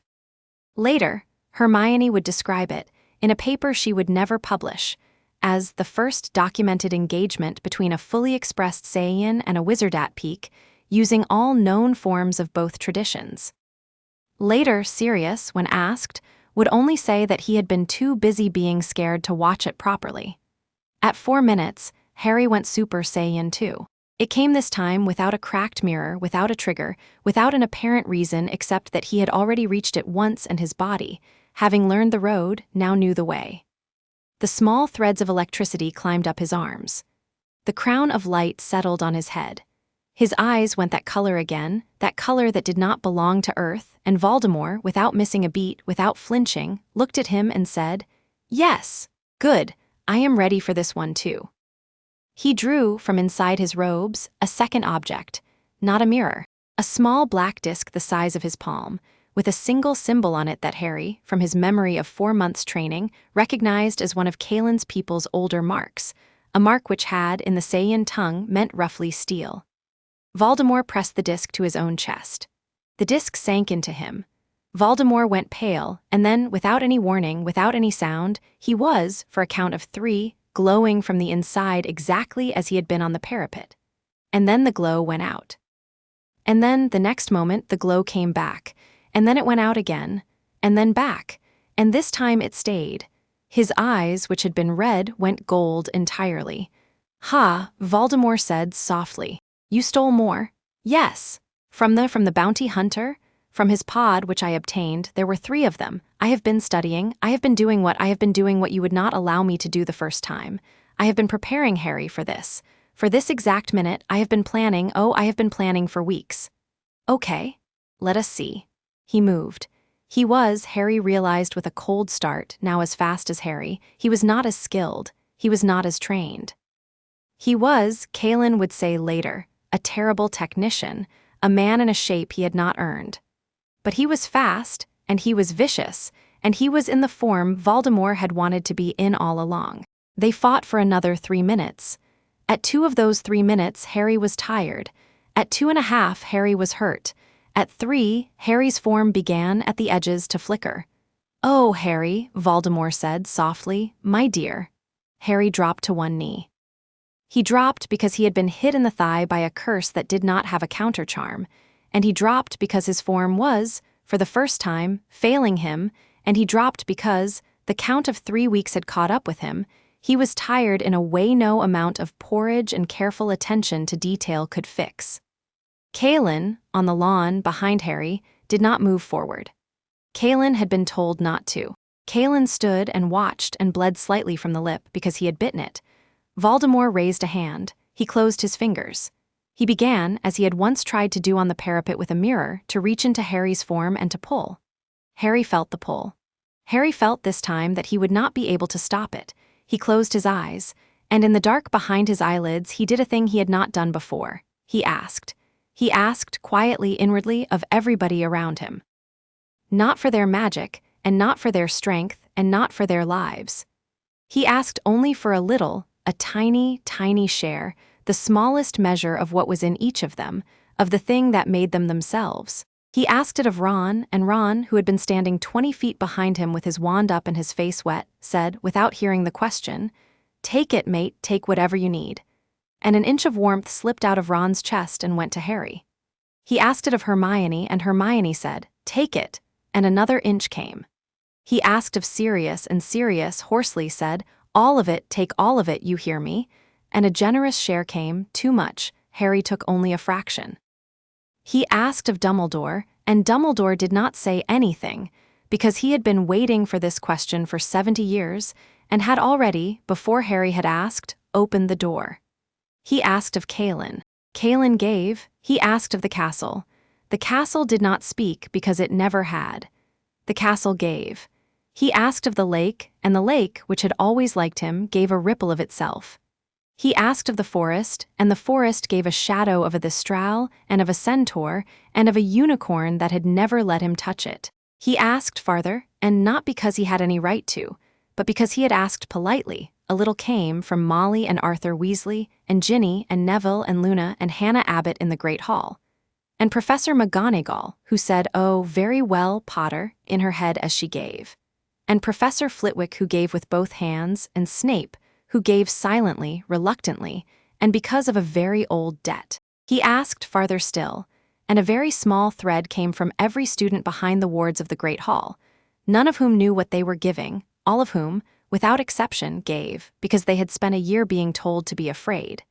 And they had been, and they were, now, tired of it, and here was somebody who was willing to stand between them and the thing. And they had, in their small 15 and 14 and 11-year-old hearts, decided, all of them, without saying it to each other, that the thing in front of them deserved a small thread from each of them. He asked still farther, and because the ask was polite, and because magic has, in Britain, always liked to be asked rather than taken, a thread came from every house that had ever, in the last 1,000 years, taken a first letter from Hogwarts and sent back a child. 1,000 years' worth of tiny threads, each one no larger than a hair, came across the hills and through the walls and into the lawn, and gathered quietly at the back of Harry's shoulder blades, and waited to be invited in. He invited them in. They came. All of it, every thread, every gift, every polite small share did not pour into Harry, it pooled above him. A ball of light, the color of dawn, gathered in the air above the lawn. It was the size of Dumbledore's office. It was the size of the Great Hall. It grew. It was now the size of the castle's tallest tower. It pulsed softly like a heart. Voldemort, 2 feet from Harry, had stopped pulling. Voldemort was looking up. "Oh," Voldemort said very quietly in a voice that was, for the first time Harry had ever heard from him, not clever. "Oh." Harry opened his eyes. He stood up. The pain in his thigh, which had been intense, was, under the ball, a distant detail. "Voldemort," he said. "Harry, step away from me." Voldemort stepped away. He did not choose to, he simply did. He was already stepping. Harry raised his right hand, not high, just to chest height, palm open. The ball of light above the lawn, which had been patient, came to his palm. It did not land. It hovered politely an inch off his skin. It was, Harry understood, waiting to be told where to go. "Voldemort," Harry said again. "Yes." "I would like," Harry said in a voice that was very tired and not at all triumphant, "for you to stop now." "Yes. Please. Yes." And Harry, who had in the back of his mind rehearsed a great many things for this moment, and had in the front of his mind very few of them left, did the only thing left to do. He flicked his fingers. Just that. A small, gentle flick. The ball of light went. It was not a ball anymore by the time it arrived. It was, by the time it crossed the 6 feet between Harry and Voldemort, a spear of light, slim and tall and quiet, and it went through Voldemort not the way a weapon goes through a man but the way a key goes through a lock. Voldemort did not fly backwards. Voldemort did not burn. Voldemort merely stood and listened. And his eyes, which had been gold, went red and then were blank and then closed. He stayed standing for a long moment after the spear had passed through him, and everybody on the lawn held their breath. And then, very quietly, Lord Voldemort fell sideways into the grass. He did not get up. He did not get up because the spear had, in going through him, taken the thing in him that was him, and carried it politely away somewhere, and what was left on the lawn was only the body. No scream, no smoke, no theater. A man lay in the grass with his eyes closed, and the wind moved the hem of his robes, and a single thin thread of white light rose, straight up out of the body and went up into the sky, and kept going and did not stop. It did not come down. It did not come back. Harry watched it go. For a long while, the lawn in front of Hogwarts was as quiet as it had ever been. Then Ron, behind Harry, said very quietly, oh, thank Merlin." And Hermione, behind Harry, said nothing at all, but put her arms around him from behind and held on, and Harry, who had in the last 10 seconds let his form go entirely, and was now a 16-year-old boy with a bleeding thigh and a ringing in his ears, leaned back into her, and did not fall down because she was holding him up. Sirius came around in front of him, eyes very bright, and said, "Harry," and Harry said, "Hi," and Sirius said, "You absolute," and did not finish the sentence. Kalin came around the other side. Kalin did not speak. Kalin looked at Harry for a long count of 3, and then, for the second time in Harry's memory, bowed once from the waist, the small formal bow of an old soldier to a new rank. Harry, because he did not know what else to do, bowed back. Dumbledore, from the steps of the castle, raised one hand very slightly. The wards around the Great Hall, which had been humming for 3 weeks, softened and went quiet, and the doors of the Great Hall on their own unlocked. The students came out.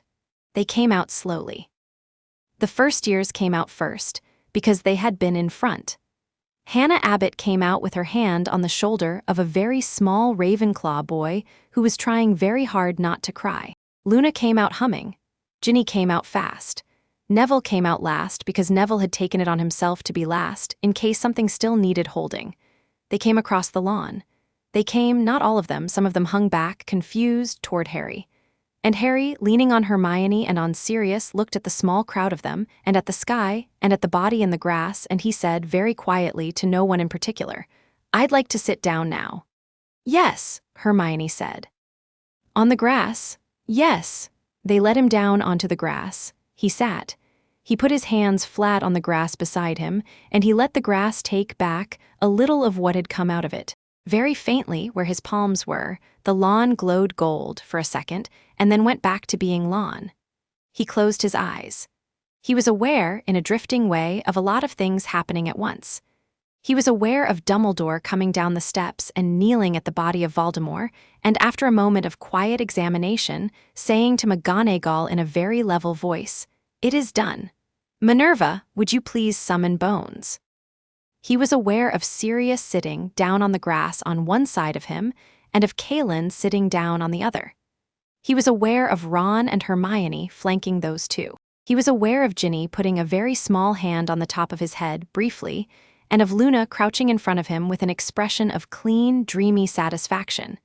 He was aware of the old gray morning sunlight that had, at some point in the last 5 minutes, broken through the clouds.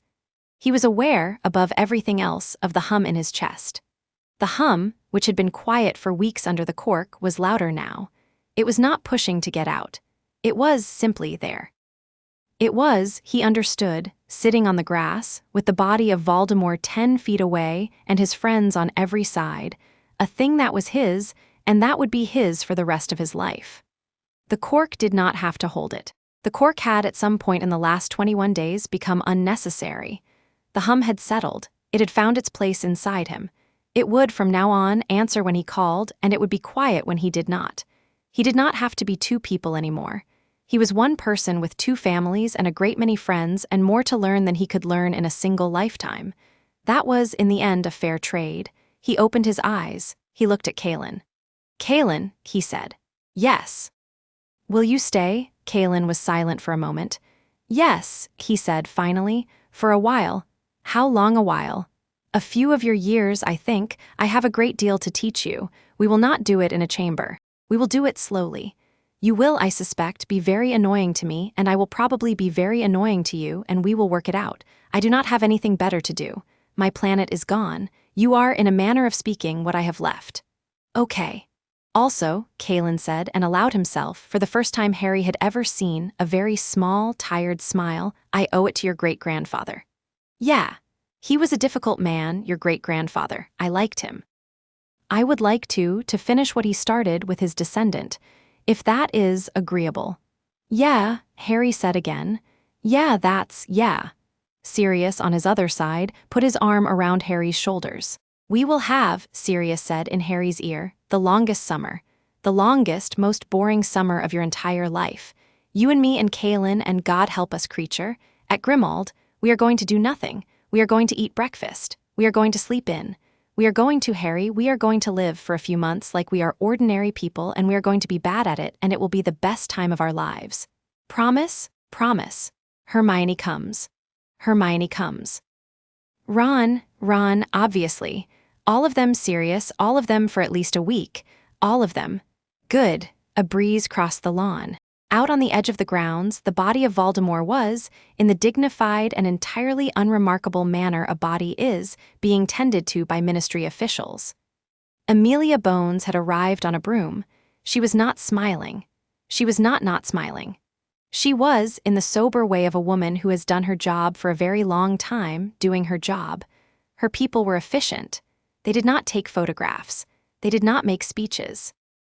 They wrapped the body in a plain gray cloth, and they loaded it into a plain wooden crate, and the crate, when it was loaded, was carried off the grounds in the direction of Hogsmeade and gone. Harry watched it go. He did not feel what he had expected to feel. He felt mostly very tired and very grateful, and in a place that he did not yet have a word for. Dumbledore came after a while and sat down in the grass beside him, which was a thing Dumbledore had never done before in Harry's memory, and did not speak for a while. When he did speak, he only said, "Thank you, Harry." "You're welcome, sir." "I am sorry." "For what, sir?" "For a great many things, for an entire decade of things.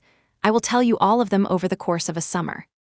I will not burden you with them today, I only wanted to say the word. It's all right. It is not, but thank you for saying so." They sat. "Sir," Harry said. "Yes. Do you think the last bit of him, do you think he's gone properly, or—" "I think," Dumbledore said carefully, "that whatever was Tom Riddle has now at last been allowed to rest. What will come in the next century is not my business to predict. There will be other Dark Lords. There always have been. You will not have to fight them. That is somebody else's problem. You have, on the whole, done enough for 1 year."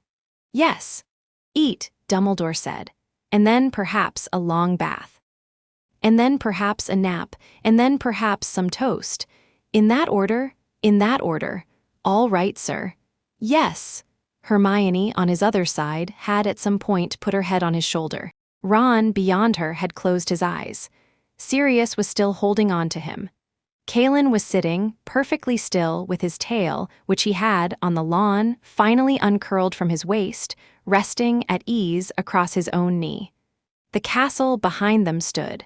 The sky above them was clear. Somewhere, very high up and very far away, in a fold of space that no telescope on this earth had ever spotted, a long, narrow ship was putting a cold, sad, elegant message into a file.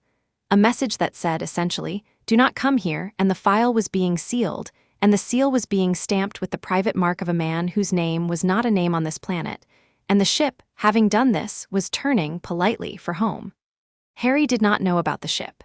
Harry did not need to. He sat on the lawn, in the November sunlight, with all of the people he loved either touching him or within his sight, and he felt, for the first time in a long time, the very quiet, very ordinary, very precious thing of being a 16-year-old boy on an afternoon in autumn in a field in Scotland. He closed his eyes. He did not sleep. He listened instead to the hum in his chest, and to the small laugh that Ron made, and to Hermione's very small snore, and to the low, steady breathing of Kalin, and to Sirius's voice saying something soft to Dumbledore that Harry did not catch, and to the wind in the grass. It was enough. It was, in fact, a great deal more than enough. He let himself at last rest. The summer at Grimmauld Place was, as Sirius had promised, the longest and most boring of Harry's life, and he loved it very much. He slept in the first week for 14 hours a night, and only on the 8th morning did his body stop requiring the full 14. It settled then into a more ordinary 9. He ate the house out of eggs. He ate it out of bacon. He ate it out of the particular kind of bread that Sirius, to everybody's mild surprise, had learned during his year in hiding to bake himself, and which Sirius produced on 4 mornings out of 7, slightly flatter than it should have been, and which Kalin, in a sentence Harry would remember for the rest of his life, declared to be not bad black for a man of your planet. Kalin lived in the attic. He had declined 3 separate offers of the downstairs guest bedroom, because he did not, he said, like to be on a level with people who were moving around. He slept perhaps 3 hours a night. He spent the rest of his time reading. Remus had, in a burst of uncharacteristic optimism, brought over a large box of books, and Kalin had gone through all of them and had asked, by the end of the first week, for more. Kalin read, Harry learned, in 4 languages. English was his worst. Ron and Hermione and Ginny moved in for the whole of July. They had between them a single trunk because they had, between them, decided that the summer would not be about clothes. Ginny played chess with Kalin every evening for a week, and beat him 3 out of every 5 games by the end of it, a fact she did not gloat about because she had already gloated about it once, very thoroughly, on the first night. Kalin was, Harry learned, an extremely bad loser and an even worse winner, and Ginny handled him without complaint. They did not train for the first 3 weeks. On the 4th, Harry said to Kalin quietly at breakfast, "I think I want to start again." "Yes." Not hard. Number, just an hour a day, 2 maybe. "Yes, good, that is the right rate." "Where?" "I have scouted a place. It is a farm about 30 miles from here. The farmer is a widow. She is willing to let us use her east field in return for some help with the roof of her barn. We will do the help first, the training after." "Okay." They helped with the roof. They did it without magic, which was Harry's idea. Kalin had wanted to do it without magic from the start, because Kalin did not hold with magic for everyday things. Sirius had, halfway through the second day, arrived to help, and had, by the afternoon, found himself, to his very great surprise, enjoying the work. Remus arrived on the 3rd day. Arthur Weasley, who had heard about the barn somehow, arrived on the 4th with a picnic basket and a Muggle hammer, and a catalogue of Muggle nails in his pocket, which he had been rehearsing the names of for a week. The widow, whose name was Mrs. Buchanan, was not, Harry eventually gathered, entirely Muggle.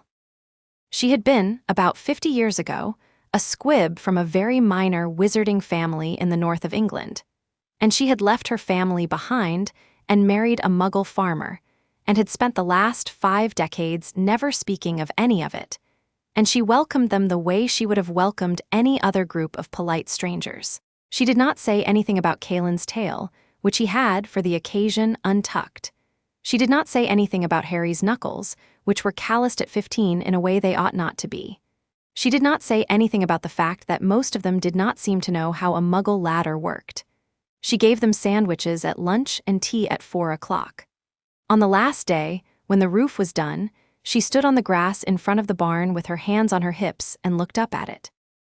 "That's the best work this barn has had in 40 years, she said.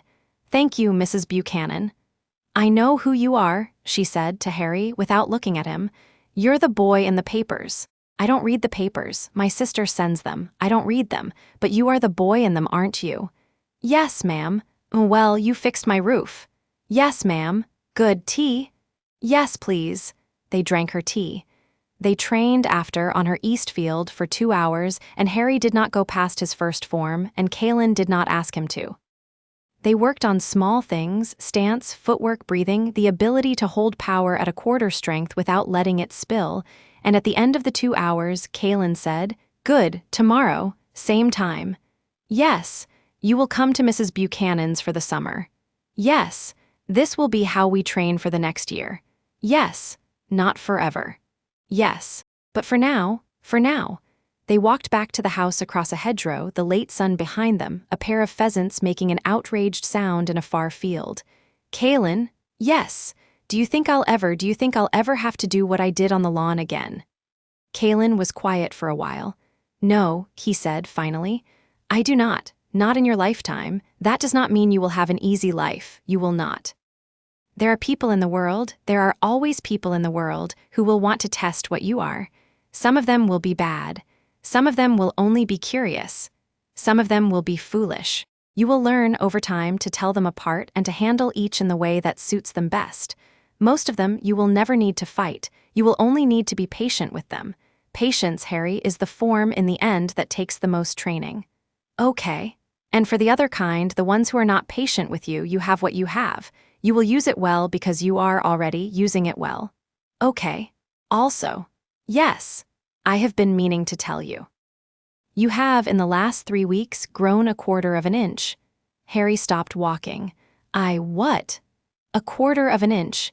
It is the growth you would have had in the chamber, which I suppressed. It is coming out now. It is a small thing. It will catch up over the next year. Do not be alarmed." You specifically told me I wouldn't. I told you would not grow taller in the chamber. You did not. You are growing taller now. I made no promises about now." "Kalin, you absolute, yes." Harry laughed, the laugh bubbling up out of him in the exact shape of the laughs he had, in his childhood, rarely allowed himself, and Kalin, walking in front of him, did not turn around, but the back of Kalin's neck had, very faintly, Harry swore on it, gone a fraction of a shade warmer. They went into the house. Hermione, in the kitchen, was teaching Ginny a Muggle card game. Ron, at the table, was eating a slice of tomato on toast. Sirius at the sink was washing up. Remus, by the window, was reading. Molly, inevitably, was in the pantry. Harry stood in the doorway of the kitchen for a moment, and he looked at all of them, and he did not say anything, and nobody looked at him, because there was nothing in that moment that needed saying. He went in. He sat down at the table. He took a slice of toast off Ron's plate. Ron objected, faintly, without looking up. Harry ate the toast. Hermione, without turning her head, slid the butter dish across the table to him at the exact moment his hand came down for it.